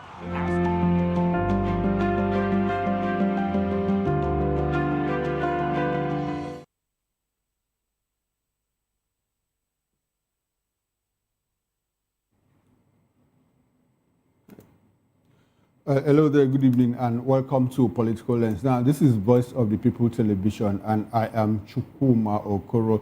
Just in case you don't know, we are broadcasting on Metro SL TV channel 264, on YouTube and other social media platforms. We are at VOP TV Live. You can also be a part of this conversation by calling in or sending WhatsApp messages to the number showing on your screen. On the show today, we've been joined by Barrister Asim Adams. Barrister Adams is a constitutional lawyer. He's also a political affairs analyst. Good evening to you, Barrister Adams, and thanks for joining me on Political Lens. Beautiful. How is Port Harcourt, sir? How is River State? River State is good. Okay. River State is calm anyway. River State is good and calm. Okay, we'll talk about the calmness of River State in a bit, talking about the political calmness and the political storm that seems to be brewing again in River State. Because on the show today, Wike attacks Fubara. You are not APC leader in Rivers. Second term not guaranteed. Now, Dangote emerges Guardian newspaper's Man of the Year for 2025. And Justice Winte proclaims local governments autonomous. Now, these are the major topics of discussion, and we'll get into it right away. Well, Nyesom Wike, the Minister of the Federal Capital Territory, says River State Governor Sim Fubara's defection to the All Progressives Congress does not make him the party's leader in the state, insisting he still controls the grassroots political culture. That's Wike himself saying that he still controls the grassroots political structure. He mocked Fubara's timing, said his re-election is not guaranteed in 2027, reaffirmed his support for President Tinubu, dismissed ADC as a threat, and revealed plans to quit the PDP with his loyalists. Well, Wike also denied claims by Oyo Governor Seyi Makinde that he promised to weaken PDP for Tinubu, describing the allegation as false and politically motivated. He accused Makinde of frustration, defended his role in Makinde's rise, questioned the handling of a 50 billion naira federal grant in Oyo, and blamed Fubara for the collapse of the Rivers Peace deal. Well, in response, the PDP said Wike's media charge confirmed his anti-party activities and justified his expulsion, accusing him of working for APC interests. PDP professionals described Wike as frustrated and politically isolated, insisting the party remains strong, will field a credible presidential candidate in 2027, and will resist attempts to weaken opposition ahead of the general elections. Now, Barrister Asim Adams, what's going on in Rivers State? Wike has been saying a lot these days, you know, fighting on many fronts at the same time. A lot of people think that he's panicky. Now, what do you think? What do you know about the play of politics in Rivers State? Can you let us into all of that? You've been around in Rivers State for a while now. So what do you understand? What's going on? Wike is talking, Fubara is talking, everybody's making threats here and there. We thought that, look, there was peace in Port Harcourt, but looks like there's another kind of political storm that is brewing. Let us into all that you know about all of that. The point is very clear. Wike remains a political leader in Rivers State. Whether he's in APC or PDP, as the case may be.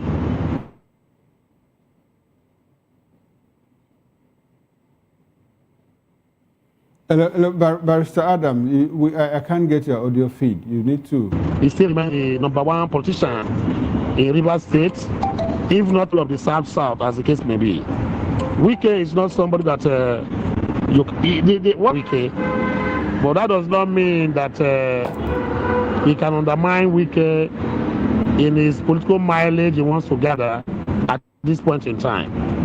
The mood here is this. The substantive political leader in Rivers State remains Yeso Wike. You know, so Fubara has, you know, affirmed and confirmed before now that the father of politics in Rivers State, modern day father of politics in Rivers State, is Yeso Wike. So I don't see any battle or anything about it that we create this furore that we are having here. We know who the political leader is. Whether he becomes the 001 of APC or any other political party at all, without the consent and imprimatur of Yeso Wike, he cannot get anywhere. It's very clear. And there is no need for us to begin to go into, you know, this, a loud noise from the supporters of Sim Fubara. They know exactly where the power lies in Rivers State in terms of politics and political engineering. And there is no going back on that. So Wike is very correct and right, you know, as the case may be. No matter how they try, they know that the Gongo Medusa of Rivers politics is Yeso Wike. So that is the first thing I have to do. I have to take care. And forget about the social media engineering, what you read on Facebook. But what we're talking about is the real situation in Rivers State. And we have gone through it to find out that Wike is numero uno in terms of politics in Rivers State. They are all aware of all these things. You know, they will not pretend about it.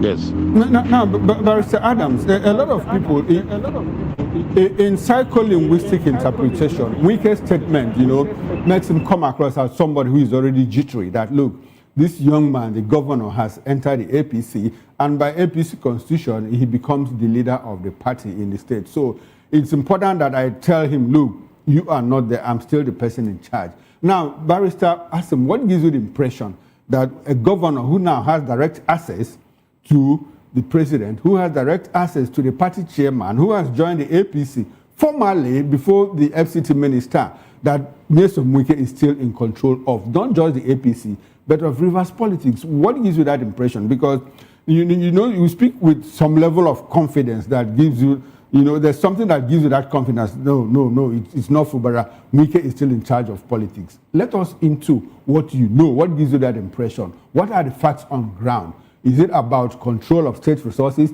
Is it about control of FCT resources? Is it about links to the presidency or the control of the party apparatus? What gives you that impression that, look, Wike is firmly in charge? The party apparatus and whatever, you can control the party, whatever, in the state, but if you don't have control of party machineries at the national level, then you are nowhere. And in this particular case, you know, Simba Fubara does not even have control of the party machinery in even Rivers State. I make bold to say this because of the fact that he was even brought into APC by a man that Wike brought up, and that person is Tony Okocha. It was in Rivers State we have two factions of APC here: the Emeka Beke faction and the Tony Okocha faction. Now, the Tony Okocha faction, we know that Tony Okocha is working hand in hand with Nyesom Wike, and it was Tony Okocha that brought in, a Sim Fubara into APC, as the case may be. So when they talk about, taking control, OO1, etc., does he have control of even the River State APC party machinery? I don't think so. The control of the APC Rivers, machinery is in the hands of Tony Okocha right now. And who is Tony Okocha?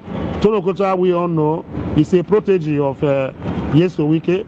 I don't say with due respect to him that he's a surrogate, of Nyesom Wike.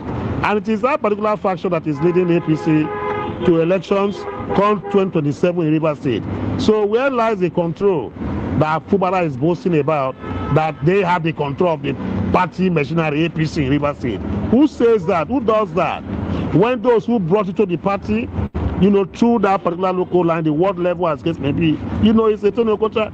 And we all know that Tony Okocha, like I said before, with due respect to him, is a surrogate and, protege of, Nyesom Wike, as the case may be. So, drawing his powers from.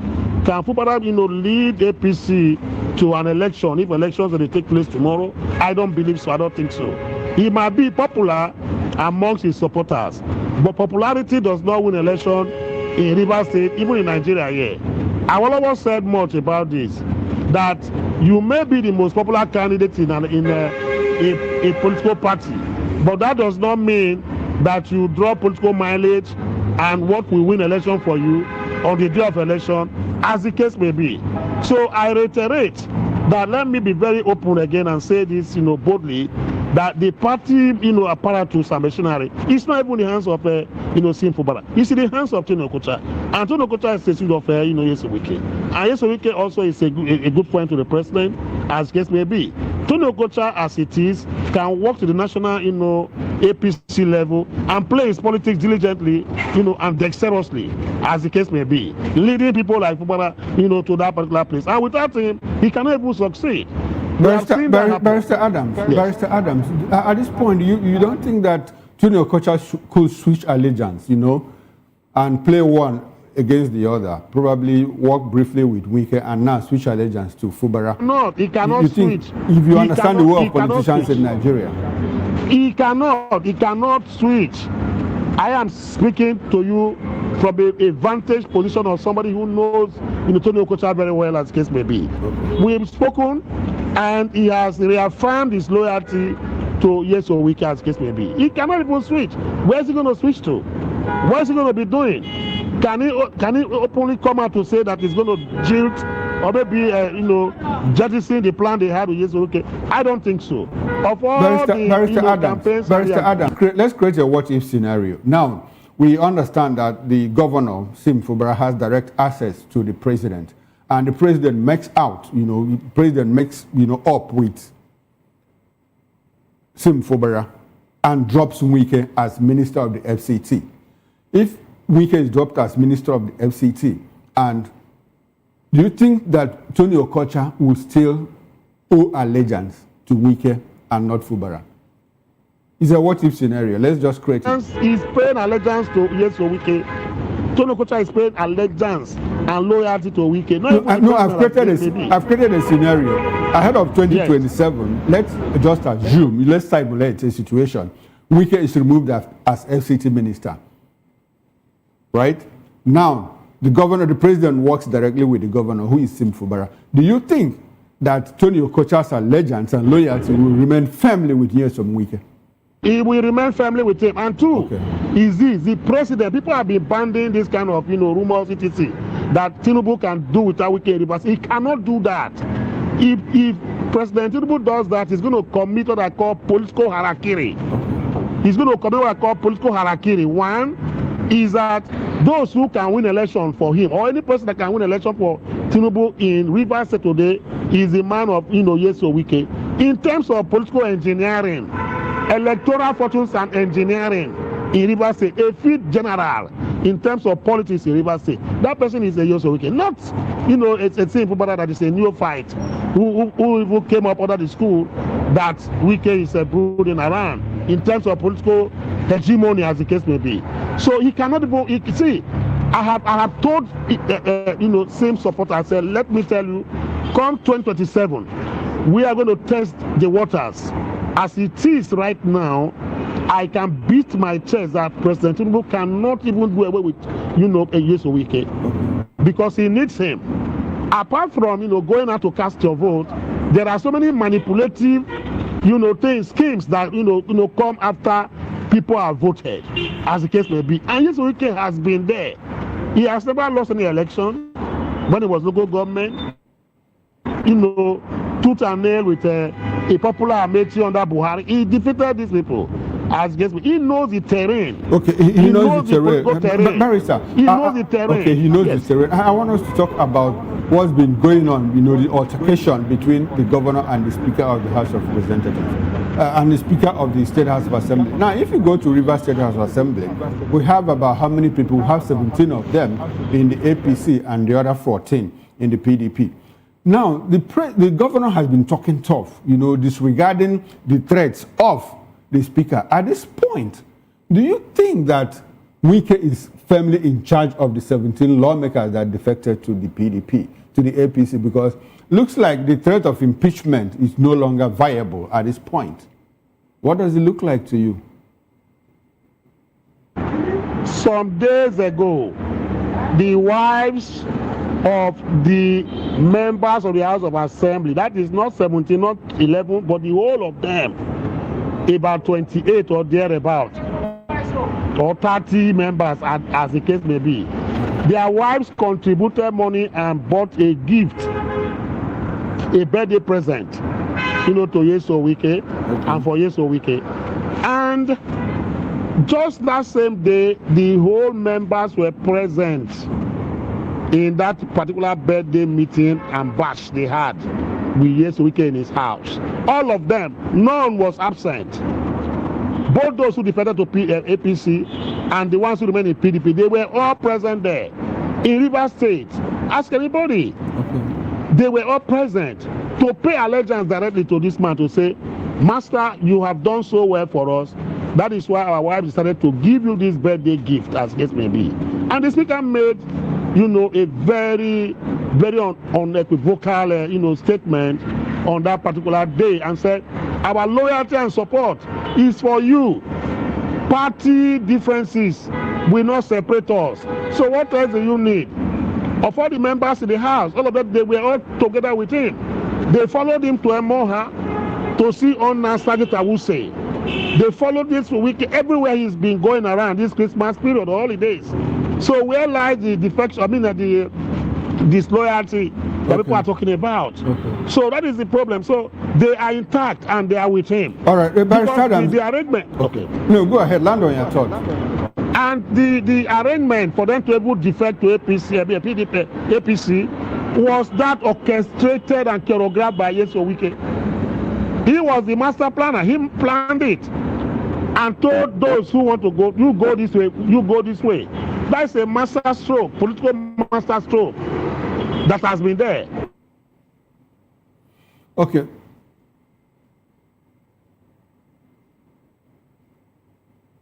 Okay. Looks like that stood by him. Okay. Yes. Now, Barrister Adam, Wike said something about a certain 600 billion naira, which is more like a booty in Rivers State, that politicians are, all the whole struggle is centered around the 600 billion naira. Now, if the governor is in control of Rivers resources, don't you think that this 600 billion naira is more like war chest, deep pockets that could sway people, on to the side of the governor? It's more like what is attracting everybody. And so that is what is at the center of the struggle. And now Sim Fubara is in control of the state resources. Don't you think that it gives him some form of political capital that people could start, gravitating towards him?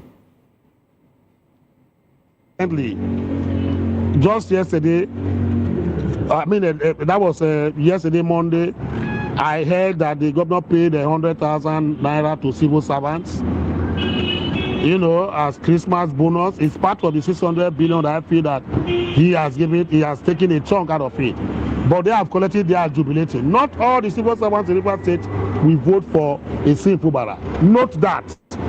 Not all the civil servants. He does not have control of the civil servants politically, but financially and economically, because they depend on it for their salaries. So they'll be raising doors and be shouting hallelujah. But when it comes to the day of voting and political gains and mileage, they are not there. Most of them will never come out to the field on that particular day, as the case may be. So, you see, let me tell you what happened. The first quarrel they had, you are aware that a particular group they call Simplified. The Simplified group, I know some of my friends who were members of that group, who were heads of the groups, monies were shared to them. They ate his money, and at the end of the day, some of them left and, you know, they didn't, you know, couldn't wage the war until he went to apologize to his master, yes, so wicked. So it's going to be the same thing this time, just wasting resources of the states. Just today now, we just heard that he has now announced that Chris Green, I think Christopher Green, who was the former minister, commissioner for sport of River State. And we have been questioning that kind of appointment. What can Chris Green bring to the table in terms of political mileage and whatever, you know, pluses and profits that we have here? These are neophytes in politics who are ultra loyal, you know, to people like yes, so wicked, even though they are in the government of Simple Bara, as the case may be. So you can spend the money, but when it comes to the day of reckoning, they will not count. It will not even count. You understand? They will take your money and eat it and go. Even the civil servants that is giving this money to, some of them are members of the PDP, some are members of APC, some are great supporters of Yes So Wicked. He cannot even decipher who is who in that particular rank. They will only take his money and eat it, as we say, chop it in Nigeria, chop his money and go. They will not add political value to his war chest, as case may be. Okay. It happened before. We saw this happen. Okay, it happened before, and we saw it. Okay, it's going to happen again. Now, Barrister, I want us to talk about re-election. Wike also said second term is not guaranteed for Sim Fubara, and this man has moved over to the PDP, to the APC, I beg your pardon, and Wike is still not in the APC, but he says he's going to leave the PDP very soon and possibly to the APC. Could that be the reason he doesn't want to accept Fubara as the leader of the party in APC? Because look, he has joined before me, now I'm joining after him, I'm after him. So does it look like that's the reason why he doesn't want to accept Fubara as leader of the party? And let's talk about the second term. Now, this gives impression, it lends credence to the fact that not running for second term could have been one of the agreements, you know, the peace agreements that they had prior to the lifting of the state of emergency. What is it all about? No, second term is not guaranteed and all of that. Should one man be the person deciding for another man and Rivers people who should be governor of Rivers State? How does that help us in building a stable political culture over time? The last question. All over Nigeria, godfathers control 36 states, governors. Is it even in Oyo State, Makinde is going to choose his successor? In Lagos State, Tinubu has been choosing those that... Barrister, exactly my point. That seems to be the pattern here. Is that the right thing to do? How does that help us in building a stable political culture, democratic culture for that matter? Not the right thing to do, but, you know, where lawlessness, you know, is rife, it will be folly for you to be lawful. Now, as it is, Nigeria will need a messiah or a man in the stock of a messiah to change the mantra. The mantra right now is that governors choose their successors in Nigeria and not the people. The mantra right now is that the president of Nigeria chooses who he wants to be, you know, governor of his state, not the people. So how do you not think now you single out a Yes So Wike and begin to poo-poo him? When in Kwara State, in Kogi State, we saw where, you know, predecessors choose their successors. So what offense has he committed? Why do you want to, you know, that selective amnesia You want to force it on a yes, so we can, is it proper? Barrister Adams, we have also seen where second-term governors that have finished their second term, try to force another person on the state and they failed. In Abia State, my state, it happened. Okezi Ikpeazu was governor for 2 terms. And when he was leaving, he had a candidate in the PDP. But it didn't work for him. Alex Oti came in. So what gives you the impression that it can't work in Rivers State? It has worked in so many other places. One you have been able to mention where the predecessor didn't choose his successor. Okay. Only one out of 36. So you want me to mention more? I can go on and on. It happened in Kano State. It can happen. I mean, in Kano State, Barrister, in Kano State, Ganduje couldn't install a successor. Yes, give me call 15. If you can get 2/3 of 23 of a Barrister, in Zamfara State, Matawale couldn't even return to himself to office. That is three. No, Barrister, no, okay, so what will be the number? What number are you looking at? The number I'm telling you now is that majority. Hello, can you hear me? I can hear you, sir. Go ahead. I say majority. Majority. I will agree with you if you give me majority number. No, you. But okay, so I've given you 3. I've given you 3. I can give you more. Now the question is, why do you think? Why do you think in 2027 that it's not going to happen in Rivers State? Even in Rivers State, Amechi couldn't. Even in Rivers State, the Rivers State that is at the center of the drama now. Amechi couldn't. Barrister, in Rivers State, Amechi couldn't install a successor. We saw it. He didn't want years of because of a yes or weekend. You know, because exactly the point. So what gives you the impression that it can happen to years of weekend himself? Mr. Okoro, the question I asked you, which was rhetorical, I said we have 36, governors in the state. If you give me 2/3, name 2/3. Barrister, I've given you 5, and I can go on and on. The 5 are microscopic. It's a microscopic. No, but I can go on and on. Now, my direct question to you is that I've given you 5. Barrister, it's not a challenge. It's not a challenge. No, Barrister, I've given you 5, and I'm asking you, even in the Rivers State that we are discussing now, it happened to the same years of Wike. It happened to Amechi. Amechi couldn't install his successor. Now we have a years of Wike. What gives you the impression that Wike will have his way in 2027? That's my direct question. 36, we have it 31. 31 still has majority. If Godfathers control 31, okay. Barrister. No, Barrister. This is not a debate. This is not a debate.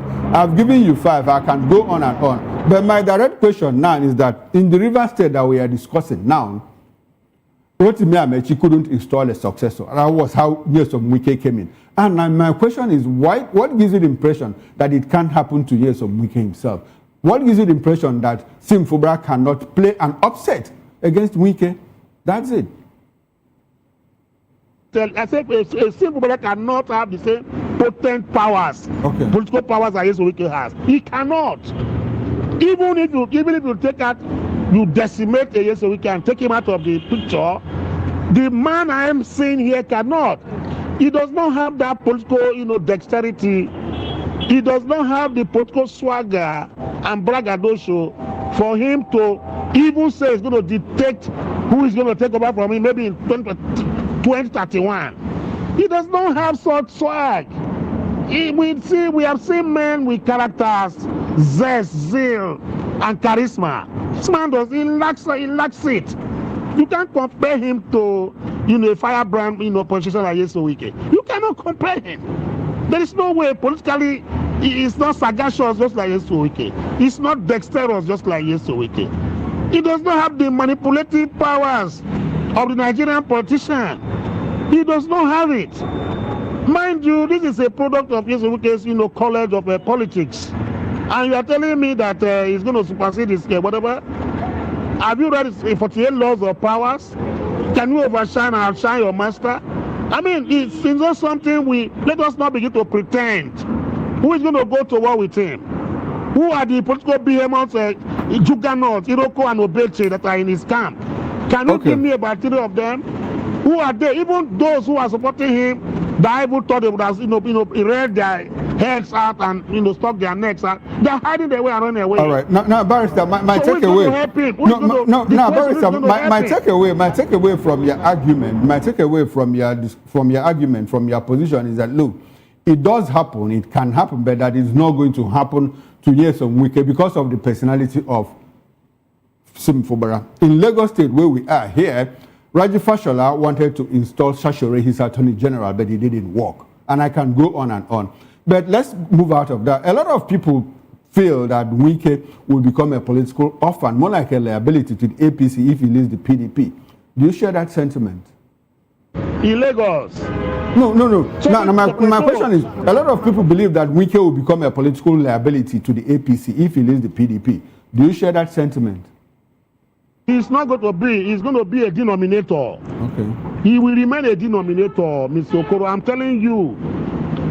It's for the past 4 years or so, or let me say 3 years, those who hate this man have been saying, Tinubu will soon throw him away. He will soon do this. In fact, when Tinubu won election and Yesuike was coming out, they were saying he cannot get any good thing from Tinubu government.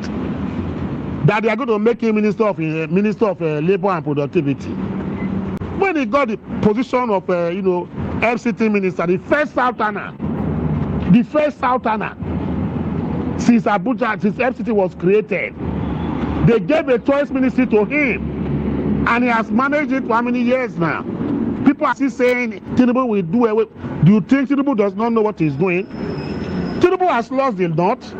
The North will not vote for Tinubu because of what is happening. The Southeast is a place that no matter the political gerrymandering and manipulations there, the Southeast he will not get. The only area he has is the South and Southeast. And the Southwest. So who is the politician that is going to help him get South if not Nyesom Wike? I'm asking you the question. In Rivers State, for instance, if Tinubu loses Rivers State and loses Lagos, I know he's going to lose Lagos. And loses Lagos, he's gone. Even Kano now, that's why they are clamoring. They want to bring Kano to the bargain, where they are asking the NNPP people to defect to APC. He's struggling for the life. So if he takes away Nyesom Wike, who is going to help him to get South South? Is it Simple Bada? Is it Simple Bada? That does not even have close affinity with his brother governors in the South South, talking to the southern part of Nigeria. Is he influential? Is he influential in the South as a Southern governor? Is he influential in the forum of the Southern governors? Come on. I want to say with due respect to you. Okay. These are things we are looking at. So people will commit what I call again political harakiri. All right. If he decides to undo Nyesom Wike. Okay. But Barrister Adams, we are out of time and we have 2 other topics. Many people believe that Wike and Seyi Makinde are acting different scripts but working towards same goal for the president. Do you agree with that? Like in 30 seconds, 1 minute. See, the difference between saying Makinde for your state and Nyesom Wike is number one. Nyesom Wike comes out directly and tells you this is the person I'm supporting. But Seyi Makinde is pretending like a chameleon. He's an Ogumagala. There's what called Ogumagala. Kind of person that he is. He's scared to, place his, pie, somewhere where everybody will see. As quite distinctively different from that of Nyesom Wike. Okay. So, for me, I believe that, he's working covertly for Tinubu to come back. Okay, so apparently, what you think is that both of them are working towards the same goal. Now, all the southern governors are working covertly for Tinubu to come back. Okay. All right, beautiful. All of them. All right. Now, the Guardian newspaper has nominated Aliko Dangote as its Man of the Year 2025. Guardian situates 2025 as a year of global turmoil marked by trade wars, geopolitical conflicts, and economic disruption, while Nigeria battled deep-rooted challenges such as corruption, insecurity, fuel scarcity, and economic mismanagement. Amid this turbulence, one clear success emerged: the Dangote refinery, which broke Nigeria's long-standing dependence on imported fuel and symbolized a rare industrial victory driven by the private sector. Aliko Dangote's refinery, the world's largest single-train facility, began supplying locally refined petrol and diesel, ending chronic fuel scarcity, $7 billion in foreign exchange, and restoring national confidence. Beyond fuel, Dangote's broader industrial footprint, cement, sugar, fertilizer, and petrochemicals, has reshaped Nigeria's economy through import substitution, job creation, and regional exports, positioning him as a central figure in Africa's industrialization and energy security narratives. While criticism one of monopolistic risk and regulatory challenges, the Guardian argues that Dangote's achievements reflect what is possible when capital, policy support, and execution align. Recognized as the Guardian Person of the Year 2025, Dangote is portrayed not only as Africa's richest man, but as a transformative industrialist and philanthropist whose ventures have redefined economic possibilities for Nigeria and the continent, even as debates over competition and governance continue. Now, Barrister Adam, Aliko Dangote, Man of the Year for Guardian newspaper, did it come to you as a surprise? And what's the merit of it all from your perspective? At conditions precedent for which Guardian used in choosing their Man of the Year. But for me, I have seen or regarded Guardian newspaper as a newspaper with integrity.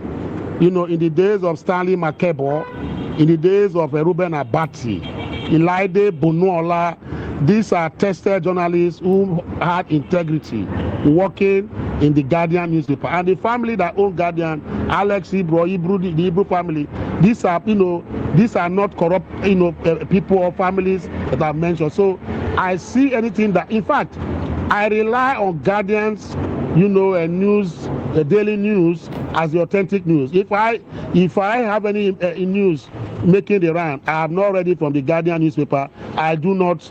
I'll say it's not yet news. So I believe that they must have gone through the mail and through the whatever to choose their Man of the Year, and for them to have chosen Dangote, no matter the indices and preconditions that were laid down and they used in choosing him, well, so be it. Okay. But if I'm to make my input, I would have suggested that the Man of the Year, should have been Brigadier General that was shot, by the bandits, that was killed openly, and the viral video went round. That will lead credence and that gives zest and zeal to those who are fighting in the war front against bandits and terrorists, that when you lay your life for Nigeria, the country will recognize you. It's a private award, but I would have suggested that the Man of the Year should be, given to that man, Brigadier General, Uba, that laid his life down, shed his blood for this country called Nigeria, fighting terrorism, etc., as the case may be. Okay, that is my Man of the Year. Okay, that's your Man of the Year.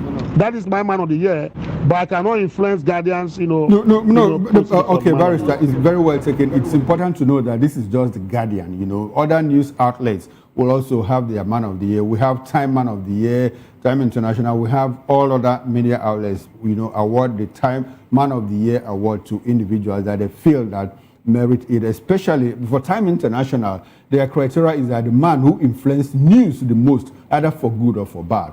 You see people like Hitler become Man of the Year. I think that was in 1943, and Saddam Hussein in 1991. Yes, was the Time International Man of the Year. So it varies, but that's the template for Time International. The man that has influenced news the most, either for good or for bad. Now, this is from the Guardian newspaper. So we wait and see other outlets who they choose as their Man of the Year.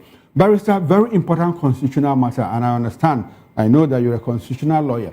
Now, the Federal High Court in Abuja has ruled that local governments are an autonomous third tier of government under the 1999 Constitution, not extensions of state governments.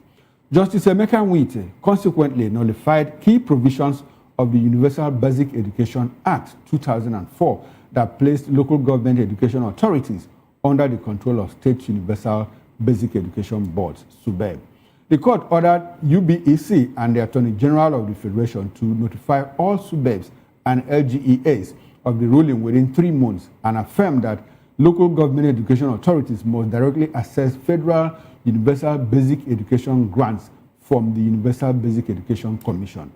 Well, local governments are now mandated to pay their counterpart funds and receive grants without state interference, ending the long-standing practice of SUBEBs controlling of withholding UBE funds on their behalf. Barrister Adams, react to this judgment from a legal perspective quickly.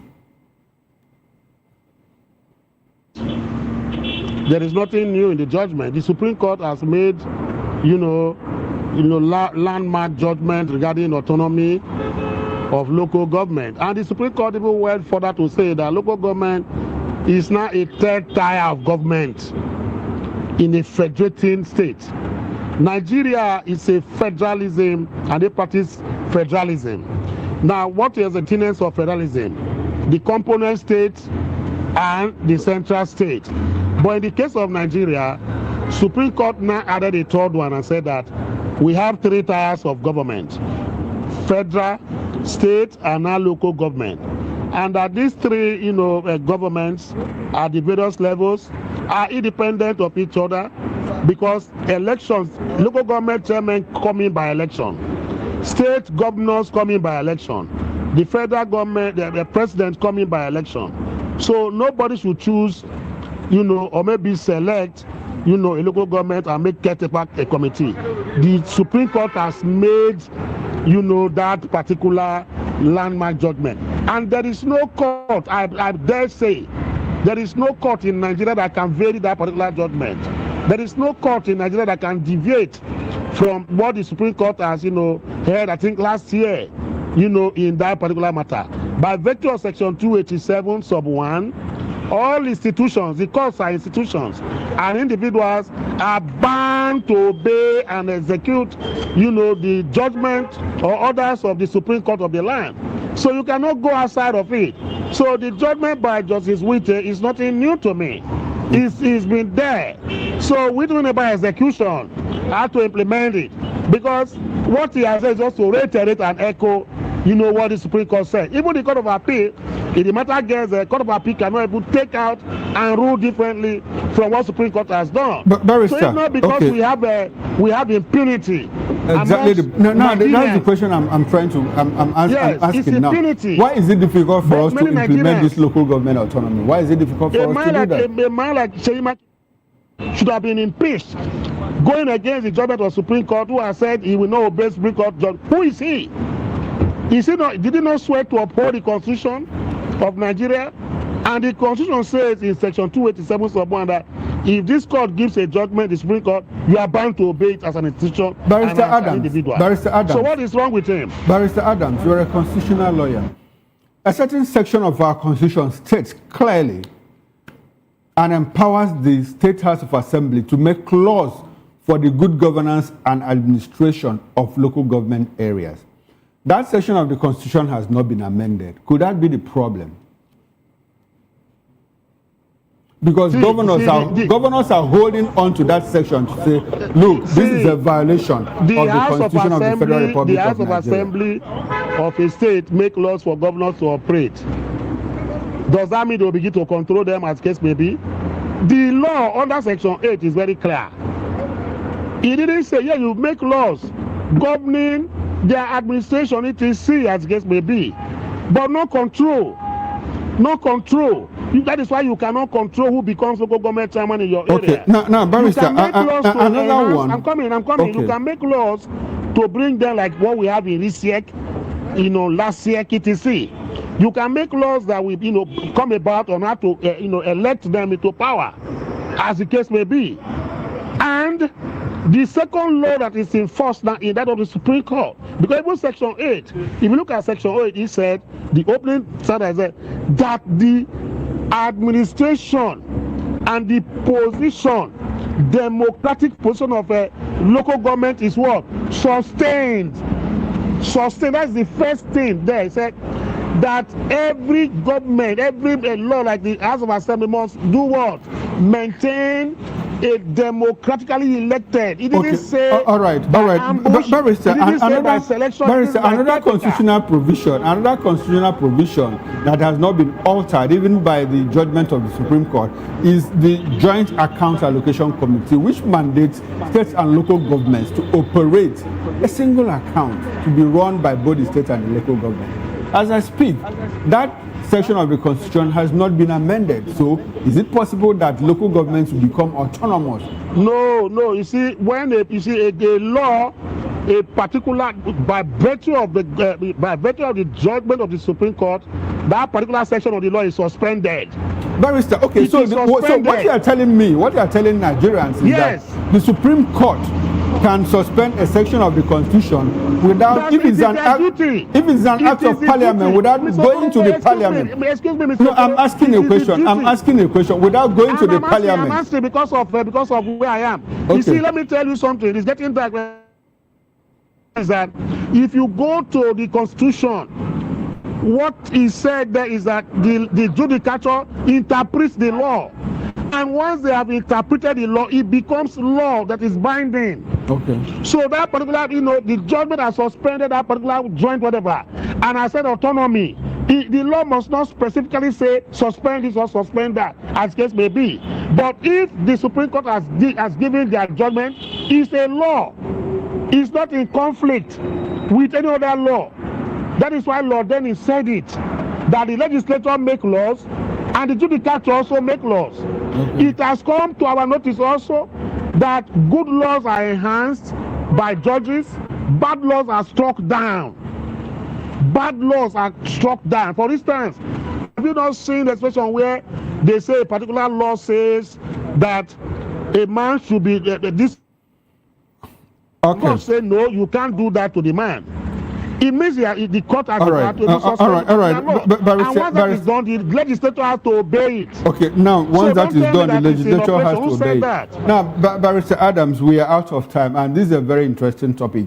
I would like for us to talk about it another day. I mean, I want you to educate me and the viewer the powers of the Supreme Court to alter the letters of our Constitution without having to pass through legislative amendment. It's very interesting. Well, it's not that the evil machinations and manipulative tendencies of Nigerians and those power brokers always want to override and usurp powers of the Supreme Court. Okay. So all right. Then, unfortunately, Barrister, this is where we have to draw the curtain. We are out of time. I must say a very big thank you to you, Barrister Asim Adams, constitutional lawyer and political affairs analyst. Thanks for being part of this program. And I hope that we can do this some other time. Enjoy the rest of your evening. I'll see you next year, because by the time I meet you again, it will be 2026. Bye for now.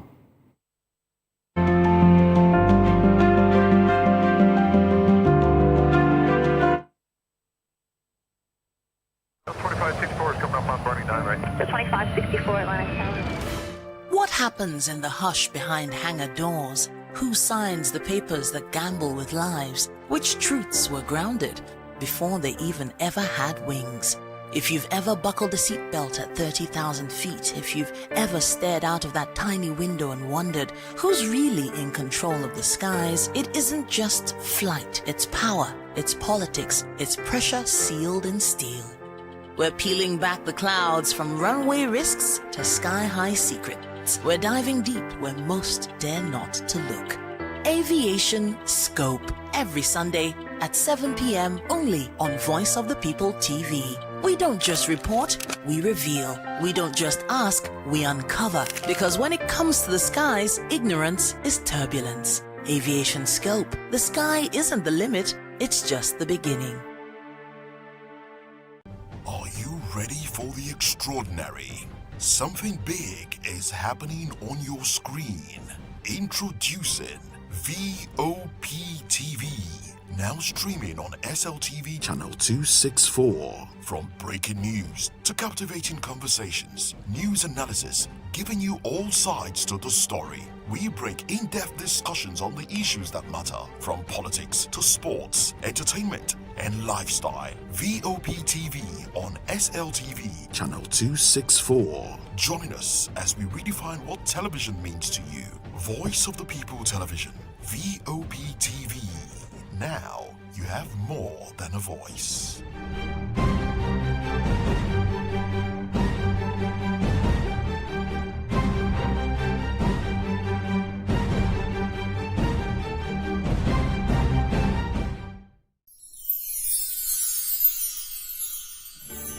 Whether you've been with us through the ups and downs or just joined us for this festive season, take a moment to cherish the moments you've made and look forward to making new ones on the horizon.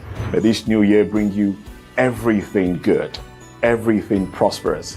As we bid farewell to the old year and welcome you to the new year, may your heart be filled with joy and your home with laughter. And of course, may your spirit be filled with hope. We'll be bringing you live updates, exciting performance, and inspiring stories throughout the day. Stay tuned for our special New Year's coverage and let's make this year unforgettable. Thank you for making us a part of your celebration. Merry Christmas and a Happy New Year.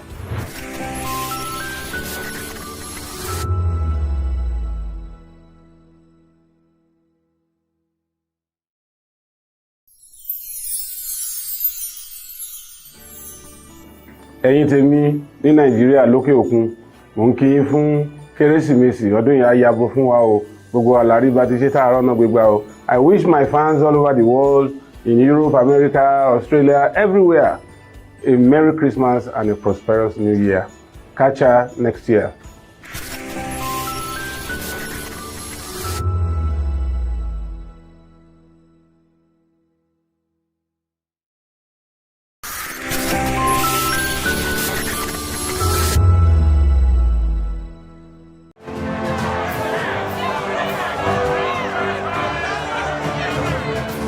Do you want your voice to be heard? Do you know that you matter in the scheme of things? The People's Voice, the show where ordinary citizens take center stage as we discuss the biggest stories that affect you and I. With you in mind, we facilitate lively discussions, debates, and interviews on the topics that matter most to you and I, from social justice to economic empowerment, education to healthcare, governance, and more, tackling tough topics and amplifying your voice. Join the conversation and make your voice count. The People's Voice. Make your voice count. Behind every broken desk lies a broken promise. Education shapes the nations. But who is asking the right questions? Introducing Edu Dialogue, the show that goes beyond the surface, exposes the cracks, the corruption, and the silence in Nigeria's education system. Edu Dialogue, Saturdays, 3 p.m., only on VOP TV. We break the biggest stories, from missing funds to policy failures. We ask the tough questions and demand real answers. Edu Dialogue, this Saturday, 3 p.m. on Voice of the People Television. To know the happenings in the maritime sector, join us on the program Maritime Frontiers on VOP TV as we discuss key areas in the maritime sector, from aquaculture, maritime transportation, maritime labor regulation, oil and gas exploration, ferry and passenger insurance, marine pollution and prevention, port operations, and lots more. Maritime Frontiers, exploring Nigeria's blue economy.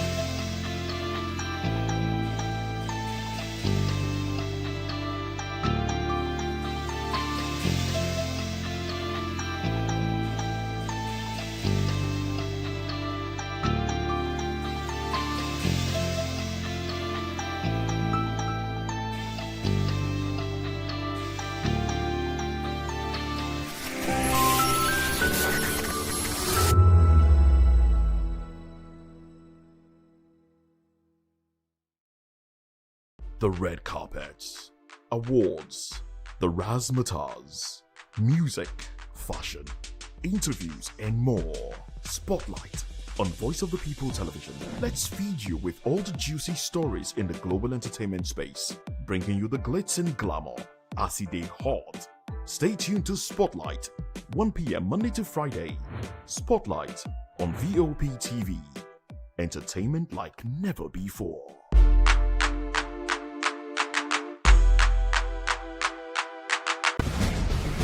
Join us as we drive into the world of politics through insightful interviews with prominent political figures, both serving and former governors, ministers, senators, legislators, party chieftains, activists, and analysts. Get first-hand information into the decision-making processes that affect our daily lives. Highly engaging one-hour program that brings political discourse into focus. I am Chukwuma Okoro. Political Lens, Monday through Friday, 6 to 7 p.m. Join us.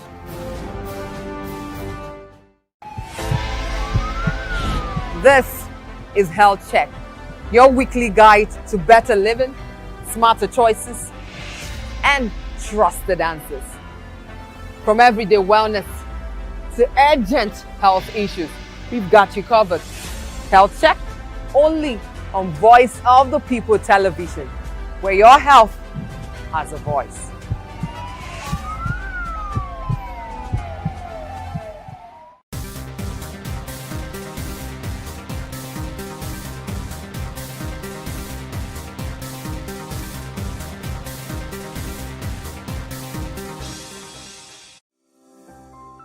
VOP TV. Now you have more than a voice.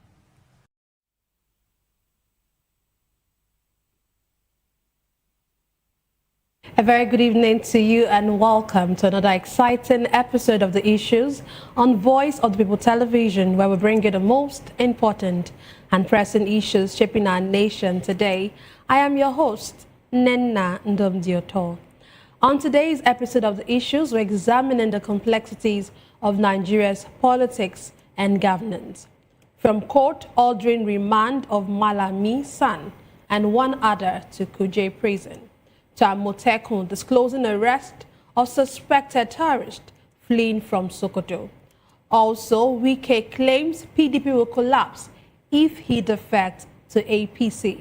And finally, Kwankwaso and Kano governor clash over defection move. Join us as we break down the facts and provide context to help you stay informed.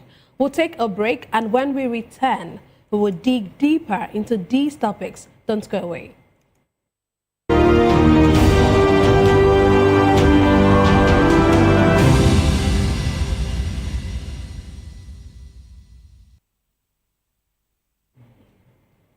Let's dive straight into today's discussion. A federal high court in Abuja has ordered the remand of former Attorney General of the Federation and Minister of Justice Abubakar Malami, his son Abdulaziz Malami, and Bashir Asabe at the Kuje Correctional Facility, pending the hearing and determination of their bail application.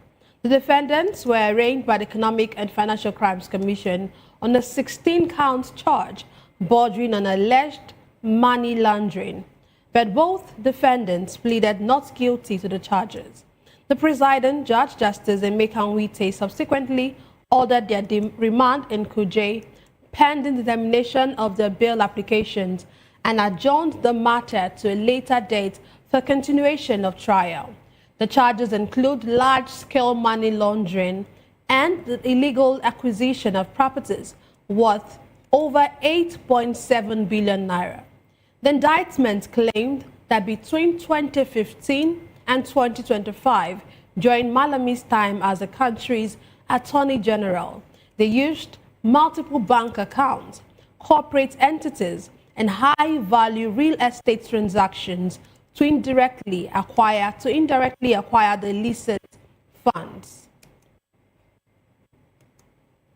Today, I'm delighted to be joined by two distinguished guests. Here in the studio, we have Dr. Peter Anosike.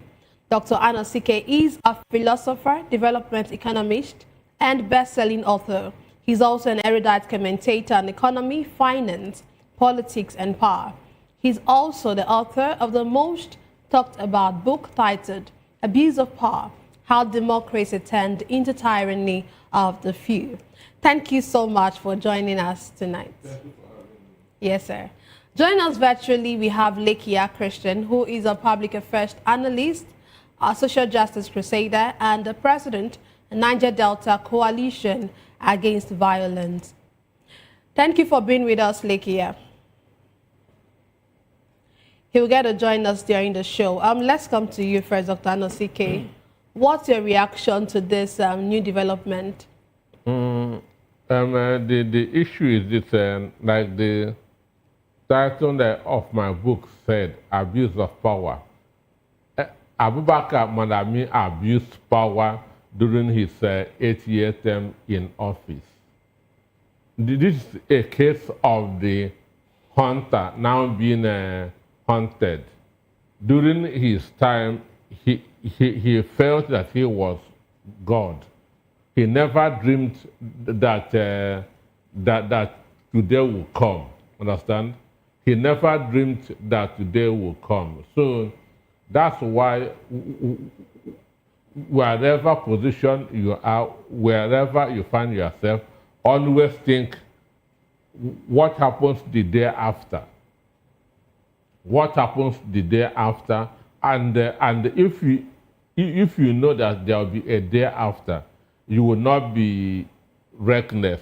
Rather, you will be cautious in whatever you are doing. So it is the atrocities that he condoned, encouraged, and even participated in that is haunting him now, because he felt that that Buhari or the APC government will be there forever. Understand? So that's exactly what is happening now. But on the other hand, it is happening because he crossed over to ADC. Assuming he has remained in APC and continued to act as a party man, these revelations would not have been coming. Understand? So because what Yahaya Bello that is being accused of is far higher than what Abubakar Malami is being accused of. But now Yahaya Bello has even declared his intention that to contest Senate in 2027. Because why? He remained in APC. Understand? So for me, I'm not a supporter of what he did while he was the Attorney General of the Federation. But Nigeria must not lose sight of what is happening. This revelation is coming because he is in ADC. Understand? So this is a political vendetta. This is political vendetta, and but as we speak, an accused is deemed innocent until found guilty. So he is still innocent, understand? Because he has not been convicted. And again, our security agencies, what they know best is how to find charges to make a political opponent to look bad in order to impress their master. Understand? So until we see this case proven in the court, we will now say that this is really happening. Understand? So, but I know that Malami abused power. He didn't obey court summons and so forth during his days as the AGF. Okay, I want to ask you two questions. First, you said he abused power and he didn't obey court rules. He wasn't obeying court orders. He was reckless. Can you give us instances of this recklessness? But aside from that, do you see this Malami's case actually going beyond what it is? Do you think that it will actually go to the point where he will be convicted by a court? One, it is the judge that will determine what happened. Understand? And why it will even go far is because of he is politically in the wrong camp, being ADC. Understand me? That would even be the reason why it will go far.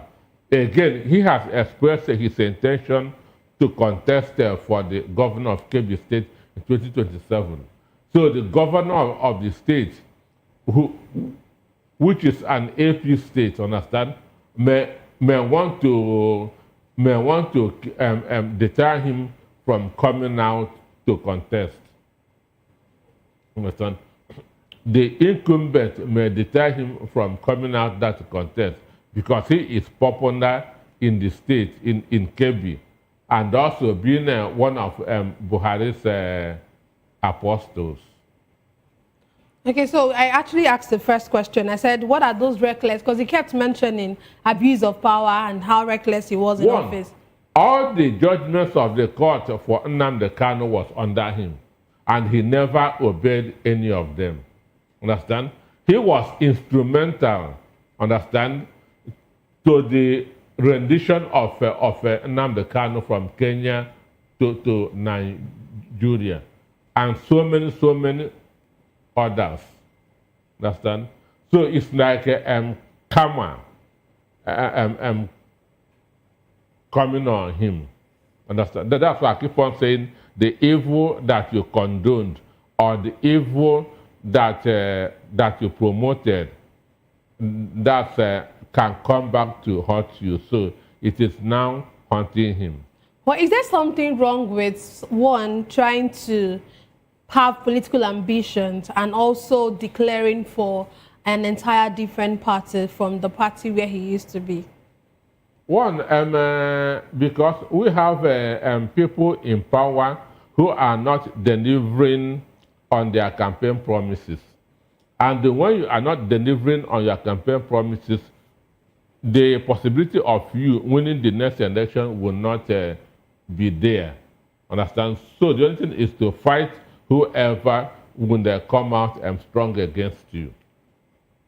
So that's what is happening. And most of the governors are not delivering on their campaign promises. So that's what is happening. That's to make sure he is intimidated, harassed, understand, so that he will not come out in 2027 to contest.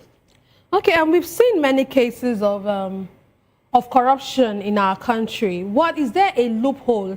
What is it that actually makes our leaders, when they get to the seat of office, they begin to loot so much money? Nigeria, we see Nigeria as, okay, Nigerians are actually hungry. Nigerians are looking for money. Nigerians need money. Nigerians need so much. Infrastructural, in terms of infrastructure, we don't have it. But every time an office holder gets into the office, it gets to loot as much, as in so much money that you can't even think about. So why is it that we have some loopholes in our system that allow such corruption to continually occur? Well, this is so many factors comes into this. One, that in running that Nigeria is one of the countries where running for political office is very, very expensive. Understand? And you have to shoulder all this. In America, they do campaign funding. They do crowdfunding. People raise money for you. Understand? But in Nigeria, you borrow money, you send your property in order to run for an election. So if you are able to get there, you have to make sure that in running for the next election, you are not going to borrow money or sell your houses. So the only way to do that is to steal public funds. The only way to do that is to steal public funds so that you stop sending on your properties or borrowing money from banks. So this is one of the reasons why people steal when they get into political office. Some also steal as a retirement benefit, because most of them, many of them cannot function elsewhere except in the political circle. So what happens when they are off that circle? They don't have any other skill. They have no business, they have no skill. So the only thing is they will be living on the money that they stole when they were in the public office. Then there are also the Nigerian factor. If you go there as a governor and come out poor, understand, they will be causing you they will be insulting you. So they feel that once you get into political office, it is an opportunity for you to become a billionaire. Understand? And okay, to make those around you billionaires. And to become a billionaire and to make those around you billionaires, you have to steal public funds. So this is it's all encompassing. It's all encompassing. Okay, thank you, sir. I will move to the next conversation we'll have on ground. But before then, we'll take a break, and when we return, we'll bring you the details of this particular story.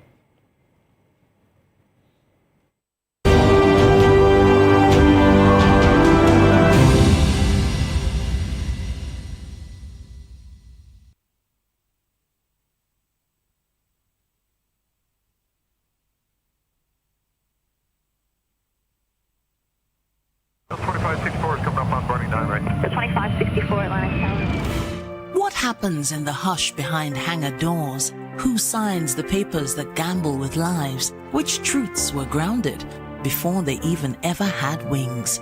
If you've ever buckled a seatbelt at 30,000 feet, if you've ever stared out of that tiny window and wondered who's really in control of the skies, it isn't just flight, it's power, it's politics, it's pressure sealed in steel.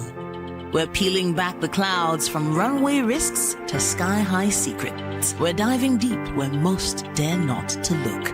Aviation Scope, every Sunday at 7 p.m. only on Voice of the People TV. We don't just report, we reveal. We don't just ask, we uncover. Because when it comes to the skies, ignorance is turbulence. Aviation Scope, the sky isn't the limit, it's just...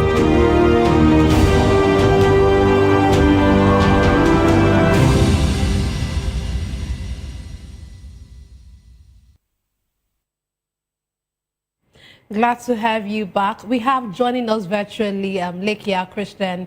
He is a public affairs analyst and social justice crusader, and also the president, Niger Delta Coalition Against Violence. Glad to have you join us tonight.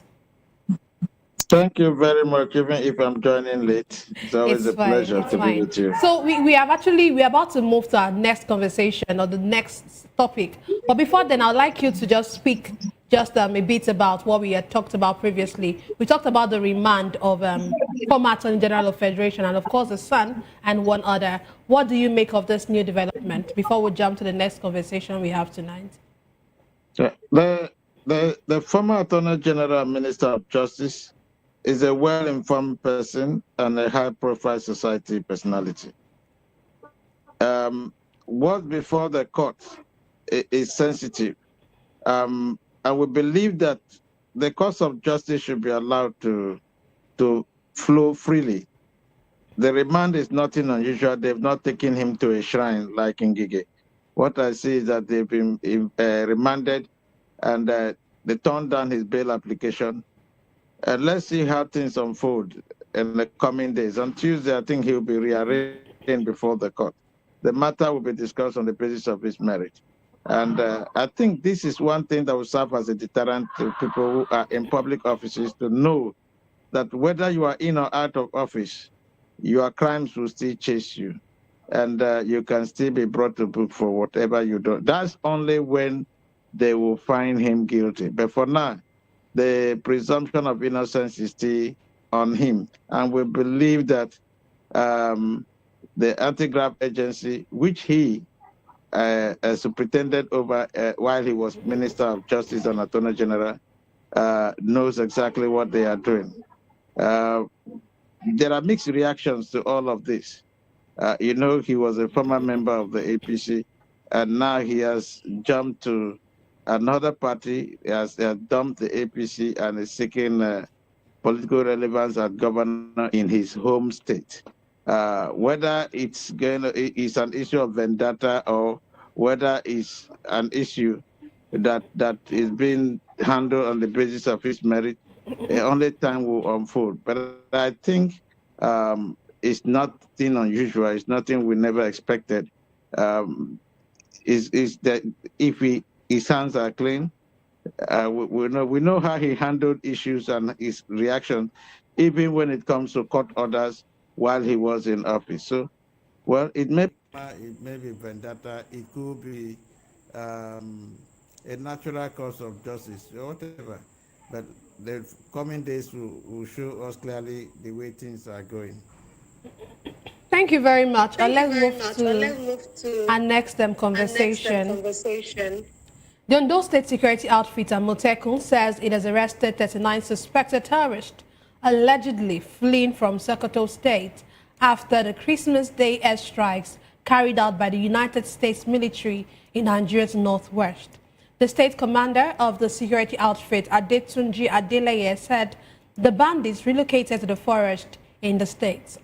Meanwhile, a former intelligence officer, David Amakri, has described recent U.S. precision drone strikes on terrorist enclaves in Nigeria as a clear warning to insurgent groups.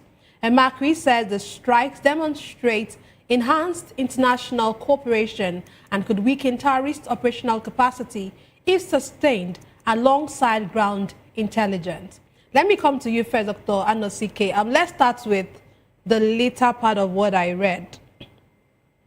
The intelligence officer saying, I know, I'm sure I know that you are really applauding this particular U.S. strike. So I feel I know the direction you talk to go. When you cannot help yourself and somebody decides that to help you, is it a bad thing?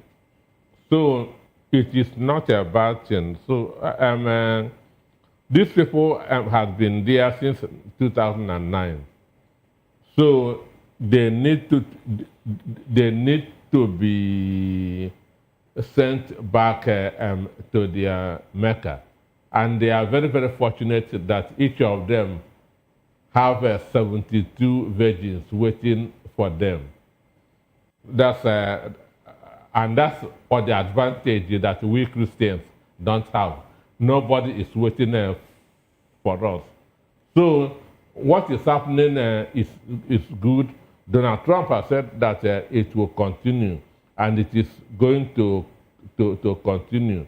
And mind you, this is not like ripe mangoes that's falling down from this thing, from tree. This is a sensitive thing, and there must be no connective damage. So before any strike is done, they have to get their intelligence correct, understand, and make sure that they are going to hit the right people. Unlike what our Air Force is doing, understand, because every 2 months our Nigerian Air Force are bombing wrong people, innocent civilians. And you can see, since December 25th, nobody has said that one innocent person was affected.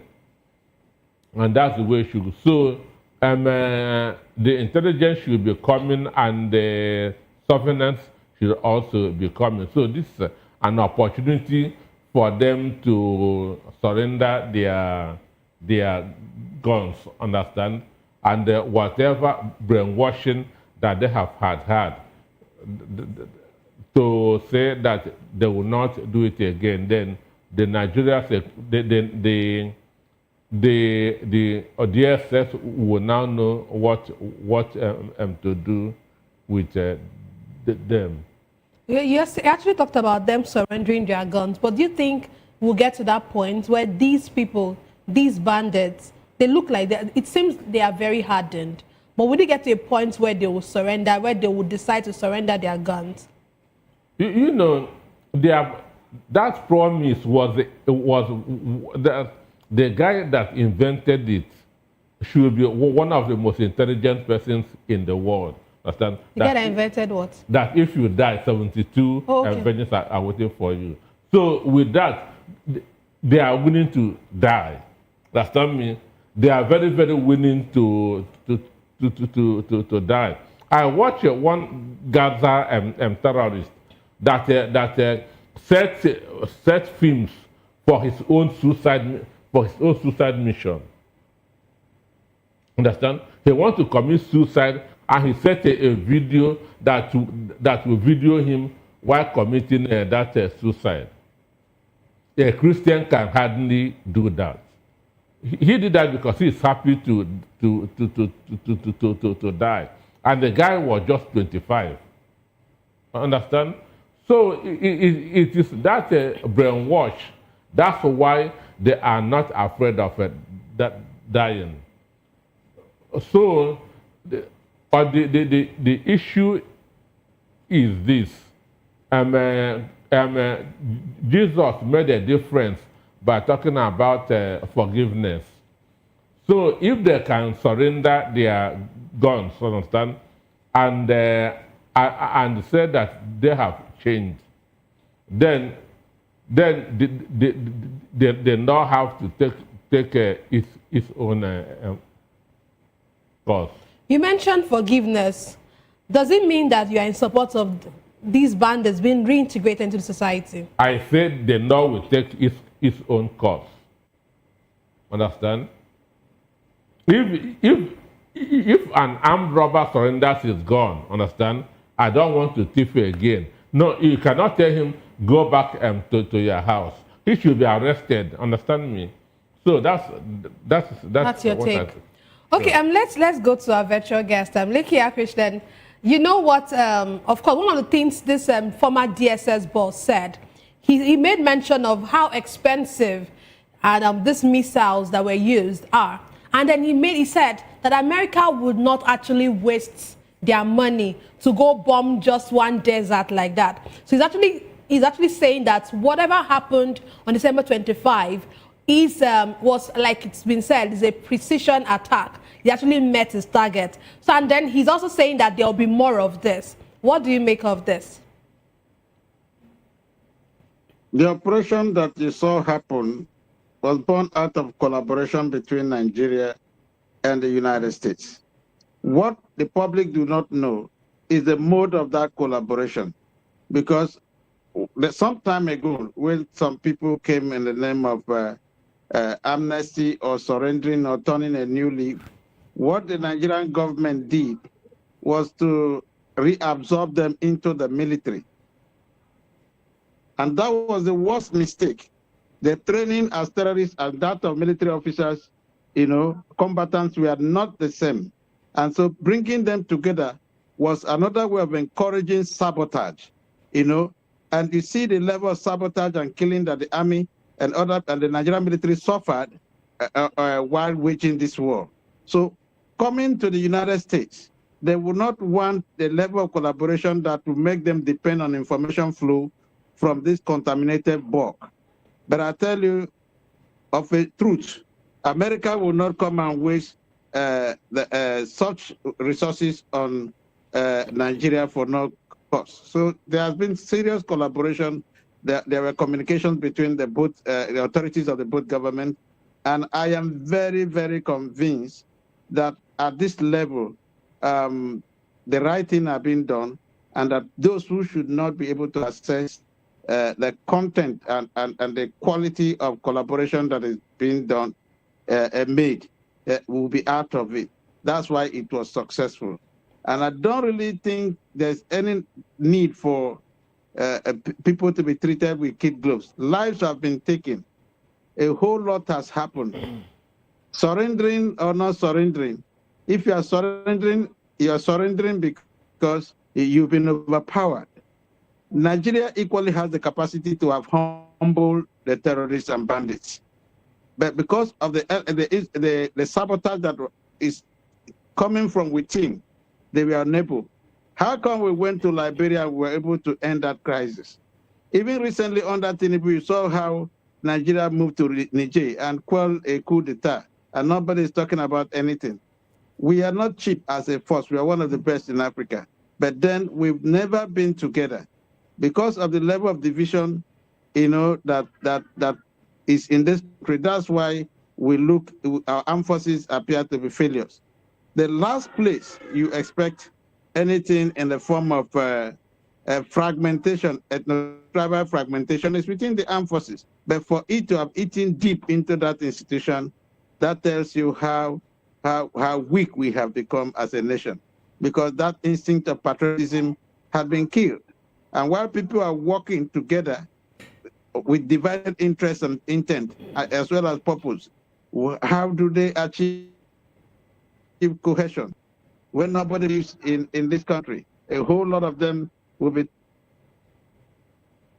thinking, even the corruption will show you that when people from the north commit corruption, it looks like a harvest from the Nigerian state to the north. They will be celebrated. When somebody from the east does the same thing, they will say, he has brought home some of our harvest from the Nigerian state. They celebrate as part of their game. It ought not to be so. Nobody should celebrate corruption or symbols of violence within the society. And I'm praying that moving forward, if this is being sustained, definitely the terrorist forces will be weakened. And beyond that, even where they all surrender, we need to carry out proper intelligence-driven investigation to the root out every member as well as their sponsors, and take a decision that will be in the best interest of Nigeria if we must truly achieve the targets we seek. I say before I come back to Dr. Anosike, I want to speak to the Ondo State Security Outfit and Motekun, saying that it has arrested 39 suspected terrorists who allegedly were fleeing from Sokoto as a result of this of the strikes of the U.S. strikes on Christmas Day at on Sokoto, in this area in the vicinity of Sokoto, and then they are fleeing from there and they are coming into the west. What do you make of this? That's one of the reasons why we should be concerned with those who come into our land, because for them to have moved, they moved into forest there, and because of the level of alert, unity of purpose that exists within the Yorubas, particularly their own security outfit, their Motekun, you see that they were able to contain them. They've been proactive. They've strengthened their instrument of surveillance, and so any movement into that axis is being watched, and that's why it was easier for them to be apprehended. This is what we need to replicate in other parts of this country, and this is becoming increasingly necessary because the state institutions vested with this responsibility are growing weaker as a result of this fragmented interest that exists within the military and other security institutions. So until we grow that, we regroom our people and regrow their passion for patriotism, we will never get it easily right. So, but for now, we need to set up a similar thing across board, so that we can be careful to monitor those who are coming into, because if we don't know what's happening to the forest, we can be in our homes, houses, sleeping, and they invade at any time. So it's commendable that they respond to that situation and to put it under control. Other parts of Nigeria should equally learn from it.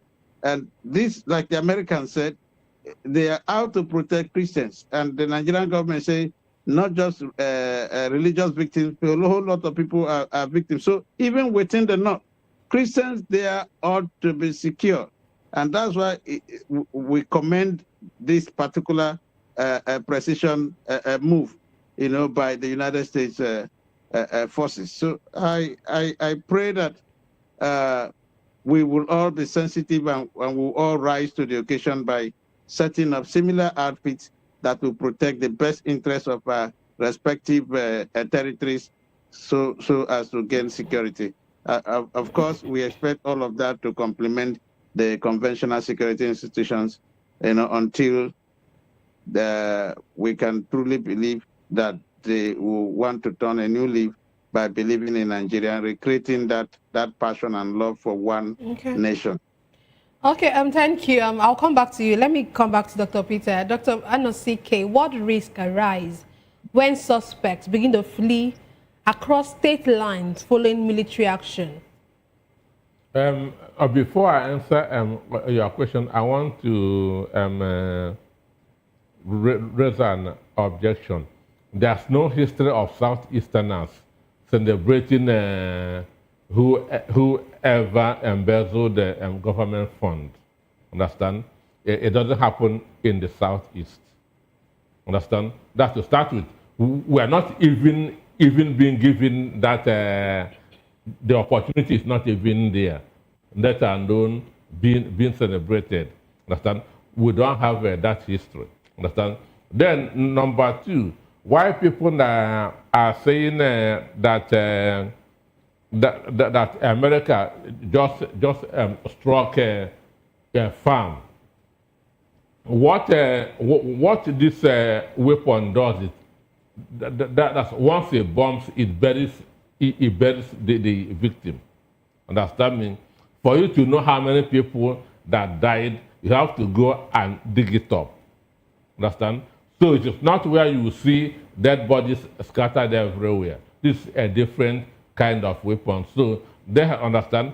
For you that to ascertain the number of people that were killed, you have that to dig on where it hit. Understand? So, but those pictures are not being seen. So people have gone around there. They have seen a mighty hole, but for you cannot go to dig it up because securities will arrest you. So that's why it's not easy to say this is the number of people that were killed. So on the issue of these people, now we have to make sure that it is the right people that are being arrested, because once there's an attack, people move, people try to relocate. Understand? So I don't know the 39 people that were arrested, how they find out that they are terrorists, because terrorism is not written on anybody's face. Understand? Terrorism is not written on anybody's face unless they were interrogated or they were seen running with arms and ammunition. Then you can say that these are terrorists. Just like I said the other time, it is in law. It is said that it is better that 99 criminals go free than for one innocent person to suffer injustice. So there should be no discriminatory arrest in this. And since you read this, I have been working my brain to know how many days it will take people that run from Sokoto to the southwest. Because I was born in the north, I know the terrain, the topography very well.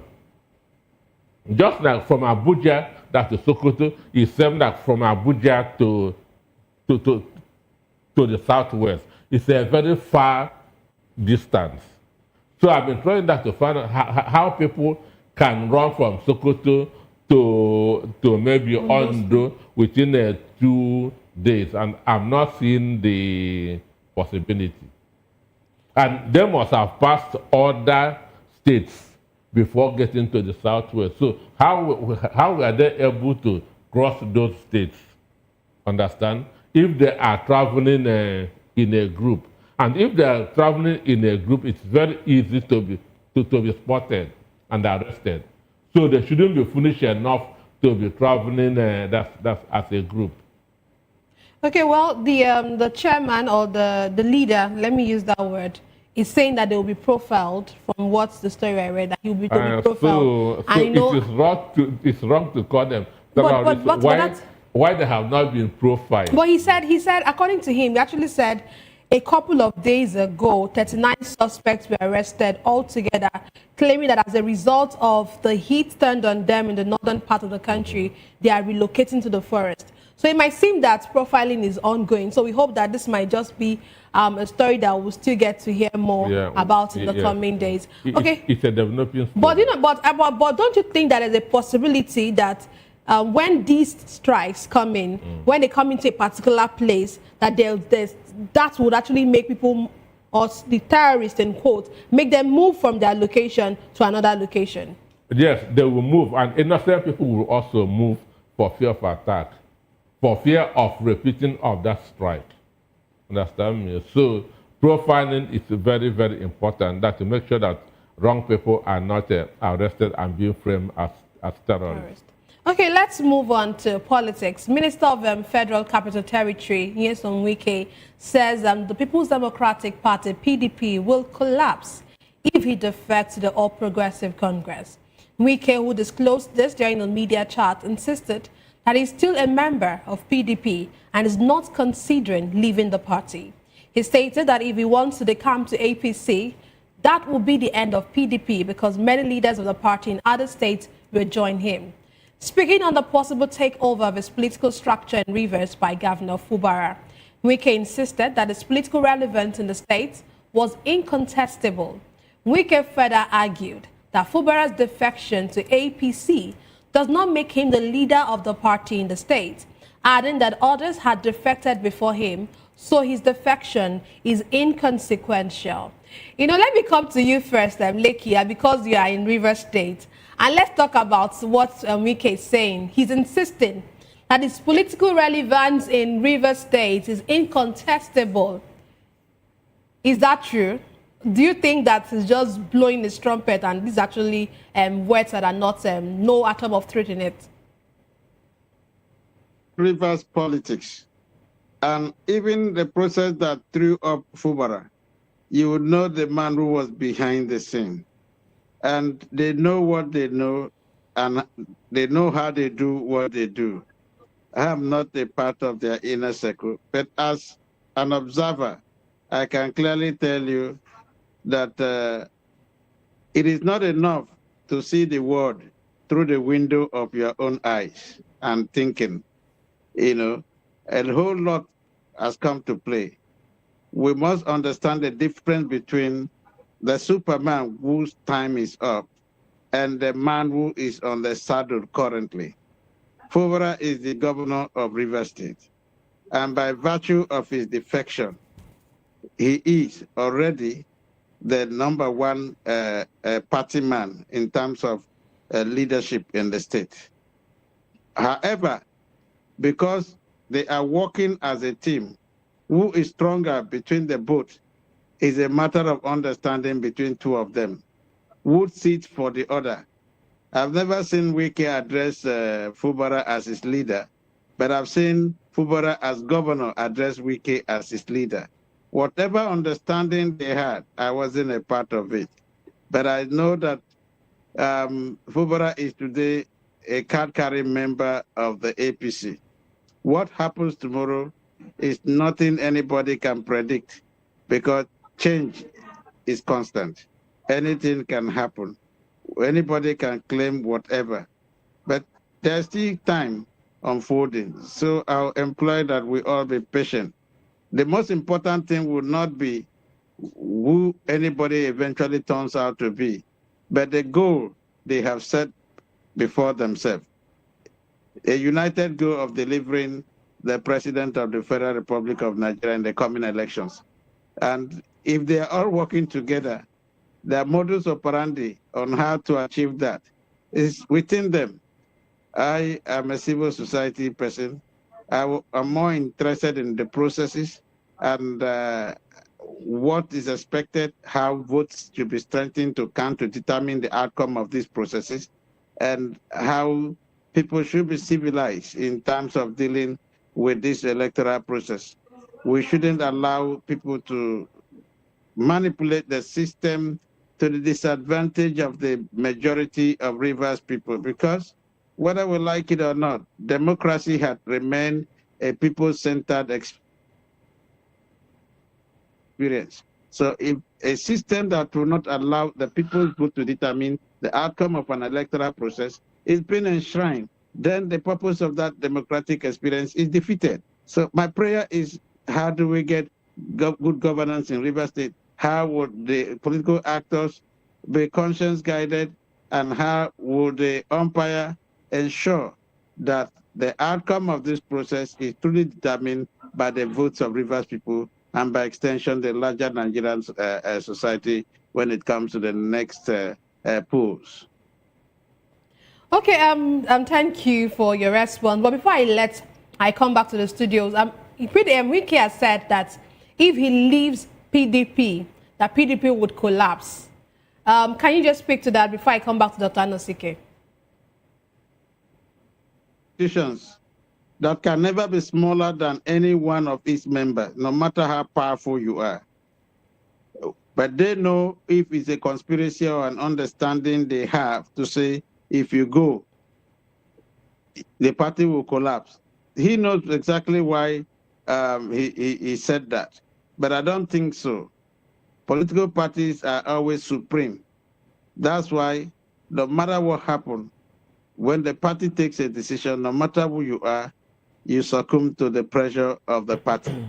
The party's decision is collective, supreme, and superior to the position, impression, and whatever an individual member of the party thinks, no matter how correct or incorrect he may have been at the time of taking that decision. So PDP, whether they're still there or no longer there, it's a matter of time to understand, because we've seen the exodus of people who had gone out.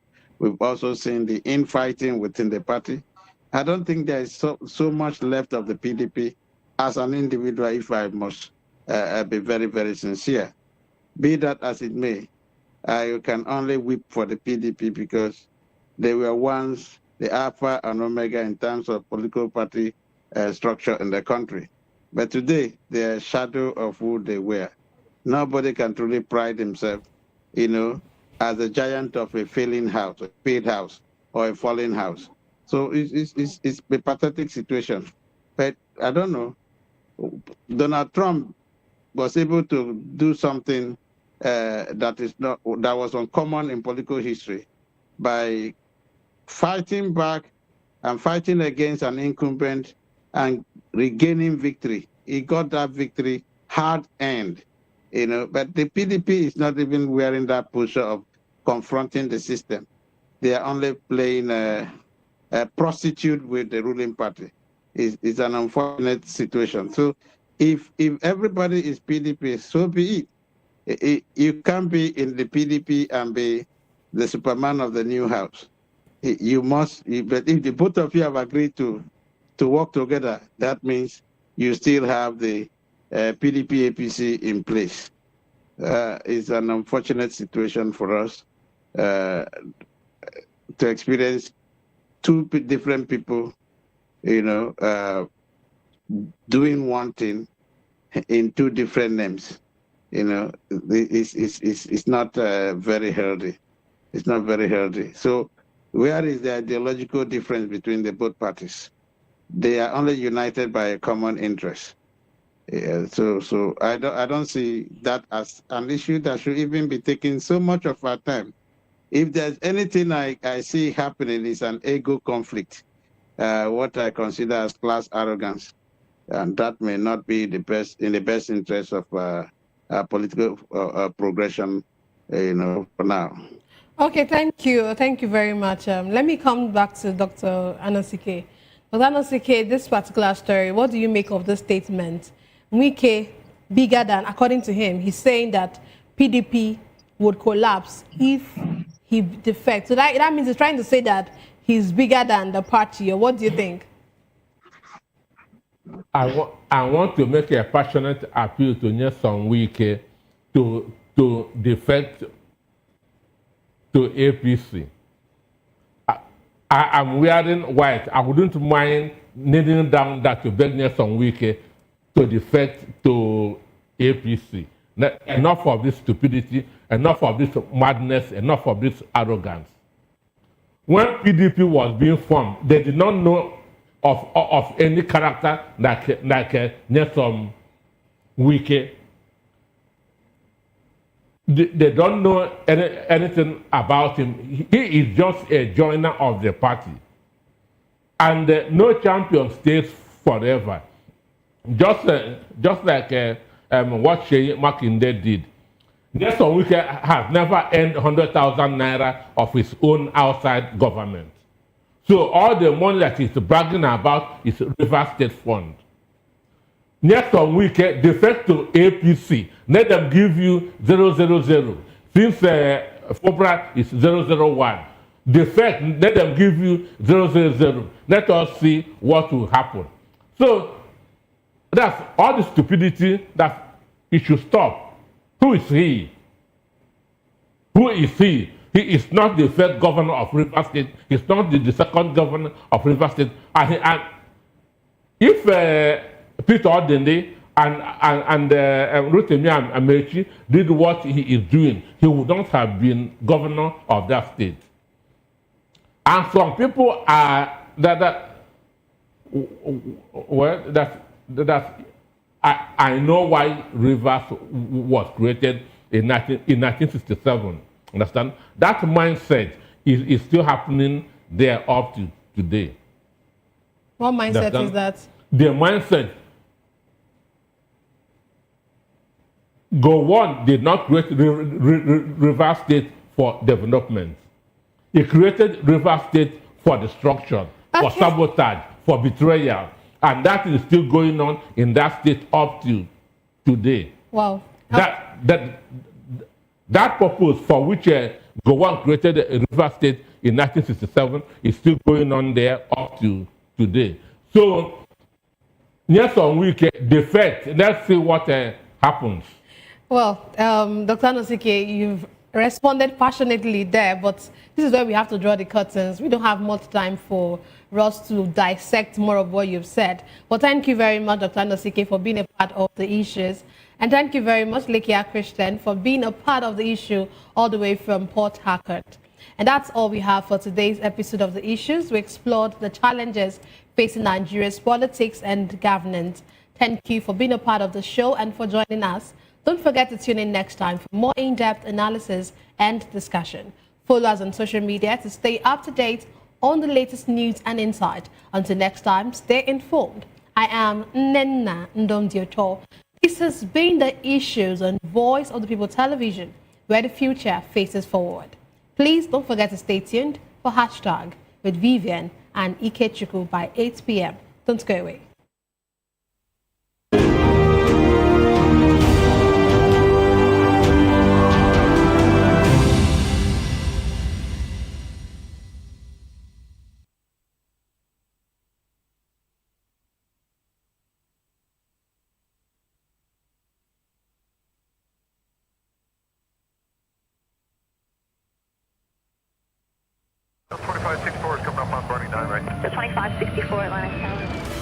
What happens in the hush behind hangar doors? Who signs the papers that gamble with lives? Which truths were grounded before they even ever had wings? If you've ever buckled a seatbelt at 30,000 feet, if you've ever stared out of that tiny window and wondered who's really in control of the skies, it isn't just flight, it's power, it's politics, it's pressure sealed in steel. We're peeling back the clouds from runway risks to sky-high secrets. We're diving deep where most dare not to look. Aviation Scope, every Sunday at 7 p.m. only on Voice of the People TV. We don't just report, we reveal. We don't just ask, we uncover. Because when it comes to the skies, ignorance is turbulence. Aviation Scope, the sky isn't the limit, it's just the beginning. Are you ready for the extraordinary? Something big is happening on your screen. Introducing VOP TV. Now streaming on SLTV channel 264. From breaking news to captivating conversations, news analysis, giving you all sides to the story. We break in-depth discussions on the issues that matter, from politics to sports, entertainment, and lifestyle. VOP TV on SLTV channel 264. Join us as we redefine what television means to you. Voice of the People Television, VOP TV. Now you have more than a voice.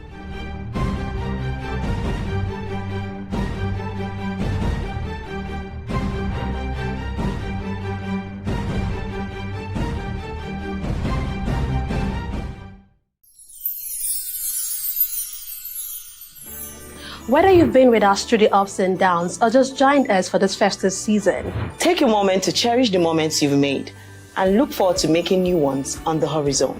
May this new year bring you everything good, everything prosperous. As we bid farewell to the old year and welcome you to the new year, may your heart be filled with joy and your home with laughter. And of course, may your spirit be filled with hope. We'll be bringing you live updates, exciting performance, and inspiring stories throughout the day. Stay tuned for our special New Year's coverage and let's make this year unforgettable. Thank you for making us a part of your celebration. Merry Christmas and a Happy New Year.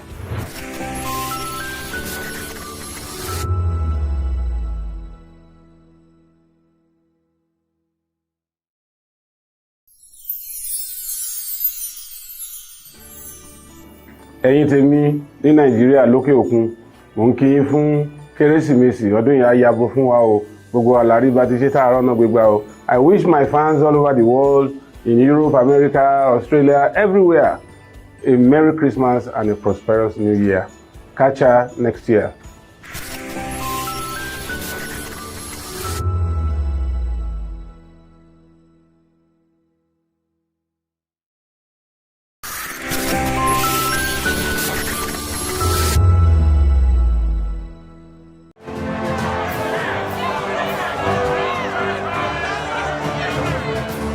Do you want your voice to be heard? Do you know that you matter in the scheme of things? The People's Voice, the show where ordinary citizens take center stage as we discuss the biggest stories that affect you and I. With you in mind, we facilitate lively discussions, debates, and interviews on the topics that matter most to you and I, from social justice to economic empowerment, education to healthcare, governance, and more, tackling tough topics and amplifying your voice. Join the conversation and make your voice count. The People's Voice. Make your voice count. Behind every broken desk lies a broken promise. Education shapes the nations. But who is asking the right questions? Introducing Edu Dialogue, the show that goes beyond the surface, exposes the cracks, the corruption, and the silence in Nigeria's education system. Edu Dialogue, Saturdays, 3 p.m., only on VOP TV.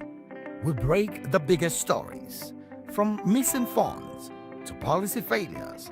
We ask the tough questions and demand real answers. Edu Dialogue, this Saturday, 3 p.m. on Voice of the People Television.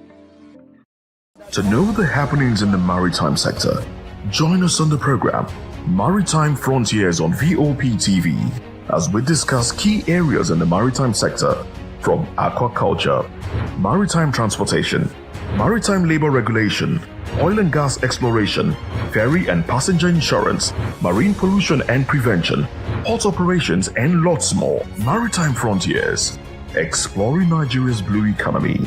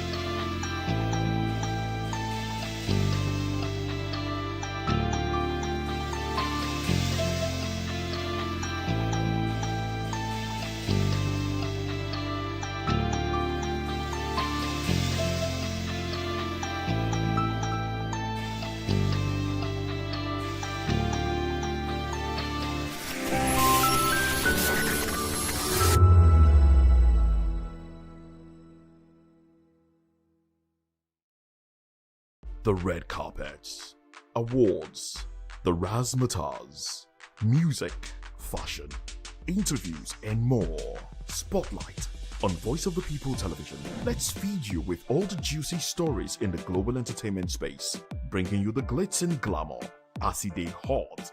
Stay tuned to Spotlight, 1 p.m. Monday to Friday.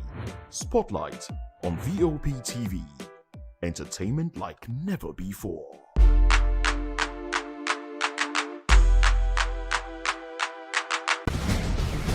Join us as we drive into the world of politics through insightful interviews with prominent political figures, both serving and former governors, ministers, senators, legislators, party chieftains, activists, and analysts. Get first-hand information into the decision-making processes that affect our daily lives. Highly engaging one-hour program that brings political discourse into focus.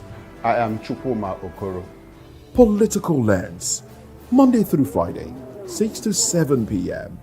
Join us.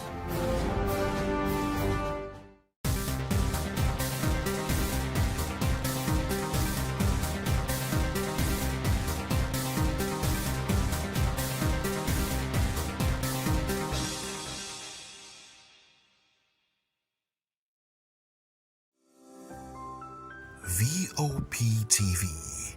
Now, you have more than a voice.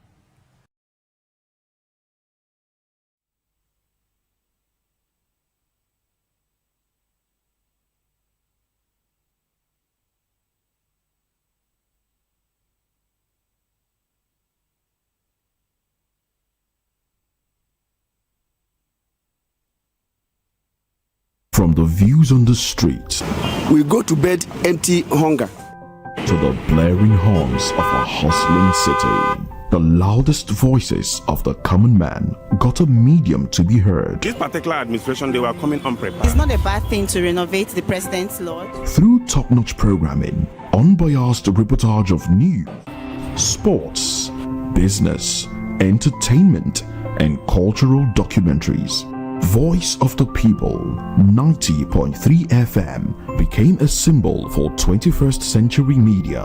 And now, a new baby is born. Voice of the People Television, VOP TV, youthful, full of vigor and penchant for excellence in the continent's media space, exposing the wrongs, applauding the rights, dissecting the news without fear or favor, through factual and accurate stories and contents. Corruption kills three things that makes a society. Representing the interests of the people and giving them a voice. Voice of the People TV is here to stay towards building a fair society. VOP TV, Voice of the People Television, truly a voice for the people. In a world where power shifts with every headlines, news breaks and events happens, we bring you unbiased and explicit information on politics, economy, and state of the nation. We break down the chaos.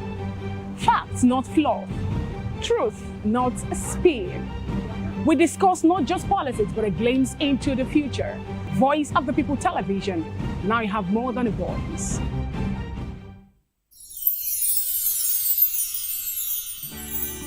It's the most wonderful time of the year. But for us, the technical crew, it's weird for technical people to be in front of camera, but I just want to say, now this one they make me come outside every day. Anytime when they call me, I will rush come outside. We don't get holiday. Our holiday is part of our daily routine, and we've embraced it. I must say, the work is challenging, engaging, and interesting. We are all families here at VOP, and we the technical crew. For us, it's another day on the job. But it's tough being away from family. But the lighter part of it is that after the work, we stay connected with video calls and messages. Merry Christmas. On behalf of the technical crew, we wish you a Merry Christmas and a Happy New Year. Merry Christmas, and here we are, job continues.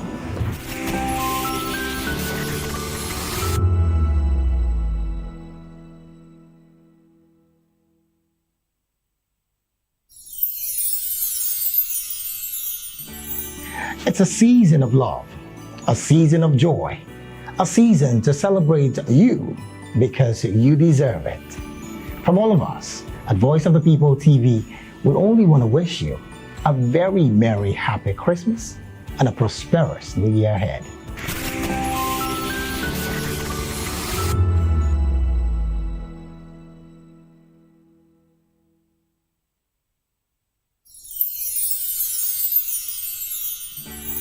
We are here with the leadership of VOP Television Lagos. We do appreciate this opportunity to say Merry Christmas and Happy New Year to our viewers all over the world and admirers. Cheers.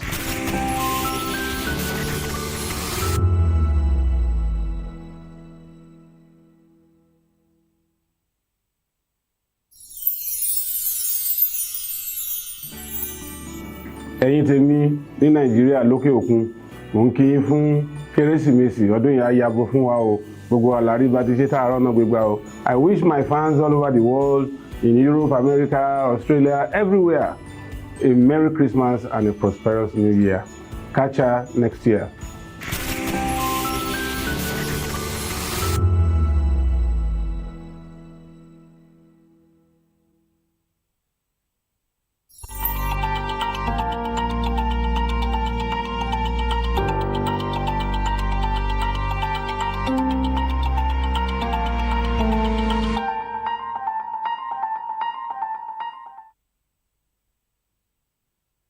Welcome, guys. The show is Hashtags right here on VOP TV. My name is Vivian Oguche, and it's always a pleasure to have you hang out with us. So this is where we're going to tell you all things trending and all things topical, right? Today promises to be another roller coaster. Yeah, we're also going to be following up on some of the stories we broke yesterday, but I can promise you that we've got fresh ones as well. So, it's the Yuletide, but something seems to be happening in Lagos this period. Let me not just let the cat out of the bag first. I'd love for you to meet my co-anchor, and then we'll get down to business. All right, guys, just less than 48 hours to the year 2026, and this obviously is hashtag where you get everything that's happening around the world as we speak at this moment. But then it's a very good day to be here again to talk conversation. That's exactly what we'll do here on hashtag. We'll follow up on trending stories and of course bring you stories that we've actually brought before. I mean, if this is the very first time to be part of hashtag, do join us again.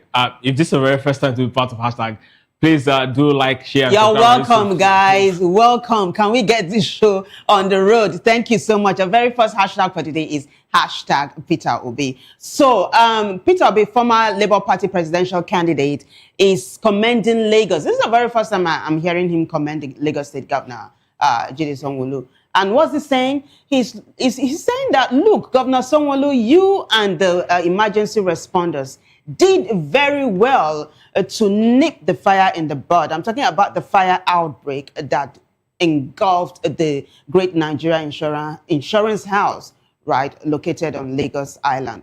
We're going to be showing you a video of that in a short while, in case you didn't catch it last week when we broke the news to you. So Peter Obi is saying, well done, but please, you guys need to do better. Let me take you to X now, so we'll put up that post by Peter Obi, shall we? So, Peter Obi says, I've just received the heartbreaking news of the fire that gutted the Great Nigeria Insurance House in Balogun Market. He put this up like 2 hours ago, and he now said, my thoughts and prayers are with all those affected by this tragedy. To the families and loved ones of those who have lost their lives, I extend my deepest condolences. I commend Governor Jide Sanwo-Olu and the Lagos State Emergency Management Agency for their efforts so far in coordinating rescue operations. However, we must not stop there. I plead with the government and all relevant agencies to intensify efforts to rescue those still trapped under the rubble, especially the Omatu brothers, whose distressing phone calls and their families' public plays have captured the hearts of Nigerians everywhere.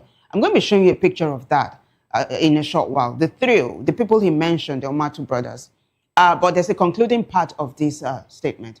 He said, this tragedy serves as a poignant reminder that our emergency services need improvement. Let this moment serve as a call to action for better preparedness, stronger regulations, and a renewed commitment to protecting our citizens. I urge all Nigerians to pray for the rescue of the trapped and support the families affected. A new Nigeria is possible, PA. So, Ikechukwu, apparently there are people still trapped in the rubble, and the emergency response team still on ground, still doing their work. So even though Peter Obi is commending them, he's saying, you guys need to do better. Now, he talked about 3 family members that are still trapped.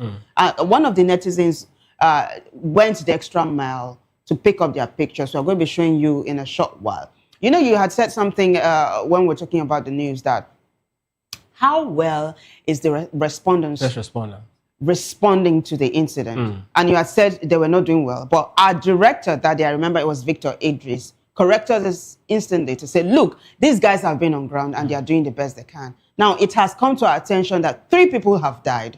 At least 3 people lost their lives in this incident. And the response team are still there doing their thing. I don't know if you want to jump on this before we take a look at what netizens are saying. Well, I mean, first off, you know, when stuff like this happen, definitely it's right in the hands of the first responder to actually ensure that, you know, if they can actually ensure manage to actually keep life safe.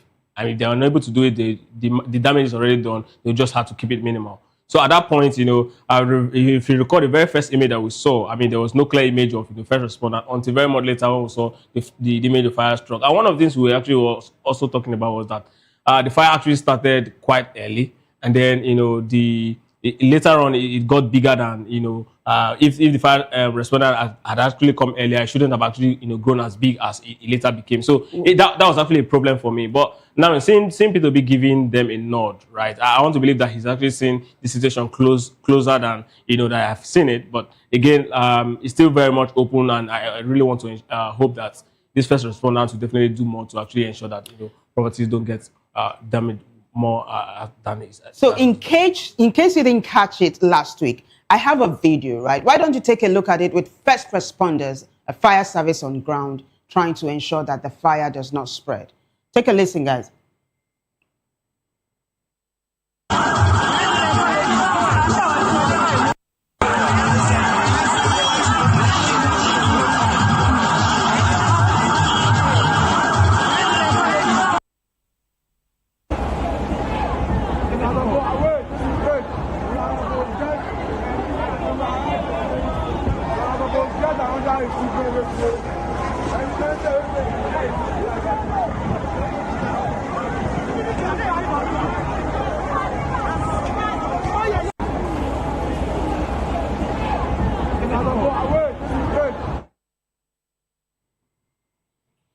So that was what happened last week. And this thing is still ongoing. The responders are still there trying to pull people out of the rubble. Like we had a Lagos State government confirm that at least 3 people have died. Our hearts are with the families of, you know, the deceased. But netizens actually jumping on this. Some are reacting to Peter Obi, congratulating or commending Lagos State governor and, of course, the responders. And also some are saying, you need to do more. There are people still trapped under the rubble. Peter Obi actually talked about it. So let me take you back to X now so you see how netizens are responding to this one.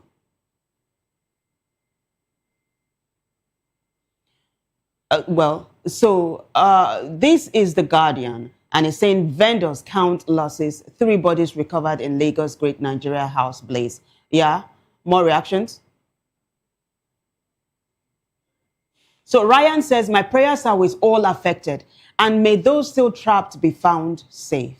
This tragedy highlights the urgent need for stronger emergency services, better preparedness, and stricter safety regulations.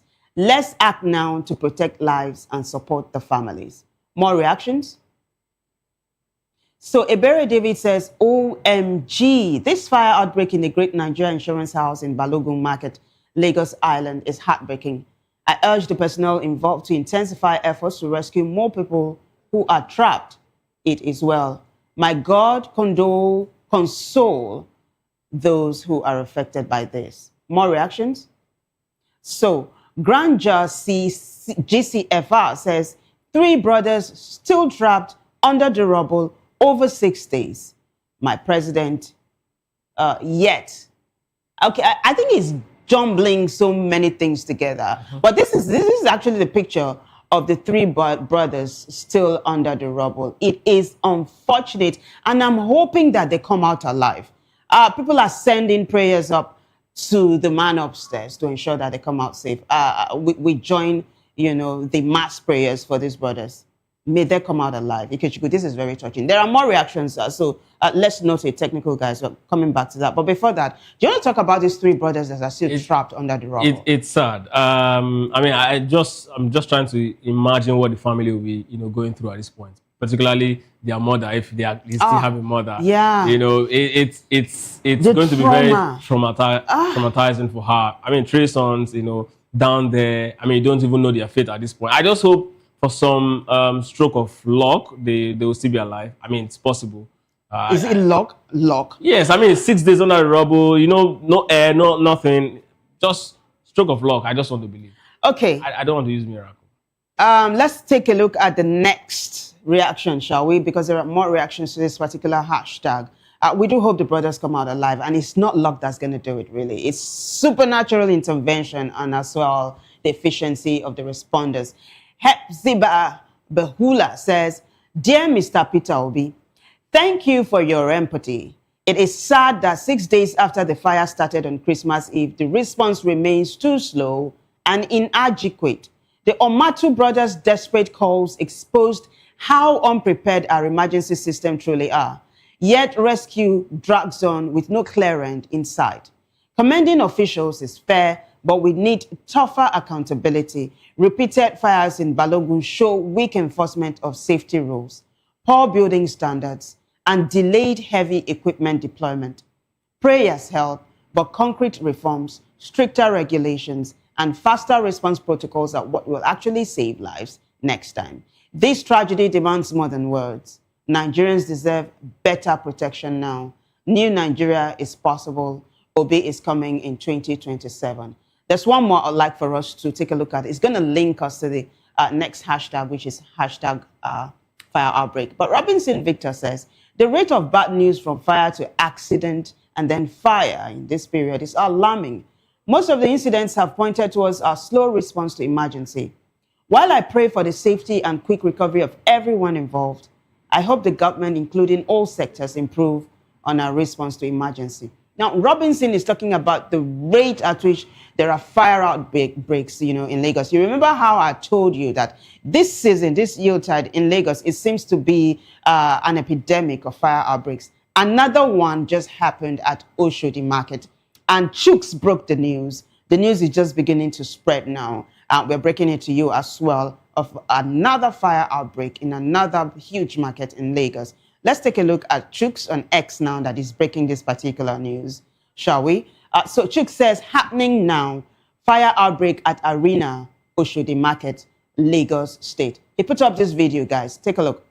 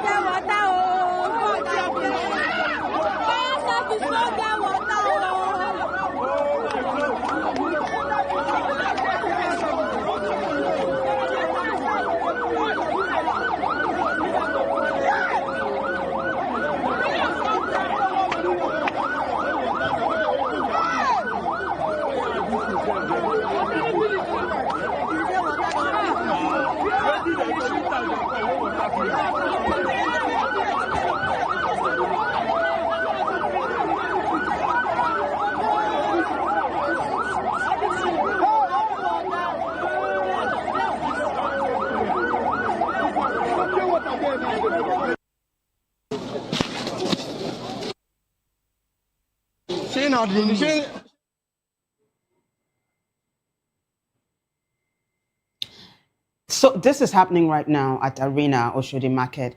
And if you could hear, the siren blowing in the background, it looks like there is respondents already on ground. But Ikechukwu, did you hear some of the standards by saying fire service no get water? If it is true, then it is appalling. Well, I mean, if you've witnessed a situation where there is huge fire like that, I mean, it's not something that is new. It would not be something that is new to hear.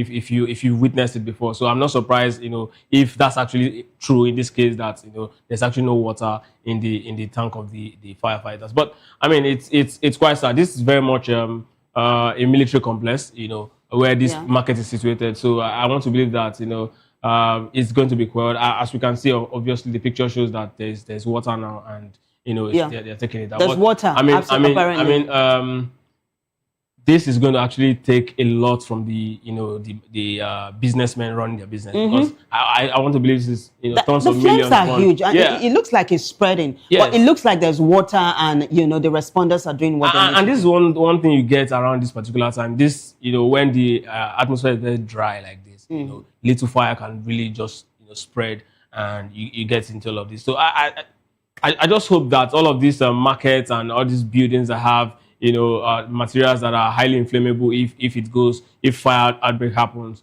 have this huge fire extinguisher. Now I think it should be made mandatory by the authorities handling not just this market, markets across the country, because I think since this has become commonplace now, one of the things that needs to be put in place is proactive measures to ensure that if there's an outbreak, there are immediate means to end it.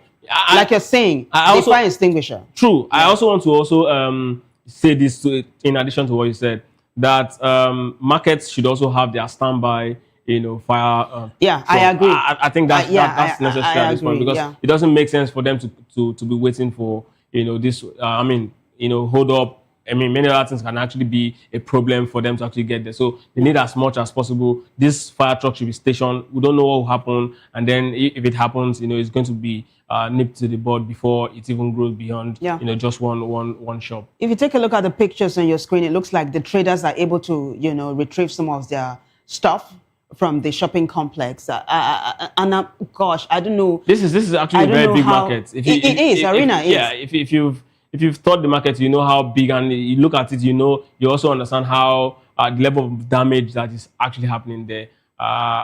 This is a lot, to actually bear. I passed this market just yesterday, and I mean, just this happening today is actually very sad to see. It's quite big. It's huge. It's huge. And it looks like the responders are doing their thing, though. And I'm hoping that there is no fatality this time. I'm hoping against what we saw, what happened 6 days ago at the Great Nigeria Insurance House that we just talked about.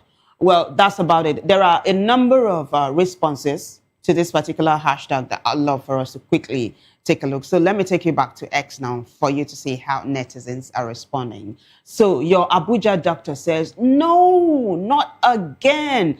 Can't we rest from bad news in this country? Who did we offend? I hope no lives are lost, though. Sad. December far. Your Abuja doctor again says, trust me when I say that before the fire service arrives at the scene, the only thing left to save will be ashes. They may even arrive and come with incomplete or inadequate gear. Fire service that has come to put out fire in my estate before without any water in their truck. Yeah. So your Abuja doctor is recounting an experience that happened in his or her estate. But in this case, it looks like the fire service came prepared, and they came almost immediately based on what we're saying. Mani says, Lagos State and fire be like 5 and 6. But I'm hoping that ends soon, though. Let's end it there as we quickly move on now to the next hashtag. So, hashtag George Akume is what's trending. He is the SGF, right? The secretary to the government of the Federation. Now, he is at loggerheads with the governor of his state. So George Akume used to be a governor of Benue State. So Father Aliyah, Hyacinth Aliyah, is the current governor. But it looks like these people are never, ever going to eat from the same plate. Looks like it's a replay of what's happening between the governor of Rivers State, Sim Fubara, and his erstwhile godfather, Nyesom Wike. That picture is not supposed to be on your screen, so please ignore it. So it looks like at the moment, Father Aliyah and George Akume are not smiling at each other. So Vice President Kashim Shettima decided to jump into the fray to settle the matter once and for all. He said, if you don't settle this matter between you, it will be the people of Benue State that will suffer. There's a video I'd like for you to take a listen to the VP. Brothers or perish together as fools.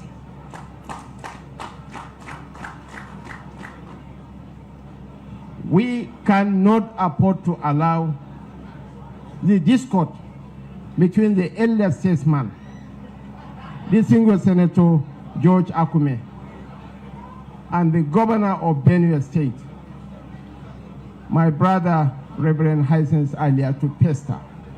We have that moral obligation to step in and heal the wounds.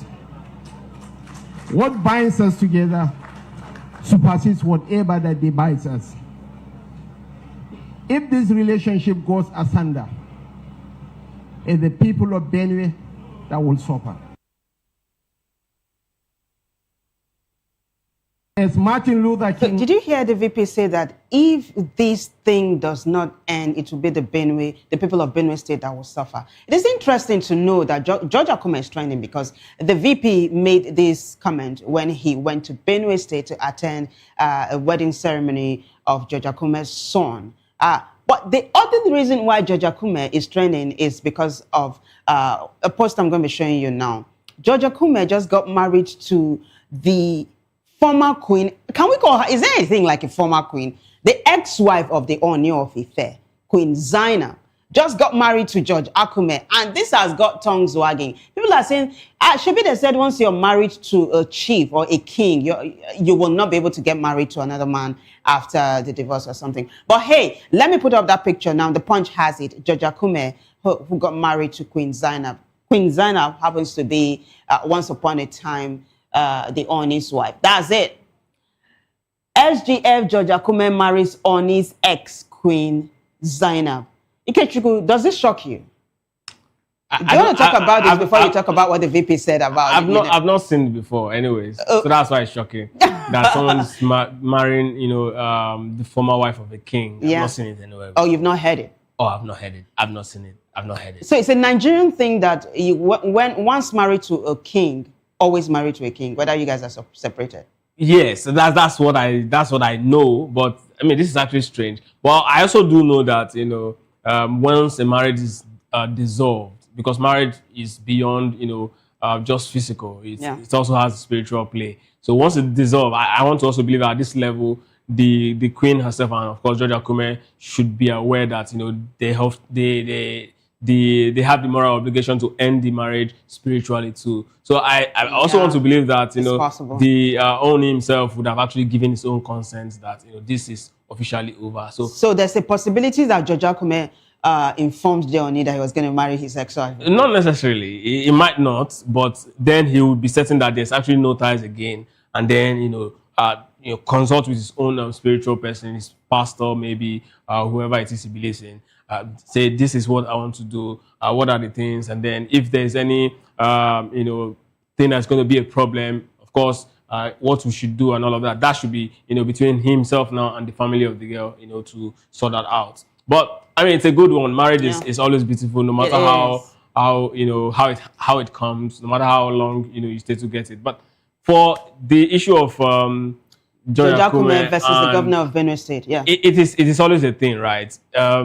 The governor will always want to, say that I'm the governor of the state. Of course, who was the governor when, the likes of Akume and co were actually pushing for the presidency, helping, Asiwaju get into office? They actually played their role for himself. He's just one of those very silent, player in the president's, corner. Not like not like Wike that's very, outspoken, but he's a very silent player. So what I hear you say is he's one of the major stakeholders in the North Central. Very well, because I mean, you don't get the position of the SGF by just being a party man. No, you have to be well trusted by the president for him to actually hand that to you. And that's exactly what, because he was one of those who was actually supposed to be the Senate president before, what's his name? Ahmed Lawan actually got it. And, very much an Asiwaju person. So now it's a game more like what happened in Rivers State. Now it's actually playing out. I just want to, like the, VP said, and this is where I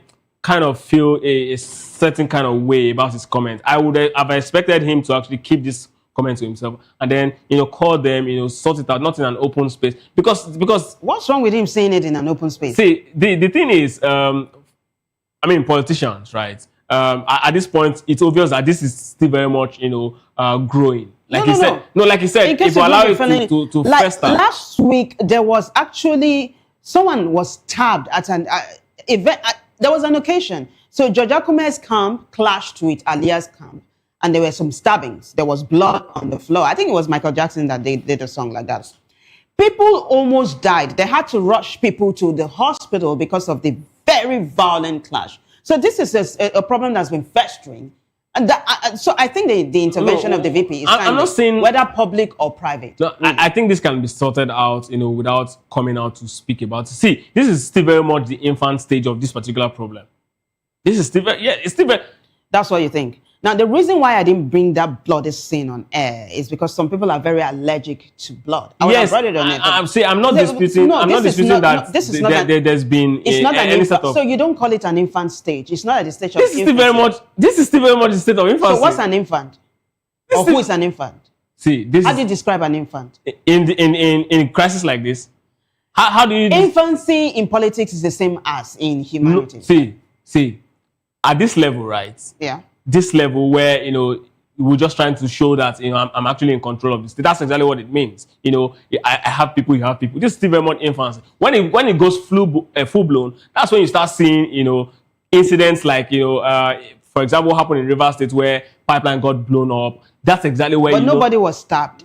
See, that's what I'm saying. That's exactly where, because for me, the human life is sacred. It's more important than pipeline. For you. Because when you are dead, there is nothing the pipeline for can you, do for but you. not for politicians. Yeah, but for you, Unko. Exactly. That's what I'm saying. I'm looking at for you. What's more important? Exactly. For me, it's human. So what are we talking we're about? looking at politicians having conversations. So why are we even arguing about this? I think it's time for us to end this particular hashtag. So we move on to the next one, which is Anthony Joshua. This is like a follow-up to one of the hashtags we broke yesterday.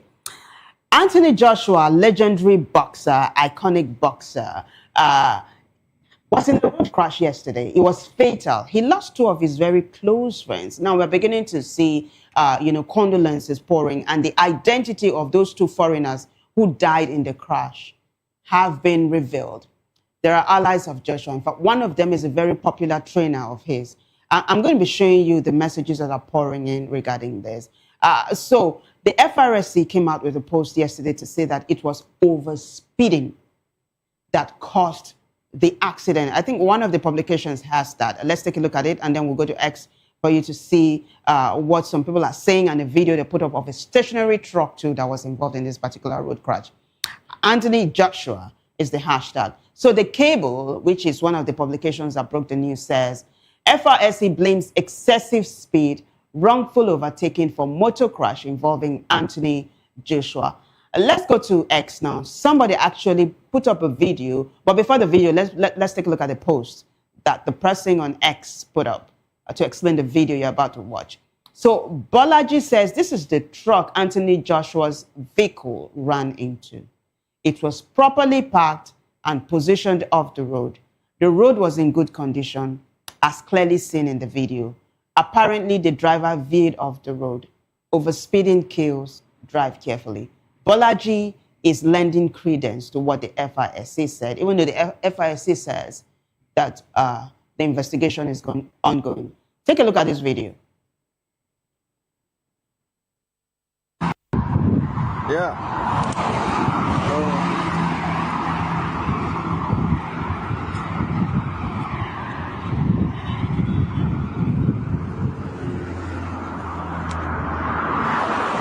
This is the truck that I want to kill Anthony Joshua for us today. This is the truck. Yeah? And this truck won't kill Anthony Joshua for us. Can you see this? Right? But did you see any caution sign to say there's a parked truck there? It's not on the road. It's not on the road. So there's not supposed to be any caution sign? If it's not on the road, if it's clearly off the road. Really? Yes, if it's clearly off the road. If it's on the road, blocking some section of the road, then you put caution signs, that something is here, blocking the road. But if it's off the road, there's no need for it to be there. Okay, so the FRSC is right to say that the fault is that of Joshua and his allies. Yes, All right. Well, I really am not, blaming anybody at this moment because investigation is still ongoing and the reports are pouring in. And they're saying it was because of that stationary truck there that the accident happened. Also, the FRSC, like we heard, said it is overspeeding that caused it. Now, there are condolences pouring in and people are saying lots of good things. I'm being educated here. My director is telling me that overspeeding is the major factor in this very tragic accident. So let's continue to take a look at, this hashtag as condolences pouring. I'm taking you to X now so you see what people are saying about this. So Mr. P Square, you know him? The other half of the defunct P Square says, this accident has shattered me completely. Lads and Sinner, I can't believe you are gone. Why? To my brother at Anthony Joshua, my heart breaks for you. Lads and Sinner will forever live in our memories and in the love they left behind. Even in the middle of this storm, we are grateful to God for sparing your life. May He comfort you, guide you, and help you carry their legacy with pride and strength. You are in our thoughts and prayer. And he said, stay strong, brother. He put up this video of Lars, Sina, Joshua, and himself, as well as some other people. So we'll take a listen to what they are saying a little bit, or the background, and then the video will play while Ikechukwu and I talk about it. Take a listen, guys.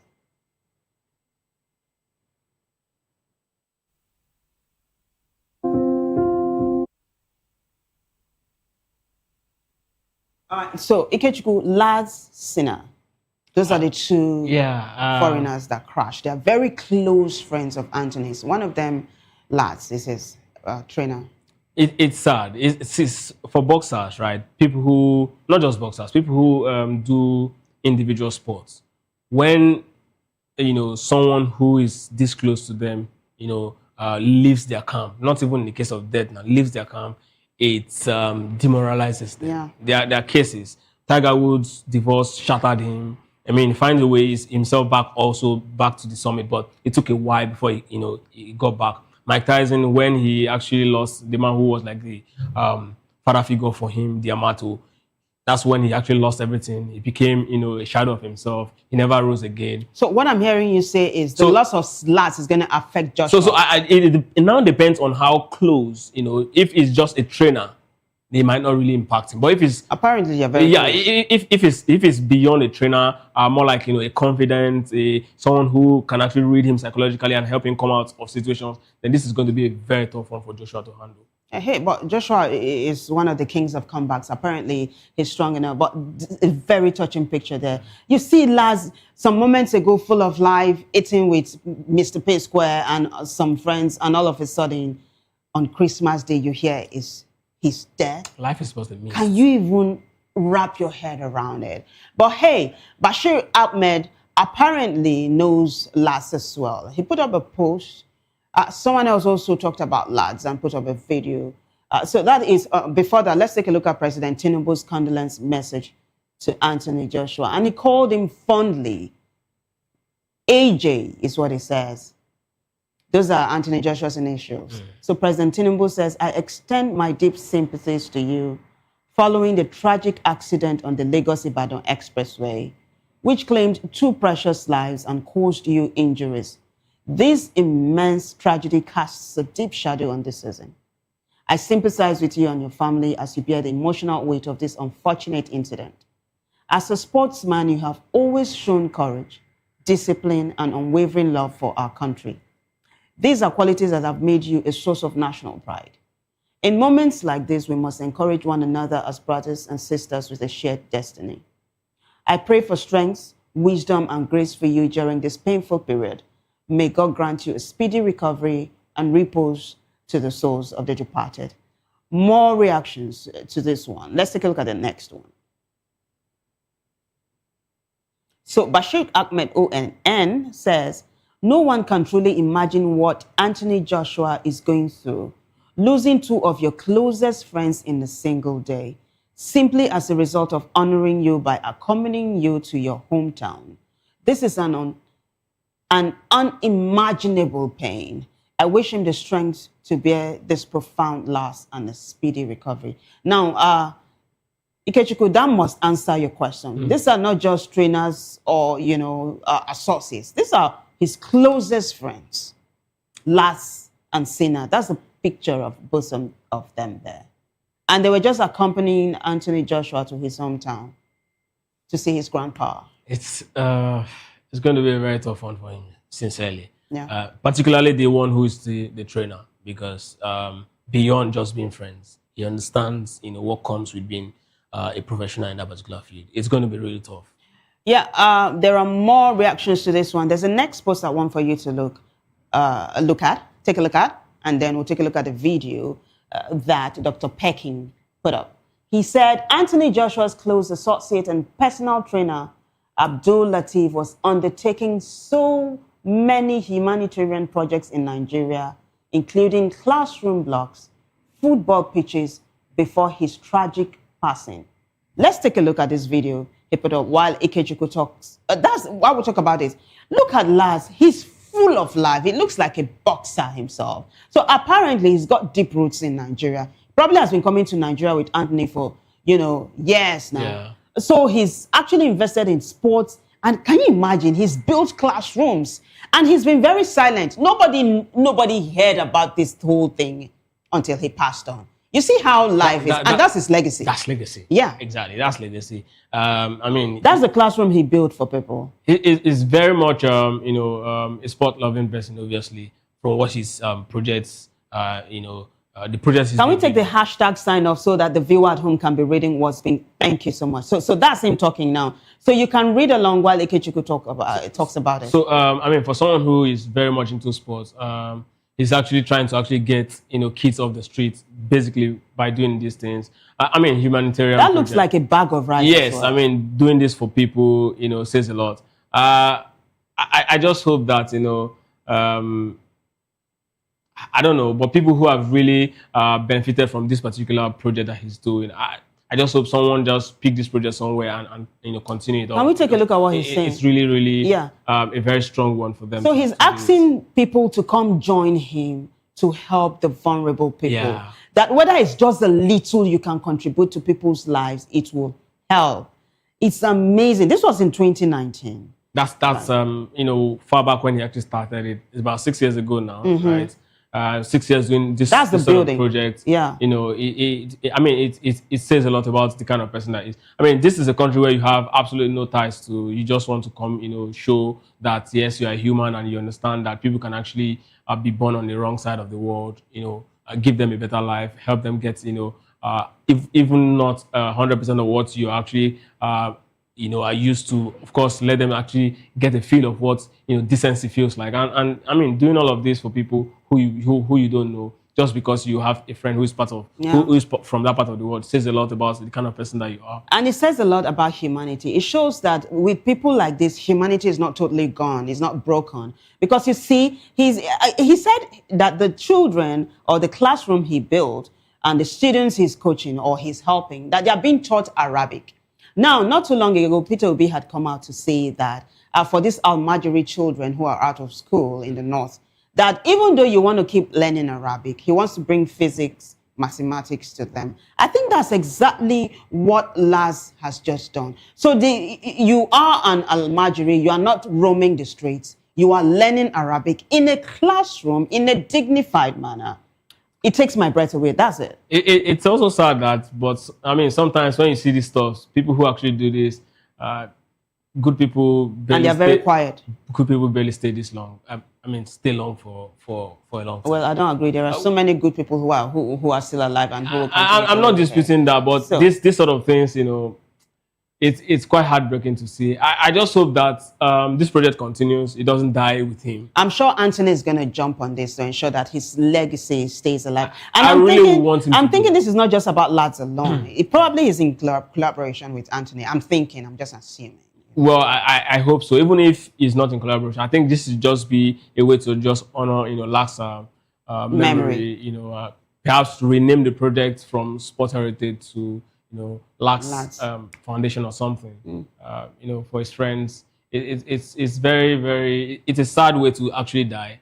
Accident is not I know someone who actually got involved in this sort of thing. He didn't die, but the car was almost totally gone. Yeah, but stuff like this will want to make you really reflect deeply and think about how you live every moment of your life. Never ever take it for granted, I'm telling you.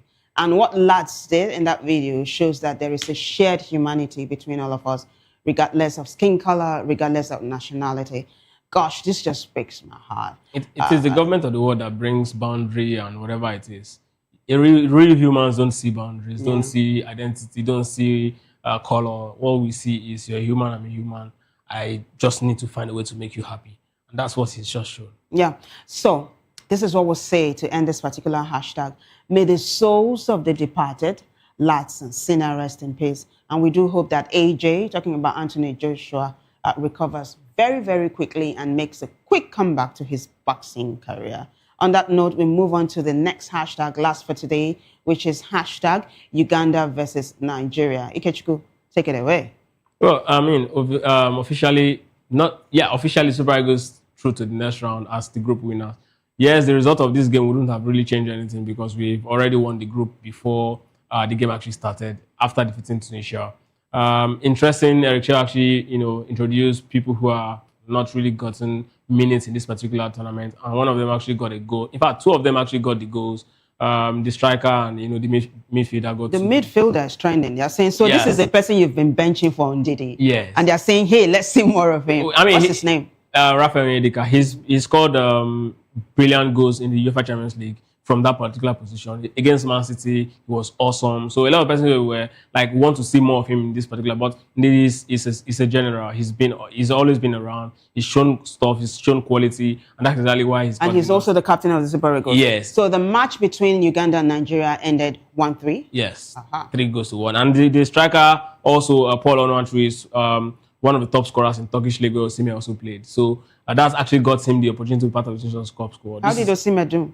Well, he did very well. He was also supposed to get a goal, but the goalkeeper actually fouled outside the 18, so he was sent packing. I mean, giving the matching order, which means a red card, and that actually reduced their number. So it gave Nigeria another advantage in that particular game to get. So what would you say? So it was an 11-10 man game, a 10-man 11 man game. 10-man 11 game. But of course, we've scored one goal before that happened. So those two goals actually came in succession after that guy was sent out. So let me ask you, without bias, what would you say about Chell? Do you think he's got his mojo back, really? Well, for me, I see a man who is still very indecisive. He really doesn't know how he wants to play. Today, he's coming out as a man in full jeans. Tomorrow, he's putting on skirts. You really cannot tell. Guys, that's not literal. Don't take it literally. You really cannot tell what his plans are. We've seen the Super Eagles. We know the quality of players we have. We know the best formation that suits them. But every single time he likes to experiment. This is exactly why a lot of persons call and ask why he's doing this. Perhaps if he's being controlled or told the players that should be fielded. Because controlled by who? We really cannot tell at this point, but it feels that way because now you have the players, you play a certain way, you play very well, people clap for you. And because the next you're sounding like just the way Aisha Buhari, the former First Lady, is saying there's a cabal that was controlling her husband. You're sounding like there's a cabal in there's always the been world cabal. Of football that's controlling there's always been right now. There's always been cabal. I'll even tell you, former NFF president, I'm talking about Ahmad Pinnick. Yeah. Before the 20. Who is still very active in Nigerian football governing. But of course not the chairman now. Yeah. And not the president now. Before the 2018 World Cup, he actually ensured that Ahmed Musa was part of the team. And after the particular chairmanship, he said it is a slot for him to be part of it. But normally the coach decides, players that he wants in a particular championship. Right. If a man can actually influence the list of players that will go for a championship, it means, he can also influence the list of players that will play. These are the things. So sometimes it feels like a player that really doesn't know what he wants to do. But so far, it's working for whatever he's doing. Is working for him, Abi. You guys are still. Oh, I'm saying you guys because I think I'm a retired fan of the Super Eagles. I'm just watching things for now. You think you're gonna make it all the way? We have the favorite Morocco right now, but do you? Very well. Yeah, but you think Super Eagles? We have the quality to go all the way. If Eric Chell can decide what he wants to put on, if it's a suit, if it's an agbada, let us know. All right. That's what the problem is at this point. He should just decide how he wants to, set up the boys. I think we've got the quality toe-to-toe against anything. All right, guys, on that note, we wrap it up. We are counting down to the last day of 2025. Aren't you excited that you made it this far? We are hoping that, look, I'm actually hoping that 2025, even though it's just like over 24 hours, about 25, 26 hours remaining, I'm hoping really that 2025 is the best year of my life, and I'm going to get into 2026. That's going to top it. But I don't know about you, though. I'm optimistic. I'm an incurable optimist. But I got to say, thank you to everybody who contributed to making the show today a success. Let's do it together as we count down to New Year's Day. I'm talking about 2026. A bigger thanks to you guys, really, for watching. Without you, hey, there's no hashtag. It's all about you. So keep a date again with Ikechukwu and I for another edition of Hashtags right here, same time, same station. Until then, I am Vivian Oguche, and bye for now.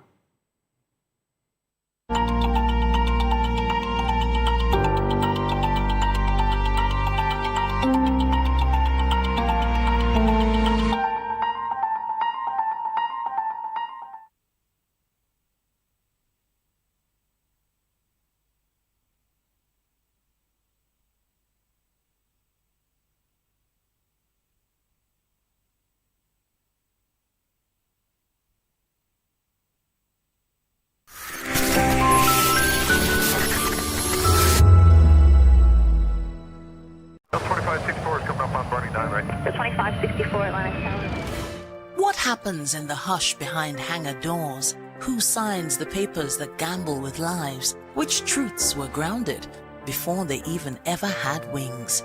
If you've ever buckled a seatbelt at 30,000 feet, if you've ever stared out of that tiny window and wondered who's really in control of the skies, it isn't just flight, it's power, it's politics, it's pressure sealed in steel. We're peeling back the clouds from runway risks to sky-high secrets. We're diving deep where most dare not to look. Aviation Scope, every Sunday at 7 p.m. only on Voice of the People TV. We don't just report, we reveal. We don't just ask, we uncover. Because when it comes to the skies, ignorance is turbulence. Aviation Scope, the sky isn't the limit, it's just the beginning. Hello there, my name is Damilola Ogunsi, also known as the Goldfish. Hi, my name is Chiki Bright Emmanuel. I'm an actor and a filmmaker. Hello, peeps. My name is Yomi E. Adejumo. Hi, everyone. I'm Paul Utomi. Hi, everyone. My name is Stacey Benjamin, and this is Voice of the People TV. I need you to keep it locked to VOP TV. See, are you looking for good entertainment? You want to get good movies, good music, politics, talk shows, sports and entertainment. You really want a channel that gives you everything you need without you having to run around. VOP is where you are. That's Voice of the People. If you're not listening to this, you're not one of us. And you deserve to be killed. Scrap charge. Don't be killed, but watch it. Or I'll find you. And I want you. And you are locked on VOP TV. Don't go nowhere. This is where the juice is. This is where all you need for entertainment, politics, movies, and whatnot. And keep watching VOP TV. So keep it locked because I'm locked already, man, and it's money back guarantee. So you're gonna have a good time because I do. And please keep watching VOP TV. I want you to actually, I beg you, subscribe, watch it. If not, whatever you see. You better not touch that die because VOP is the plot. Are you ready for the extraordinary? Something big is happening on your screen. Introducing VOP TV. Now streaming on SLTV channel 264. From breaking news to captivating conversations, news analysis, giving you all sides to the story. We break in-depth discussions on the issues that matter, from politics to sports, entertainment, and lifestyle. VOP TV on SLTV channel 264. Join us as we redefine what television means to you. Voice of the People Television, VOP TV. Now you have more than a voice.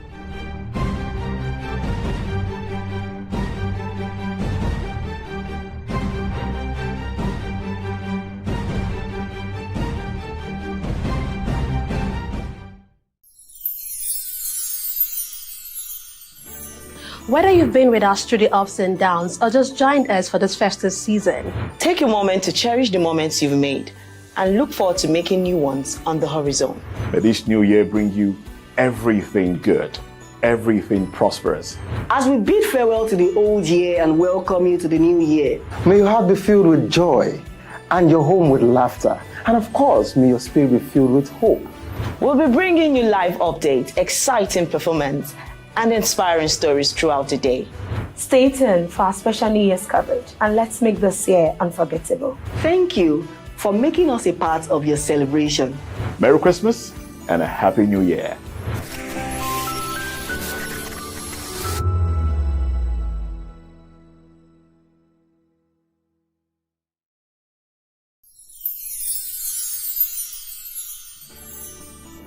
Ẹ̀yin tèmi ní Nàìjíríà lókè òkun, mo ń kí yín fún Kérésìmesì ọdún yìí á yabo fún wa o. Gbogbo àlàrí bá ti ṣe tààrọ̀ náà gbégbá o. I wish my fans all over the world, in Europe, America, Australia, everywhere, a Merry Christmas and a prosperous New Year. Catch ya next year.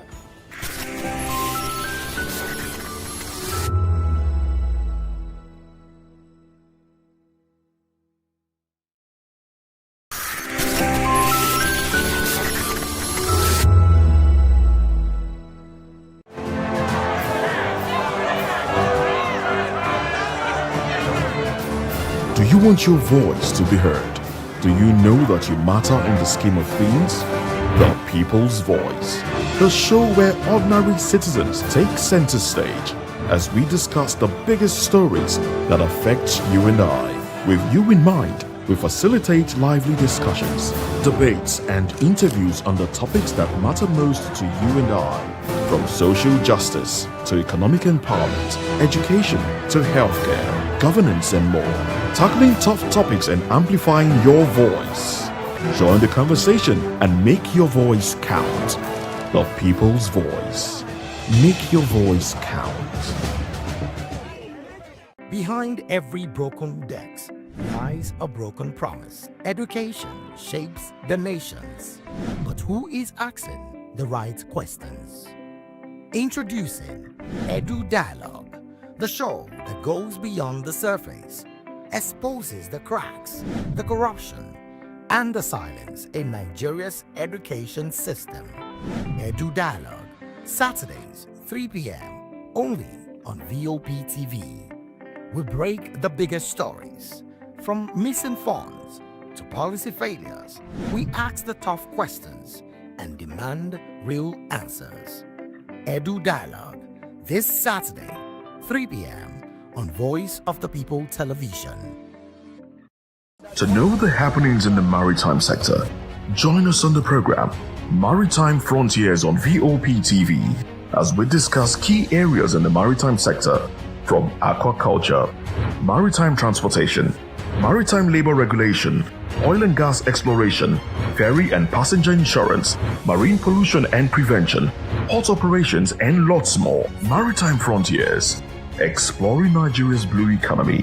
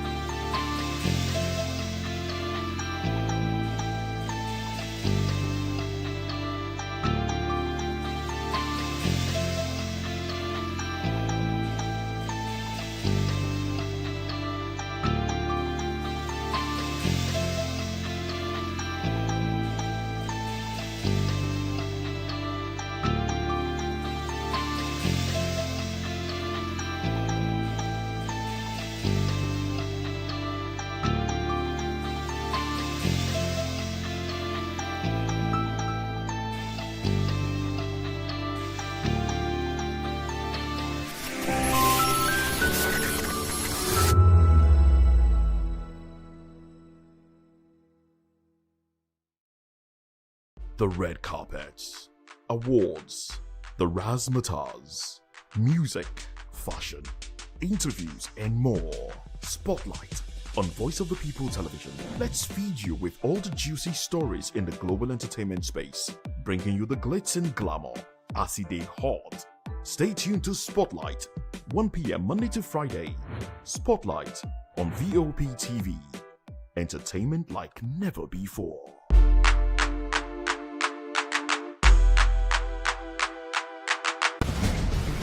Join us as we drive into the world of politics through insightful interviews with prominent political figures, both serving and former governors, ministers, senators, legislators, party chieftains, activists, and analysts. Get first-hand information into the decision-making processes that affect our daily lives. Highly engaging one-hour program that brings political discourse into focus. I am Chukwuma Okoro. Political Lens, Monday through Friday, 6 to 7 p.m. Join us.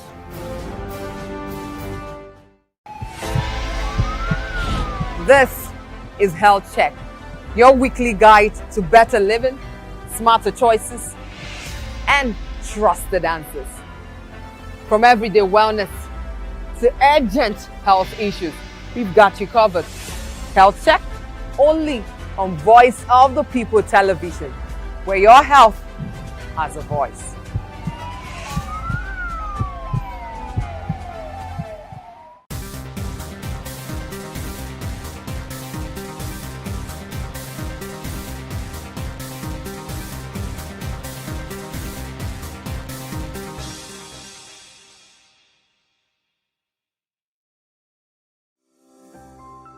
VOP TV. Now, you have more than a voice.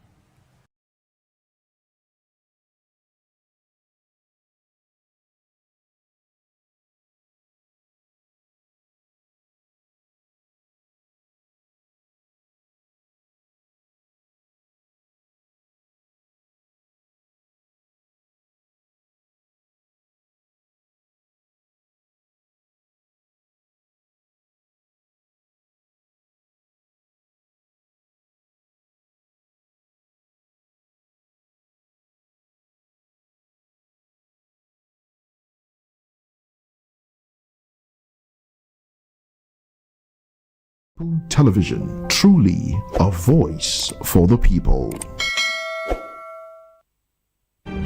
In a world where power shifts with every headlines, news breaks and events happens, we bring you unbiased and explicit information on politics, economy, and state of the nation. We break down the chaos. Facts, not fluff. Truth, not spin. We discuss not just politics, but a glimpse into the future. Voice of the People Television. Now you have more than a voice.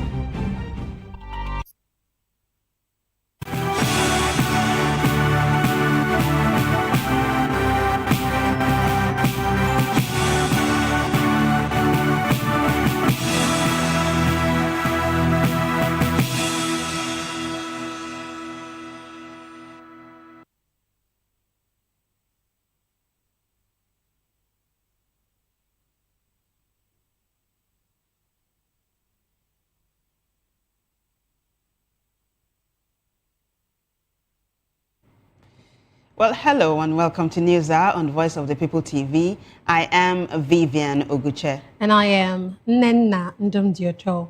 Before we begin the news, kindly visit our website www.vop.ng for fresh and trending news. Here are the headlines. Tinubu confirms new tax laws take effect January 1, 2026. And calls grew for investigation of tax law alterations. Court orders interim forfeiture of 1.1 billion naira linked to Kano government. And EFCC charges Bauchi Finance Commissioner and others. PDP to challenge Ekiti election exclusion in court. Federal government denies a secret task force against opposition. In business, CBN forecast 4.49% growth and lower inflation in 2026. Well, in sports news, Nigeria beats Uganda 3-1, keeps a perfect record. And in the world of boys, I Told Them tour ends $30.5 million and breaks African record.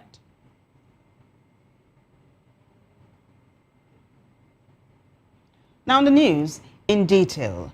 President Bola Tinubu has reaffirmed that Nigeria's new tax laws will take effect on January 1, 2026. The describing the reforms as a once-in-a-generation opportunity to build a fair and robust fiscal system. In a statement, the president said the reforms are not about raising taxes, but resetting Nigeria's fiscal architecture, harmonizing the tax system, and strengthening the social contract between the government and citizens. He urged state governments, businesses, labor unions, and professional bodies to support the implementation phase, noting the process has moved decisively from legislation to delivery. Tinubu dismissed calls to halt the reforms, saying no material issue has arisen to justify delaying the overhaul, and cautioned against premature actions that could undermine public confidence. He assured that the federal government will continue to act in the public interest to deliver a tax system that promotes prosperity, fairness, and shared responsibility. Meanwhile, Nigerians are calling for an investigation into the controversy surrounding the recently enacted tax laws amid claims that the versions released to the public differ from those approved by the National Assembly.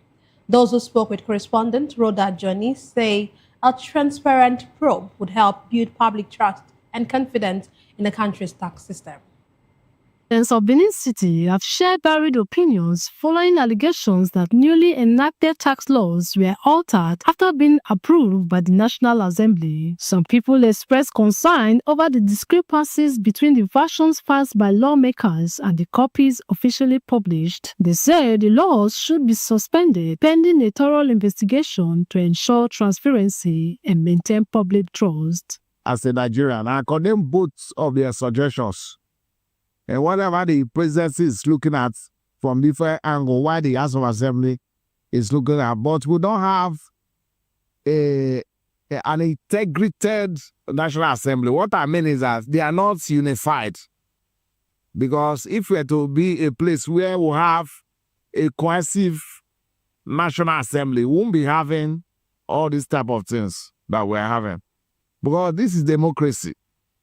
We need what will benefit both the rich and the poor. I will advise both parties to go back to the drawing board and look for a law that will be suitable to the people. That's my advice to them. Others, however, believe that halting the implementation could disrupt government revenue and that the matter should be resolved without delay. It's my opinion that the implementation of this act should be delayed while the public is still interrogating the act and based on the concerns expressed in public. And by citizens, it's an obligation on a resident to pay tax, and in an ideal society where things work. But of course, we know that in our state, that's in our country, there's always a problem of trust. And our economy in the last year has been very, very unpredictable. And I don't think this is the best time for the government to come up with tax reforms. It's not a good time at all. Many residents are now urging the government to properly investigate the allegations and provide clarity, saying swift action is necessary to restore confidence in the tax system. In Benin, Rhoda Johnny, VOP TV News. In a similar development, some Nigerians told Oyindamola Olukutan that the tax laws should be suspended pending clarification, while others said they should remain enforced to maintain order and accountability. Tax controversy in Nigeria has generated heated debate across the country, with allegations of alteration in tax regulation, raising questions on whether the law should be suspended or enforced. To get the views of Nigerians, Voice of the People TV took to the streets of Lagos to get people's reaction.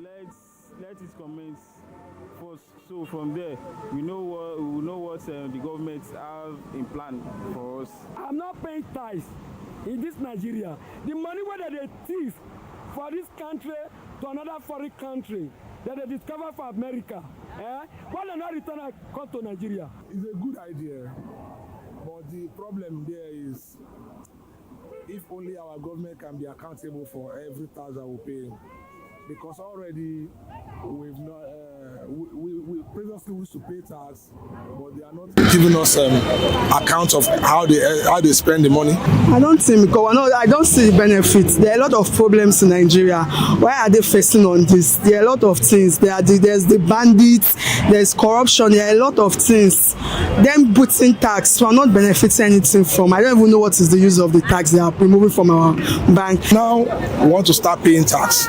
Yeah, so basic amenities should be provided for us any day, anytime. Like as you can see, no lights, no water, no good hospital facilities to take care of people, you know. So if we start paying tax, they should assure us that, okay, paying the tax, all these things will start getting it. What we do by then is that we can then come out and protest against it in a peaceful way, not in and that will cause any form of violence. The increments in goods and everything, now they want to remove money from our bank accounts. That's really bad. They are not paying tax. The divergent opinions on the street show that Nigerians are divided on the tax issue, reflecting the broader concern over governance, fairness, and accountability. Damola Olukutan reporting for Voice of the People TV. Damola, Roger, thank you so much. Now, the Federal High Court in Abuja has ordered the interim forfeiture of more than 1.1 billion naira allegedly illegally transferred from the Kano State Federation account domiciled with United Bank for Africa, UBA. Justice Emeka Nwite gave the order after counsel to the Independent Corrupt Practices and Other Related Offences Commission, Oluwafunke Bada, moved an ex parte application. Ruling that the application was meritorious, the judge ordered the forfeiture to be published in a national daily, inviting interested parties to appear and show cause why the funds should not be permanently forfeited to the federal government. The case was adjourned until January 21, 2026 for a report of compliance. In another development, the Ondo State Command of Amotekun says it has arrested 39 suspected terrorists who reportedly fled Sokoto and took refuge in forest reserves. Commander Adetunji Adeleye spoke while parading 61 suspects in Akure, the state capital. The arrest followed U.S.-backed strikes against ISIS in Sokoto. 39 suspects were apprehended around Elegbeka in Ose local government area, a known security hotspot where Amotekun set up a permanent control post to combat kidnapping and armed robbery. Adeleye said the arrests were part of Ember Month security operations across the state's 18 local government areas. Suspects face charges including breach of law and order, anti-open grazing violations, kidnapping, and gender-based violence. In the meantime, reactions continue to trail the recent United States strikes on alleged ISIL targets in northwest Nigeria. While the federal government describes the operation as a joint effort to curb terrorism, citizens have expressed mixed reactions to the development. VOPTV's Matthew Gunswada reports. In a major escalation of U.S. military involvement in Africa, U.S. President Donald Trump announced targeted airstrikes against Islamic State-linked groups operating in Nigeria's northwest, particularly in Sokoto State. The announcement was made on Christmas evening via social media, although details of the damage remain unclear. U.S. defense officials confirmed the strikes were carried out in coordination with the Nigerian government. In response, Nigeria's Ministry of Foreign Affairs says the operation involved intelligence sharing and strategic planning with full respect for Nigeria's sovereignty and international law. Foreign Affairs Minister Yusuf Tugar confirmed that President Bola Tinubu approved the joint operation, stressing that strikes are not targeted at any religion, emphasizing Nigeria's commitment as a multi-religious nation working with international partners to combat terrorism and protect lives and property. As Voice of the People TV, we spoke with Nigerians to get their views on this latest development and the growing international role in Nigeria's fight against terrorism. Christmas gift that Trump gave us should continue. We want more strikes on these terrorists because when we are able to decimate these terrorists and Nigeria is secure, then everybody can go about their normal lawful work, and then the country can grow. Because it's when you work that you pay tax and then the country grows. Nigeria should be able to defend herself and protect her people, and I believe she is, right? But we're not seeing that happen, and people are dying, and something needs to be done. So if we have someone from the external, a foreign country, coming to help us to tackle that problem, I think it's good. So you might argue and say this, but the truth is, at the end of the day, people are dying and people need to be saved. And if somebody's going to help us do what we can't do for ourselves, then let's have it. If you are talking of not years back, that is like you are talking of paradise years back. But now, it's so scary. So scary. You cannot go to North now. Many people want to go and invest in the North. They could not because of insecurity. Yes.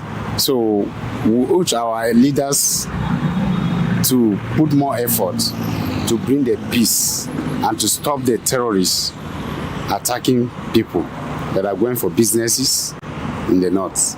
As Nigeria continues its fight against terrorism, many citizens say lasting peace will depend not only on foreign support, but on effective governance, security reforms, and the protection of all communities. Matthew Ogunswada, reporting for Voice of the People Television. Thank you very much, Matthew. This next report says that the Economic and Financial Crimes Commission, EFCC, has filed fresh charges against Yakubu Adamu, Bauchi State Commissioner for Finance, and 3 others over alleged terrorism financing of $9.7 million. Adamu, along with Balarabe Abdullahi Ilela, Aminu Mohammed Bose, and Kabiru Yahaya Mohammed, will be arraigned before Justice Emeka Nwite of the Federal High Court, Abuja, on Wednesday on 10 counts. According to the charge, the defendants, all civil servants and signatories to Bauchi State government accounts, allegedly conspired between January and May 2024 to provide $2.3 million in cash to Bello Bodejo and associates using state approvals granted by Governor Bala Mohammed. The funds are alleged to have been intended, in whole or in part, to finance a terrorist group. Now, the People's Democratic Party, PDP, has vowed to challenge the exclusion of its candidate from the provisional list for the Ekiti off-cycle governorship election. The Independent National Electoral Commission released a list that omitted the PDP candidate, though no official reason has been given. The exclusion may be linked to the party's ongoing leadership crisis. In a statement, PDP National Publicity Secretary Ini Ememobang described the move as a further evidence of bias by the Electoral Commission and said the party would use all legal means to have its candidate recognized. The federal government has dismissed claims of a secret multi-agency operation to unlawfully target opposition politicians. A viral document allegedly describing a special task force codenamed ADP4VIP involving anti-graft agencies was labeled fabricated and part of deliberate disinformation. The document claimed the task force, coordinated by the Office of the National Security Advisor, aimed to weaken opposition activity ahead of the 2027 general elections. Information Minister Mohammed Idris denied the existence of such a program and warned against spreading disinformation, noting that fake news is likely to increase as elections approach. The statement comes amid growing political tensions and discussions around opposition coalitions challenging the ruling APC. Well, turning to other stories, President Bola Tinubu has approved the appointment of Rotimi Oyedepo as a Director of Public Prosecutions in the Federal Ministry of Justice. A letter from the Federal Civil Service Commission confirmed Oyedepo's transfer from the Economic and Financial Crimes Commission, EFCC, to the Federal Civil Service, as it was for in public interest. Oyedepo will succeed Abubakar Babadoko, who is set to retire on December 31, 2025, after completing 8 years as a director.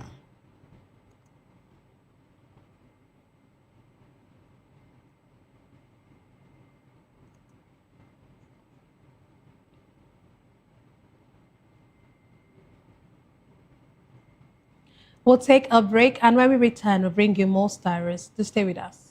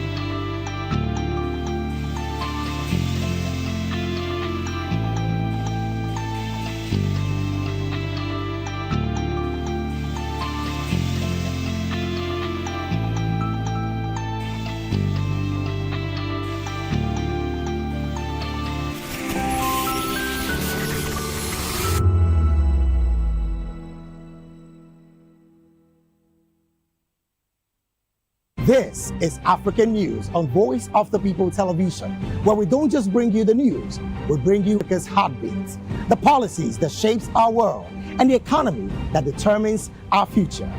African News on Voice of the People Television. Stay with us. On Edu Dialogue, we bring you fresh ideas and conversations shaping the future of learning in Nigeria and beyond.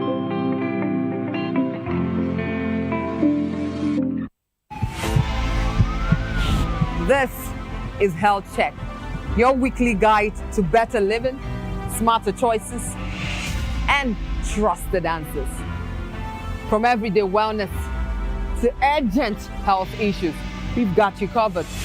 Health Check, only on Voice of the People Television, where your health has a voice.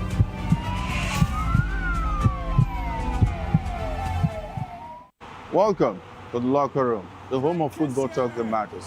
I am Jerry Apelon. Join us every weekday, Monday to Friday at 5 p.m. Nigerian time, as we share the hot takes and hot debates in the exciting world of football. And joining me are the usual suspects, Ikechukwu and Mayowa, as we break down all the hot takes and everything that's happening in the football. Don't just watch football, live it with us. Catch us on the locker room and Voice of the People Television at 5 p.m. Nigerian time. And like I always say, if not 20 minutes off, please the sport. And it's Hakim Ziyech who puts the Atlas. Are you ready for the extraordinary? Something big is happening on your screen. Introducing VOP TV.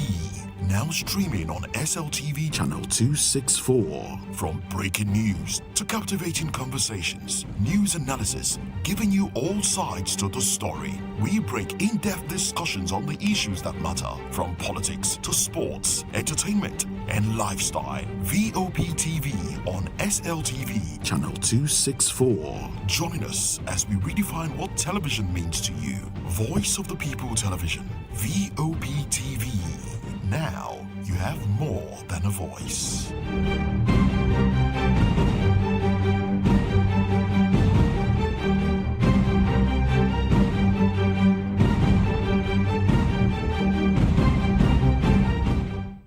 In a world where truth is the ultimate power and opinions scream the loudest, it's time to wade through the noise. Hunger no get tribe! Hunger no get religion! And scan the human interest and trending topics that matter. Stay tuned to The Issues, your plug to the stories making the buzz, from politics to science and technology, social justice, and more. Let's tackle the tough questions and expose the truth. The Issues on Voice of the People Television. Don't just react, understand.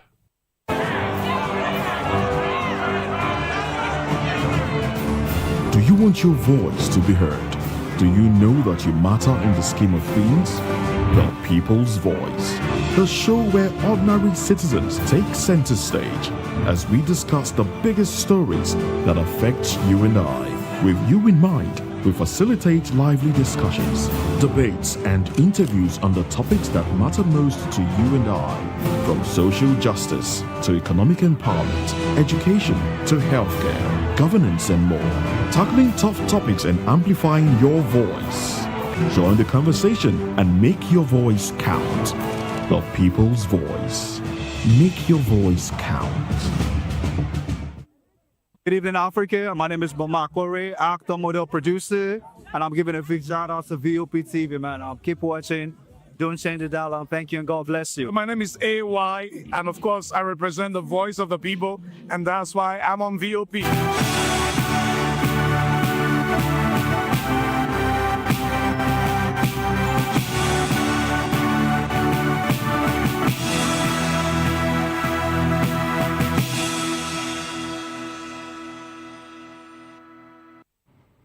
Glad to have you back.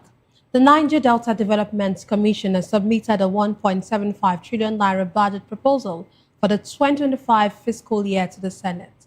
Lawmakers also announced plans to inspect NDDC projects executed between 2021 and 2024.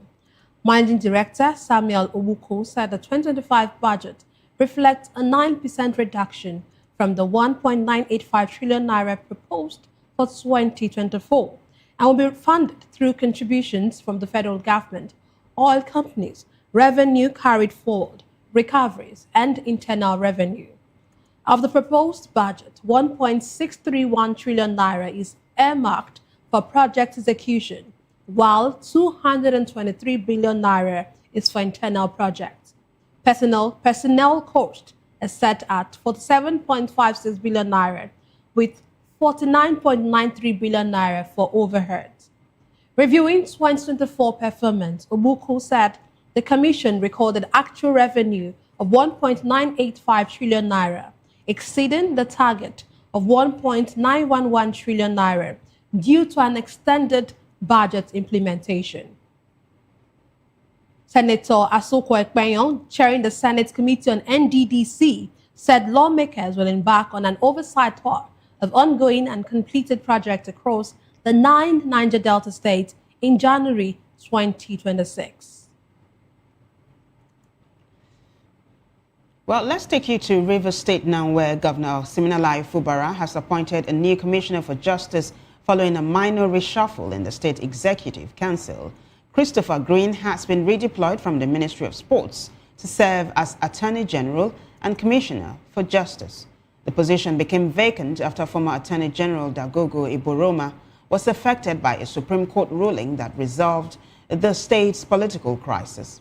The ruling also invalidated the appointments of commissioners previously screened and approved by the Victor Okojumbo-led House of Assembly. Elsewhere, the Federal Road Safety Corps has confirmed that 18 people died in a crash in Duse local government area, Jigawa State. FRSA spokesperson, Corps Route Commander Yahaya Ibrahim, said the accident involving 2 cars and a tipper was caused by excessive speeding and a tire burst.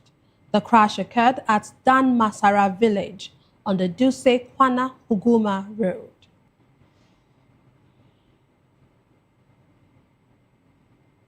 Well, you're still watching News Hour on VOP TV. We'll be right back after this break. Stay with us.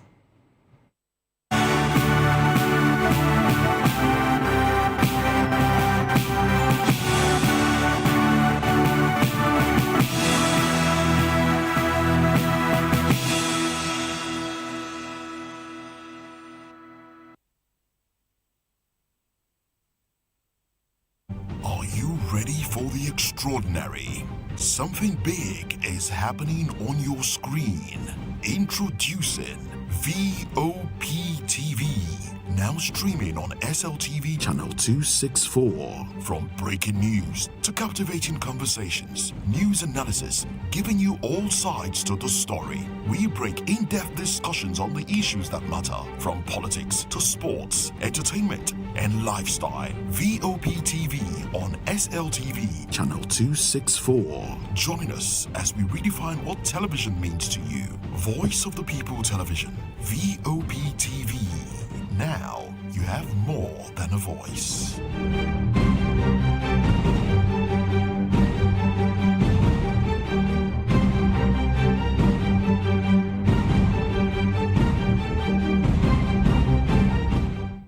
In a world where truth is the ultimate power and opinions scream the loudest, it's time to wade through the noise. Hunger no get tribe! Hunger no get religion! And scan the human interest and trending topics that matter. Stay tuned to The Issues, your plug to the stories making the buzz, from politics to science and technology, social justice, and more. Let's tackle the tough questions and expose the truth. The Issues on Voice of the People Television. Don't just react, understand.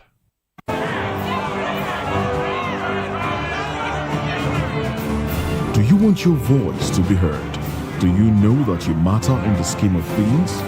The People's Voice, the show where ordinary citizens take center stage as we discuss the biggest stories that affect you and I. With you in mind, we facilitate lively discussions, debates, and interviews on the topics that matter most to you and I, from social justice to economic empowerment, education to healthcare, governance, and more, tackling tough topics and amplifying your voice. Join the conversation and make your voice count. The People's Voice. Make your voice count. Good evening, Africa. My name is Bauchi, actor, model, producer.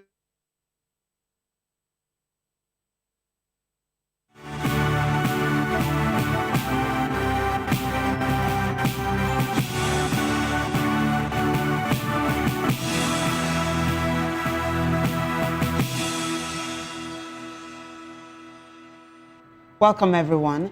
On the foreign scene now, initial results show Guinea's military leader, General Mamadi Doumbouya, taking a large lead in a presidential election where his main challengers were barred from contesting.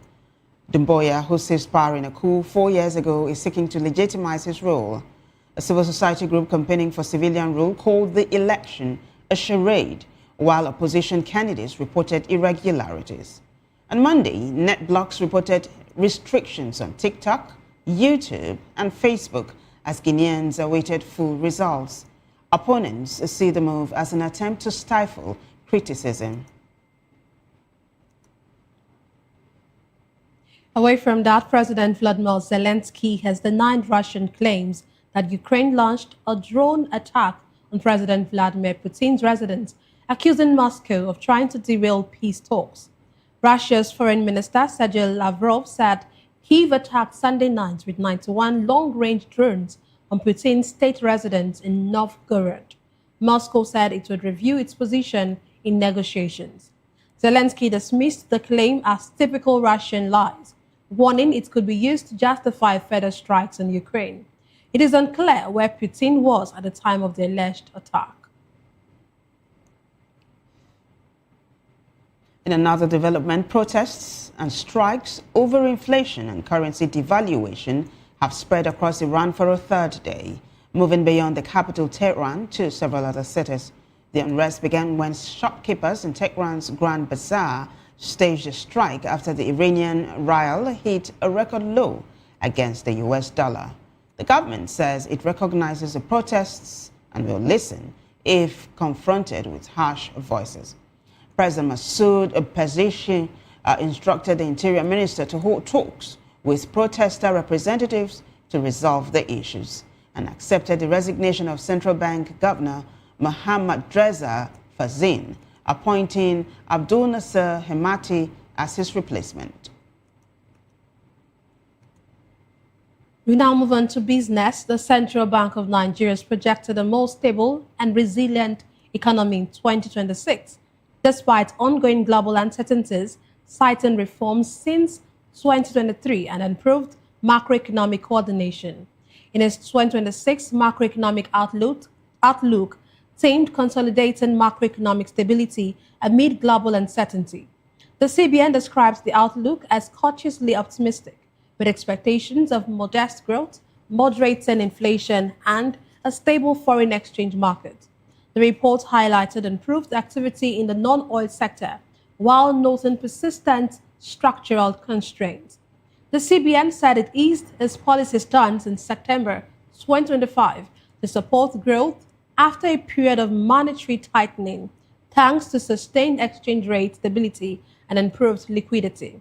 External buffers strengthened through increased remittances, steady oil receipts, and rising non-oil exports, supporting Naira stability. The bank also reported progress in its transition to a full-fledged inflation targeting regime. Well, still business news. Foreign direct investment into Nigeria surged to $720 million in the third quarter of 2025, up from $90 million in the second quarter, a 700% increase quarter on quarter. According to the Central Bank of Nigeria's balance of payments highlights, FDI also rose 26.3% year on year, compared with $570 million in the third quarter of 2024. Direct investment liabilities, which track FDI inflows, made the third quarter of 2025 the strongest quarter so far this year, despite recent concerns over weak investor confidence and elevated macroeconomic risks. The CBN attributed the growth to increased direct investment inflows, stronger participation in domestically issued instruments, and higher reserve asset accumulation. We now move on to sports. The Super Eagles of Nigeria defeated the Cranes of Uganda 3-1 in their final Group C game of the 2025 Africa Cup of Nations at the Stade Foot d'Affaires in Morocco. Raphael Onyedika scored twice, with Paul Onuachu adding another as Nigeria overcame a 10-man Uganda. Having already secured a spot in the second round, head coach Eric Chill made 8 changes, with only Victor Osimhen, Calvin Bassey, and Bruno Onyemaechi keeping their places. Ryan Alebiosu made his Super Eagles debut at right back. Nigeria finishes Group C with 9 points, while Tunisia and Tanzania also advanced. The Super Eagles will face the third-placed team from Group F on January 5. Well, congratulations to the Super Eagles. Well, in the world of entertainment, Nigerian music superstar Damini Ogulu, popularly known as Burna Boy, has set a new record with his I Told Them World Tour, now confirmed as the highest-grossing tour by an African artist. Figures from touring analytics platform Touring Data show the tour earned $30.5 million from over 302,000 tickets sold across 22 shows in Europe and North America. The tour, which ran from November 2023 to March 2024, supported Burna Boy's 7th studio album, I Told Them, released in August 2023, and featured performances in major cities including London, Paris, Berlin, Chicago, and Houston. A major highlight was his concert at London Stadium, where nearly 59,000 fans attended, generating over $6 million, making it the highest-grossing single concert by an African artist.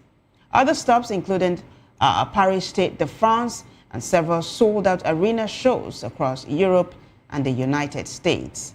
Touring Data reports an average ticket sales rate of 86%, with Europe and North America each contributing over $15 million to the total revenue. Still in entertainment, British actor and filmmaker Idris Elba has been knighted in King Charles' 2026 New Year Honours List. The annual list recognizes outstanding achievements by individuals across the United Kingdom and beyond. Elba, now Sir Idris, received the honor for his charity work with young people and his long-standing commitment to youth development and social impact initiatives. Best known for his role in the TV series Luther, Elba has launched an anti-knife crime campaign and co-founded the Elba Herb Foundation with his wife, Sabrina.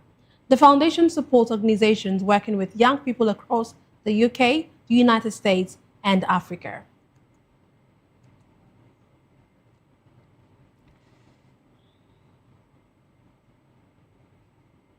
Well, that wraps it up for us on News Hour, but before we go, a quick look at the headlines.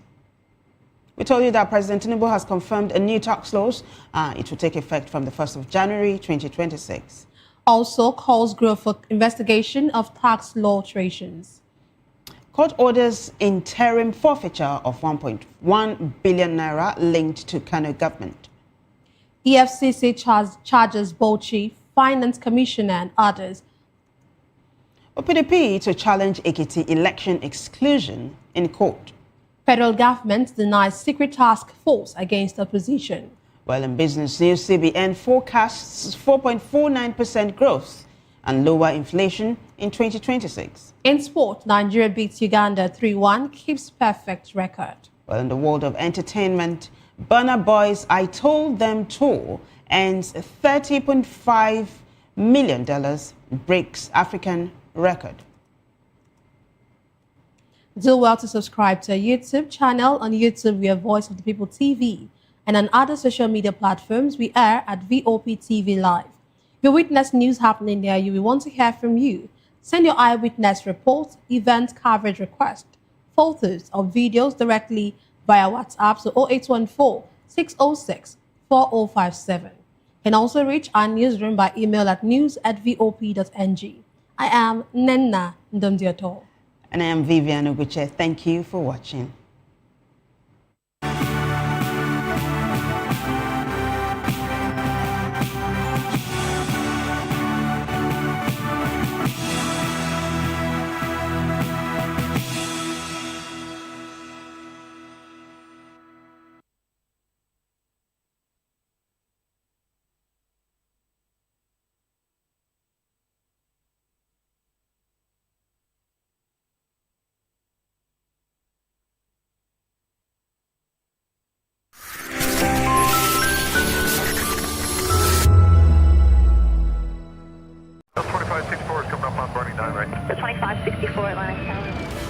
What happens in the hush behind hangar doors? Who signs the papers that gamble with lives? Which truths were grounded before they even ever had wings? If you've ever buckled a seatbelt at 30,000 feet, if you've ever stared out of that tiny window and wondered who's really in control of the skies, it isn't just flight, it's power, it's politics, it's pressure sealed in steel.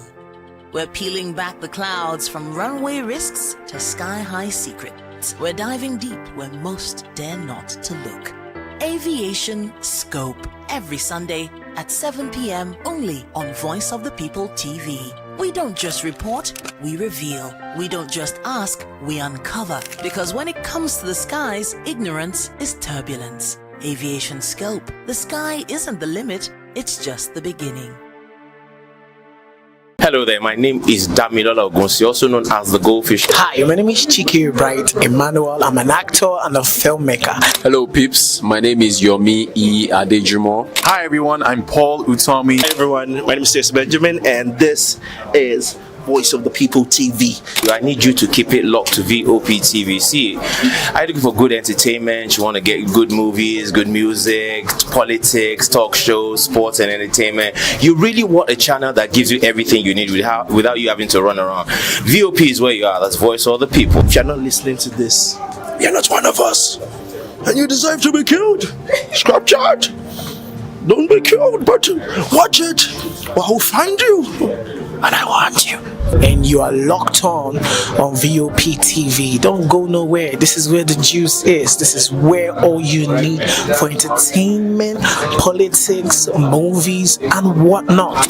And keep watching VOP TV. So keep it locked because I'm locked already, man, and it's money back guarantee. So you're gonna have a good time because I do. And please keep watching VOP TV. I want something to actually, I beg you, subscribe, watch it. If not, whatever you see. You better not touch that die because VOP is the plot. Are you ready for the extraordinary? Something big is happening on your screen.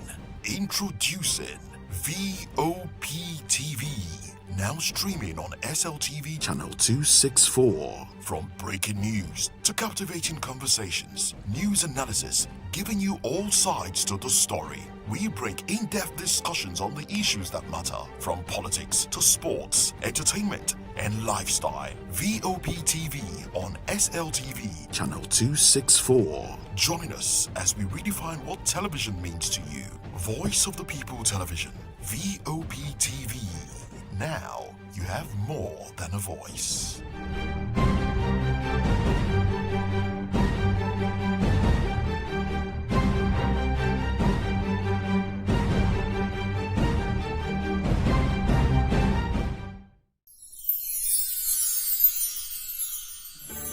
Whether you've been with us through the ups and downs or just joined us for this festive season, take a moment to cherish the moments you've made and look forward to making new ones on the horizon.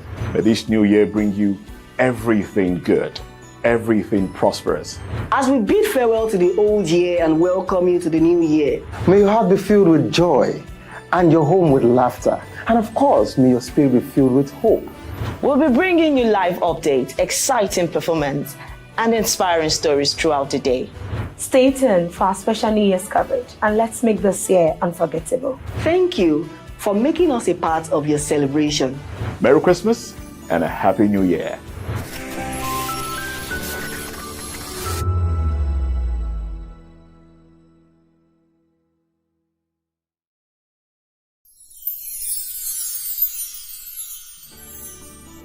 ẹ̀yin tèmi ní nàìjíríà lókè òkun mò ń kí yín fún kérésìmesì ọdún yìí á yabo fún wa o gbogbo àlàrí bá ti ṣe tààrọ̀ náà gbégbá o. I wish my fans all over the world in Europe, America, Australia, everywhere a Merry Christmas and a prosperous New Year.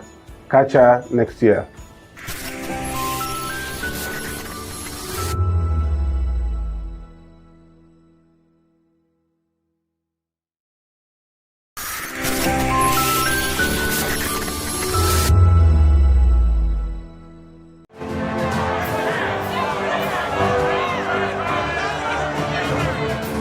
Do you want your voice to be heard?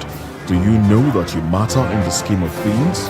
The People's Voice, the show where ordinary citizens take center stage as we discuss the biggest stories that affect you and I. With you in mind, we facilitate lively discussions, debates, and interviews on the topics that matter most to you and I. From social justice to economic empowerment, education to healthcare, governance, and more. Tackling tough topics and amplifying your voice. Join the conversation and make your voice count. The People's Voice. Make your voice count. Behind every broken desk lies a broken promise. Education shapes the nations. But who is asking the right questions? Introducing Edu Dialogue, the show that goes beyond the surface, exposes the cracks, the corruption, and the silence in Nigeria's education system. Edu Dialogue, Saturdays, 3 p.m., only on VOP TV. We break the biggest stories, from missing funds to policy failures. We ask the tough questions and demand real answers. Edu Dialogue, this Saturday, 3 p.m. on Voice of the People Television.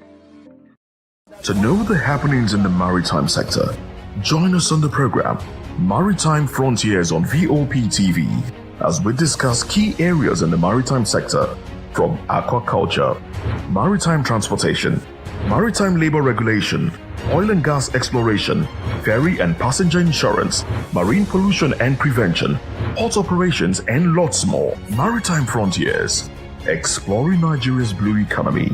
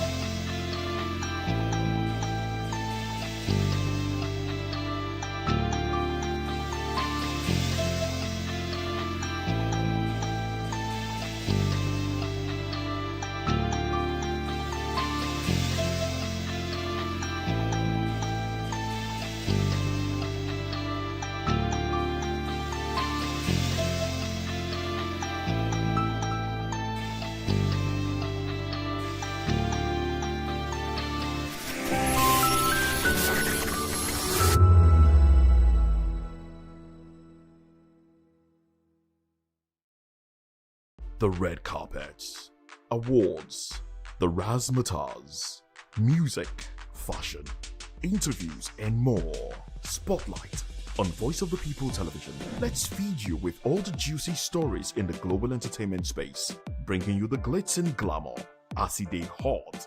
Stay tuned to Spotlight, 1 p.m. Monday to Friday. Spotlight on VOP TV. Entertainment like never before.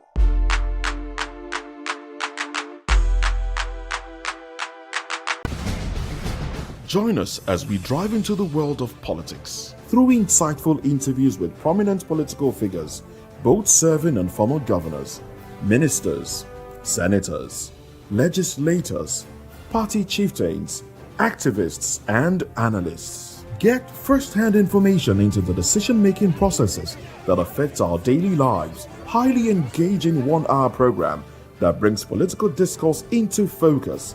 I am Chukwuma Okoro. Political Lens, Monday through Friday, 6 to 7 p.m. Join us.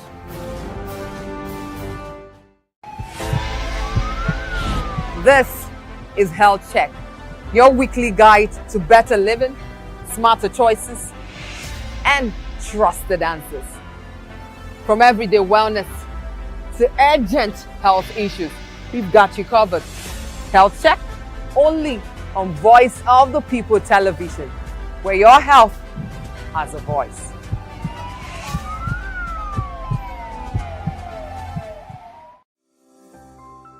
VOP TV. Now you have more than a voice.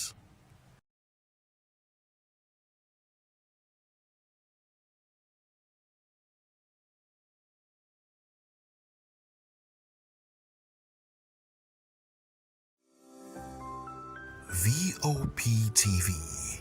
Now you have more than a voice. Behind every broken desk lies a broken promise. Education shapes the nations. But who is asking the right questions? Introducing Edu Dialogue, the show that goes beyond the surface, exposes the cracks, the corruption, and the silence in Nigeria's education system. Edu Dialogue, Saturdays, 3 p.m., only on VOP TV. We break the biggest stories, from missing funds to policy failures. We ask the tough questions and demand real answers. Edu Dialogue, this Saturday, 3 p.m. on Voice of the People Television. Are you ready for the extraordinary? Something big is happening on your screen. Introducing VOP TV. Now streaming on SLTV channel 264. From breaking news to captivating conversations, news analysis, giving you all sides to the story. We bring in-depth discussions on the issues that matter, from politics to sports, entertainment, and lifestyle. VOP TV on SLTV channel 264. Join us as we redefine what television means to you. Voice of the People Television, VOP TV. Now you have more than a voice.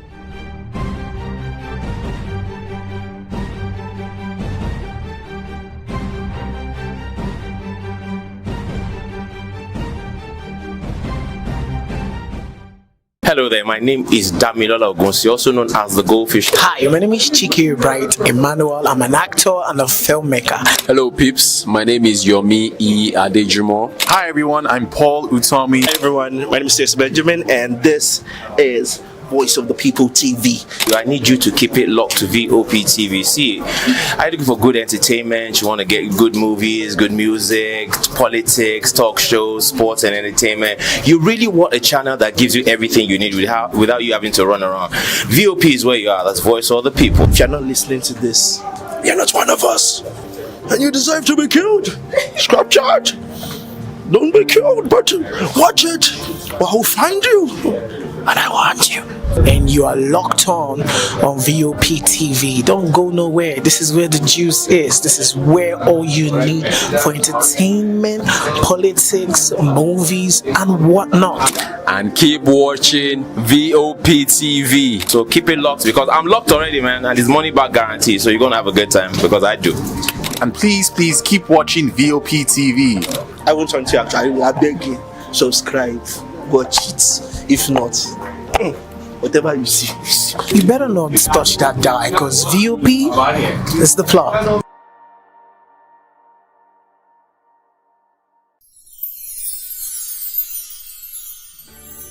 We are here with the leadership of VOP Television Lagos.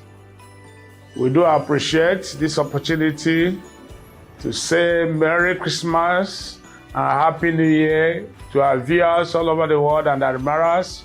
Cheers.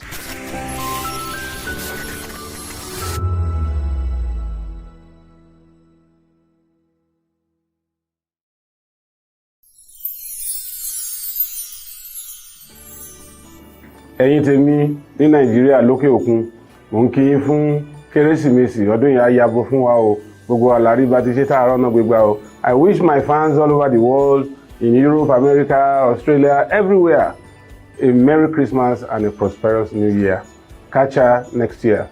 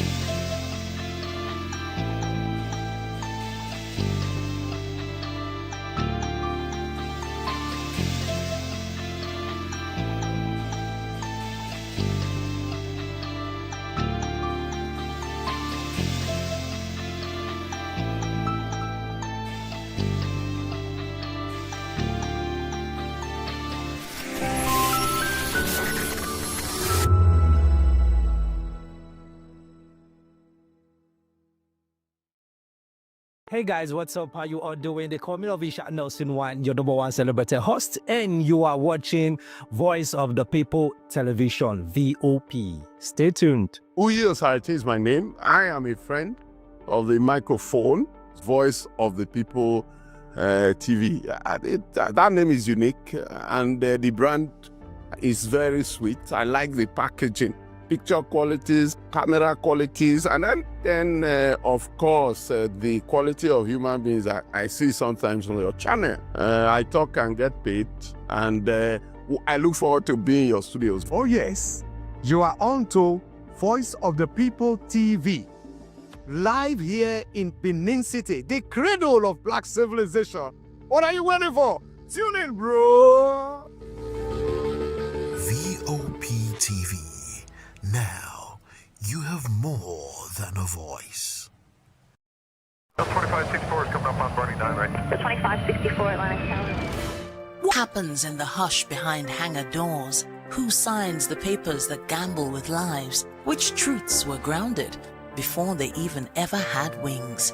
If you've ever buckled a seatbelt at 30,000 feet, if you've ever stared out of that tiny window and wondered who's really in control of the skies, it isn't just flight, it's power, it's politics, it's pressure sealed in steel. We're peeling back the clouds from runway risks to sky-high secrets. We're diving deep where most dare not to look.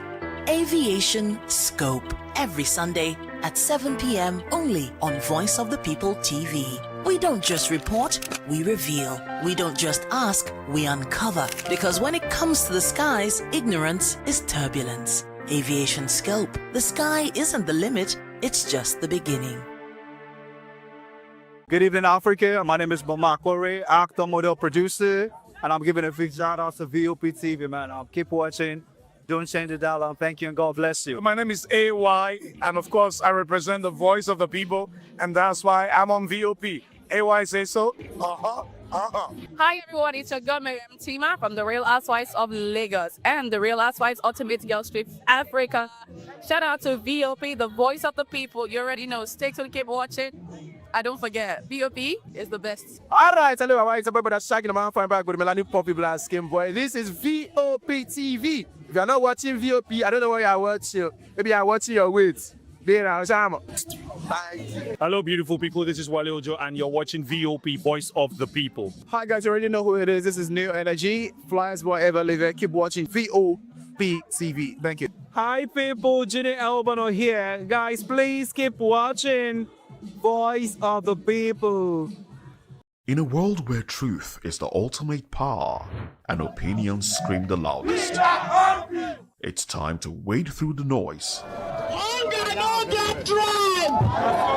Hunger no get religion! And scan the human interest and trending topics that matter.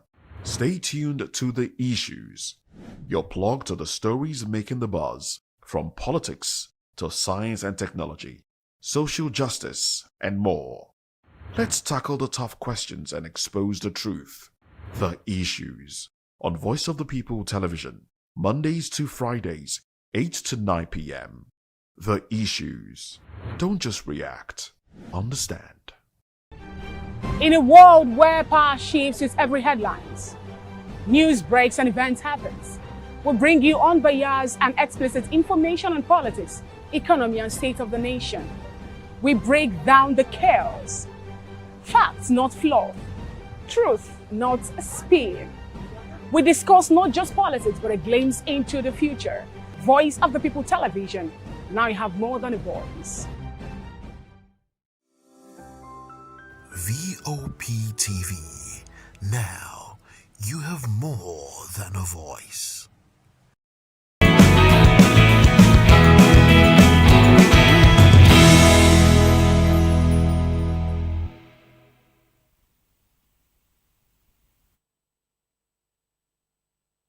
It's a beautiful Tuesday morning. Today is December 30th, 2025. We are counting down. We are almost there, talking about almost getting to 2026. Good morning and thanks for joining us. I am Chukwuma Okoro. By the way, we still wish you compliments of the season. We are still in celebration mood, Christmas, and we are heading into the new year and all of that. But today we have on our table very interesting trending stories that we'll discuss with, and we'll have few analysts that will help us make sense of that. We'll start with number one. Nigerian court declares local governments autonomous and state control of Universal Basic Education Fund. Now, that's very interesting. National grid collapses, throws Nigeria into darkness as billionaire businessman Otedola withdraws investment from power sector. Talking about the Gregu power plant. And again, Kano NNPP begs members to reconsider move as Kwakwanso Kano governor disagree over defection to APC. Now, this is very interesting because the papers yesterday had it that it was governor and Kwakwanso that were planning to move to APC. But today we got a different news that, look, no, Kwakwanso wants to stay and the governor wants to move. We'll discuss all of these in the course of the program. But these are just the major stories. We also have other interesting stories that we'll talk about. Good morning, Moses. Good morning to you, Chico. You look better today, stronger. Thank you very much. Good to see you. Good to see you. Good to see you too. All right. Oh, well, a beautiful day it is. And yes, we're counting down to last few hours of 2025. And in about a few more hours, less than 48 hours, we will be welcoming 2026. And 2026, of course, has a lot more prospects for Nigerians, a lot more expectations, with January 1st being the commencement date for the tax, the implementation of the Tax Act. Oh, well, Nigerians are quite expectant, waiting to see what would happen. Whether it will be or it will not be. Or not to be. Honest. To be or not to be. Oh, well, now, something happened yesterday. Renowned boxer Anthony Joshua was involved in a road accident yesterday in Makurdi State. An eyewitness reports that the incident occurred along a busy highway of the Lagos-Ibadan Expressway around 11 a.m. in the morning. Unfortunately, 2 people died in the accident when the Lexus Jeep carrying Anthony Joshua and his friends reportedly collided with a stationary truck. Now, in a statement issued on yesterday by the Special Advisor to Ogun State Governor on Information and Strategy, Kayode Akimade, the state government expressed condolences to the families, friends, and associates of the deceased. The statement further noted that Joshua and the driver of the vehicle were rescued by security personnel. Attached to his convoy and taken to a hospital where they are currently receiving medical attention. Well, the Federal Road Safety Corps confirmed excessive speeding and wrongful overtaking may have led to the crash along the Lagos-Ibadan Expressway.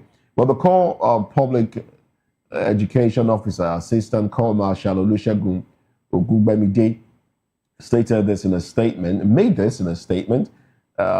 available to journalists. And according to the statement, preliminary findings by the FRSC Ogun Sector Command revealed that 5 adults, males, were involved in the crash, adding that 2 of the occupants died on the spot. I don't know if there are 5 or 4.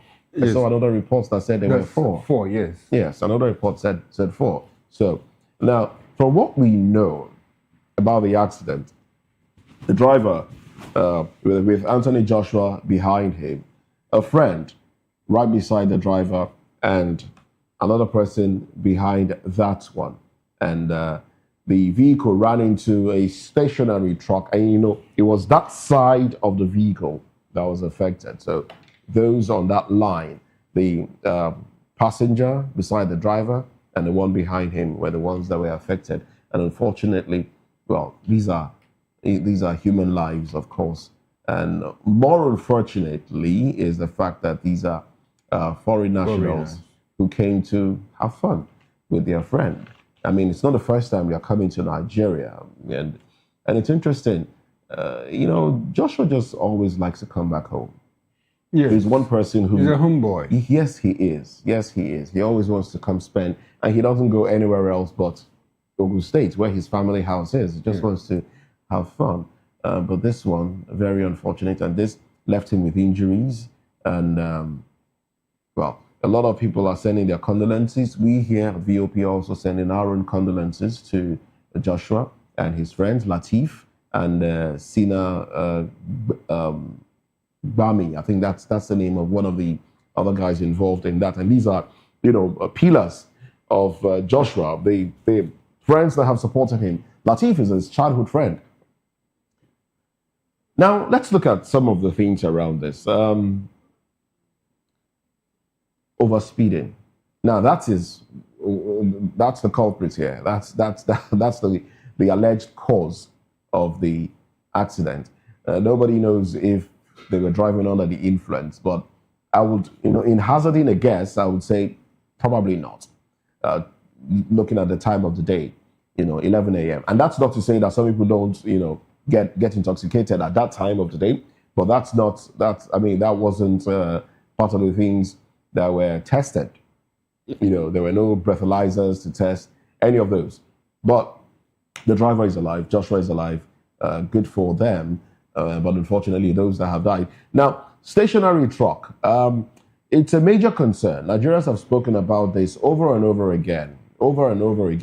The fact that vehicles break down and they're just, pushed to one side of the road and left there till somebody feels, okay, it's time to take these ones off the road.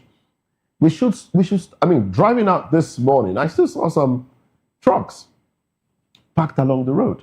Some of them just there, maybe not even broken down, but somebody just felt, okay, there's no place in the garage. So let me park this one here until there is space for me to move in.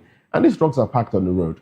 And these things can cause accidents. If one who is not very familiar with that road gets on a particular road, you might, and you're on, you're not exactly in, you're speeding, your reaction rate will be slower, and that can cause a crash. All right. So The fact that trucks are left on the side of the road, this borders on local governments and governments in general. They should fix that. Now, that's one angle to this. The fact that some people get overly excited when they're behind the wheels, and then they start to run like they're running to heaven. It's troubling. And I said this here some time back. When the Third Mainland Bridge was recently fixed and the road was so smooth, you needed to see how people were driving on that bridge. At that time, before the cameras were fixed, people were driving like they had a death wish. You know, I drive on that road quite a lot, and I'm like, what is your problem? Because you know that potholes have been fixed. There might still be a mechanical error somewhere. There might be something left on the road. There might be a mechanical error. Your brakes can fail. Anything can happen. So we need to be sensible as a people. And you see, they say joy, excitement kills more than sadness. And it's true. When you're excited, you can get on the road. And I think that was what happened to, what's her name now? One of these Nigerian artists. Okay. Is it Goldie? What about what? No, it's not Goldie. It's not Goldie. Goldie had. Yes, the Green. There's this was similar to the Green. Yes, but there's another musician who was upcoming at the time. I think she's Ghanaian.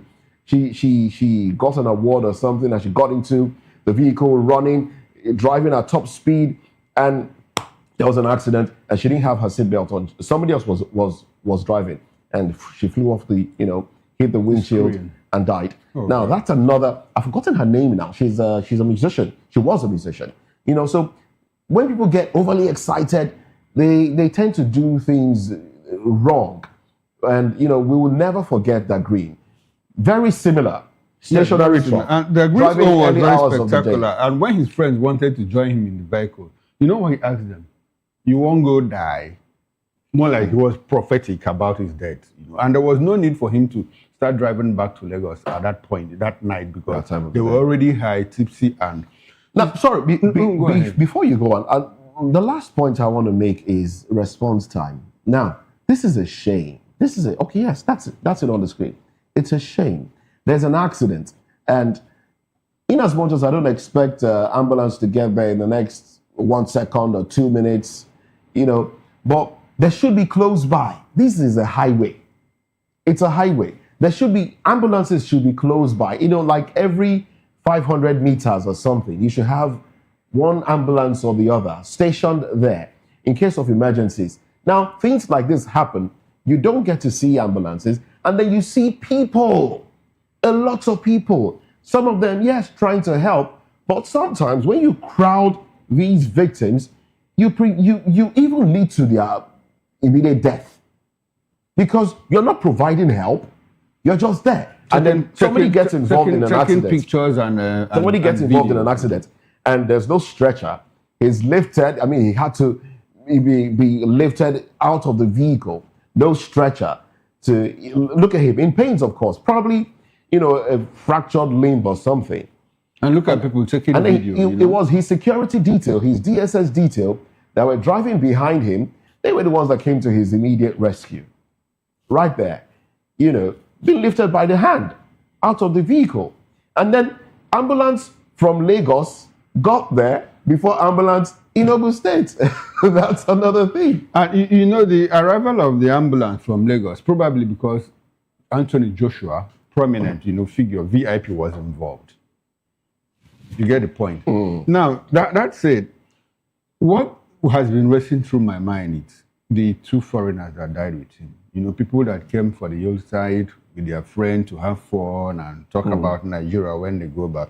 And I'm just imagining, I have a son, and he jumps into, he goes to holiday with his friend in somewhere in part of Africa or Europe, and I get a call that, look, he died in an accident. What would be my state of mind at that point? That's what I've just been thinking, these two young men that died, unplanned, unexpected, not that they were sick, probably they had spoken to family like 5-10 minutes ago, and the next call to family is, sorry, he couldn't make it. Make what? He's dead. It's quite frightening. Now, this has happened to Anthony Joshua. Unfortunately, we get to hear about it because it happened to Anthony Joshua, VIP, our star boxer, and all of that. These things happen There's another one on daily basis. There's another one that involved 7 broadcasters from one of the NTA stations. They went to, I think, Gombe or so for a colleague's wedding, and on their way back, and all of them died. 7 of them died. I think there were 11 in the vehicle. Okay, 7 died. So these things happen every day, every other day, in all parts of the country.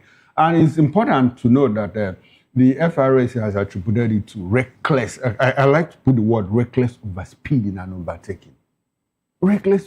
And sometimes I wonder, when I drive through the streets of Lagos, even in the expressway here and in Lagos Ibadan, and someone that is driving the same kind of vehicle, the same make, the same model with me, and probably I'm doing 100, and all of a sudden what you hear is vap. The person has overtaken you, vap. And I'm asking, where is he driving? Where is he going to? Even if you are going to Benin Republic, even if you are going to Cameroon, you will get there. You see, the funny thing about speeding. About speeding maybe, is that you have an emergency and you want to get there on time. By the time you apply your brakes. But no, by the time you get to that destination, another person who's driving at a normal pace will get there in less than 3 minutes. Yes, he's there. Funny enough. And people don't know. Funnily enough. Don't know. So overspeeding, reckless overspeeding is always the major cause of accidents on our roads. But people don't hear. Here, a young man was driving me, and when he turned under the bridge and sped up, I said, "Ogana, first stack we dey go." He said, "Okay, I know." I said, No. I know you are going to first stack. I'm talking about the speed. We are not going to Ghana. We are not going to Benin Republic. Please slow down. What are you rushing to? What are you rushing to? And I keep saying that, look, it's in Lagos that you understand that there is God, because God answers prayers. Otherwise, the kind of reckless driving, we're supposed to be having more than 1,000 accidents here in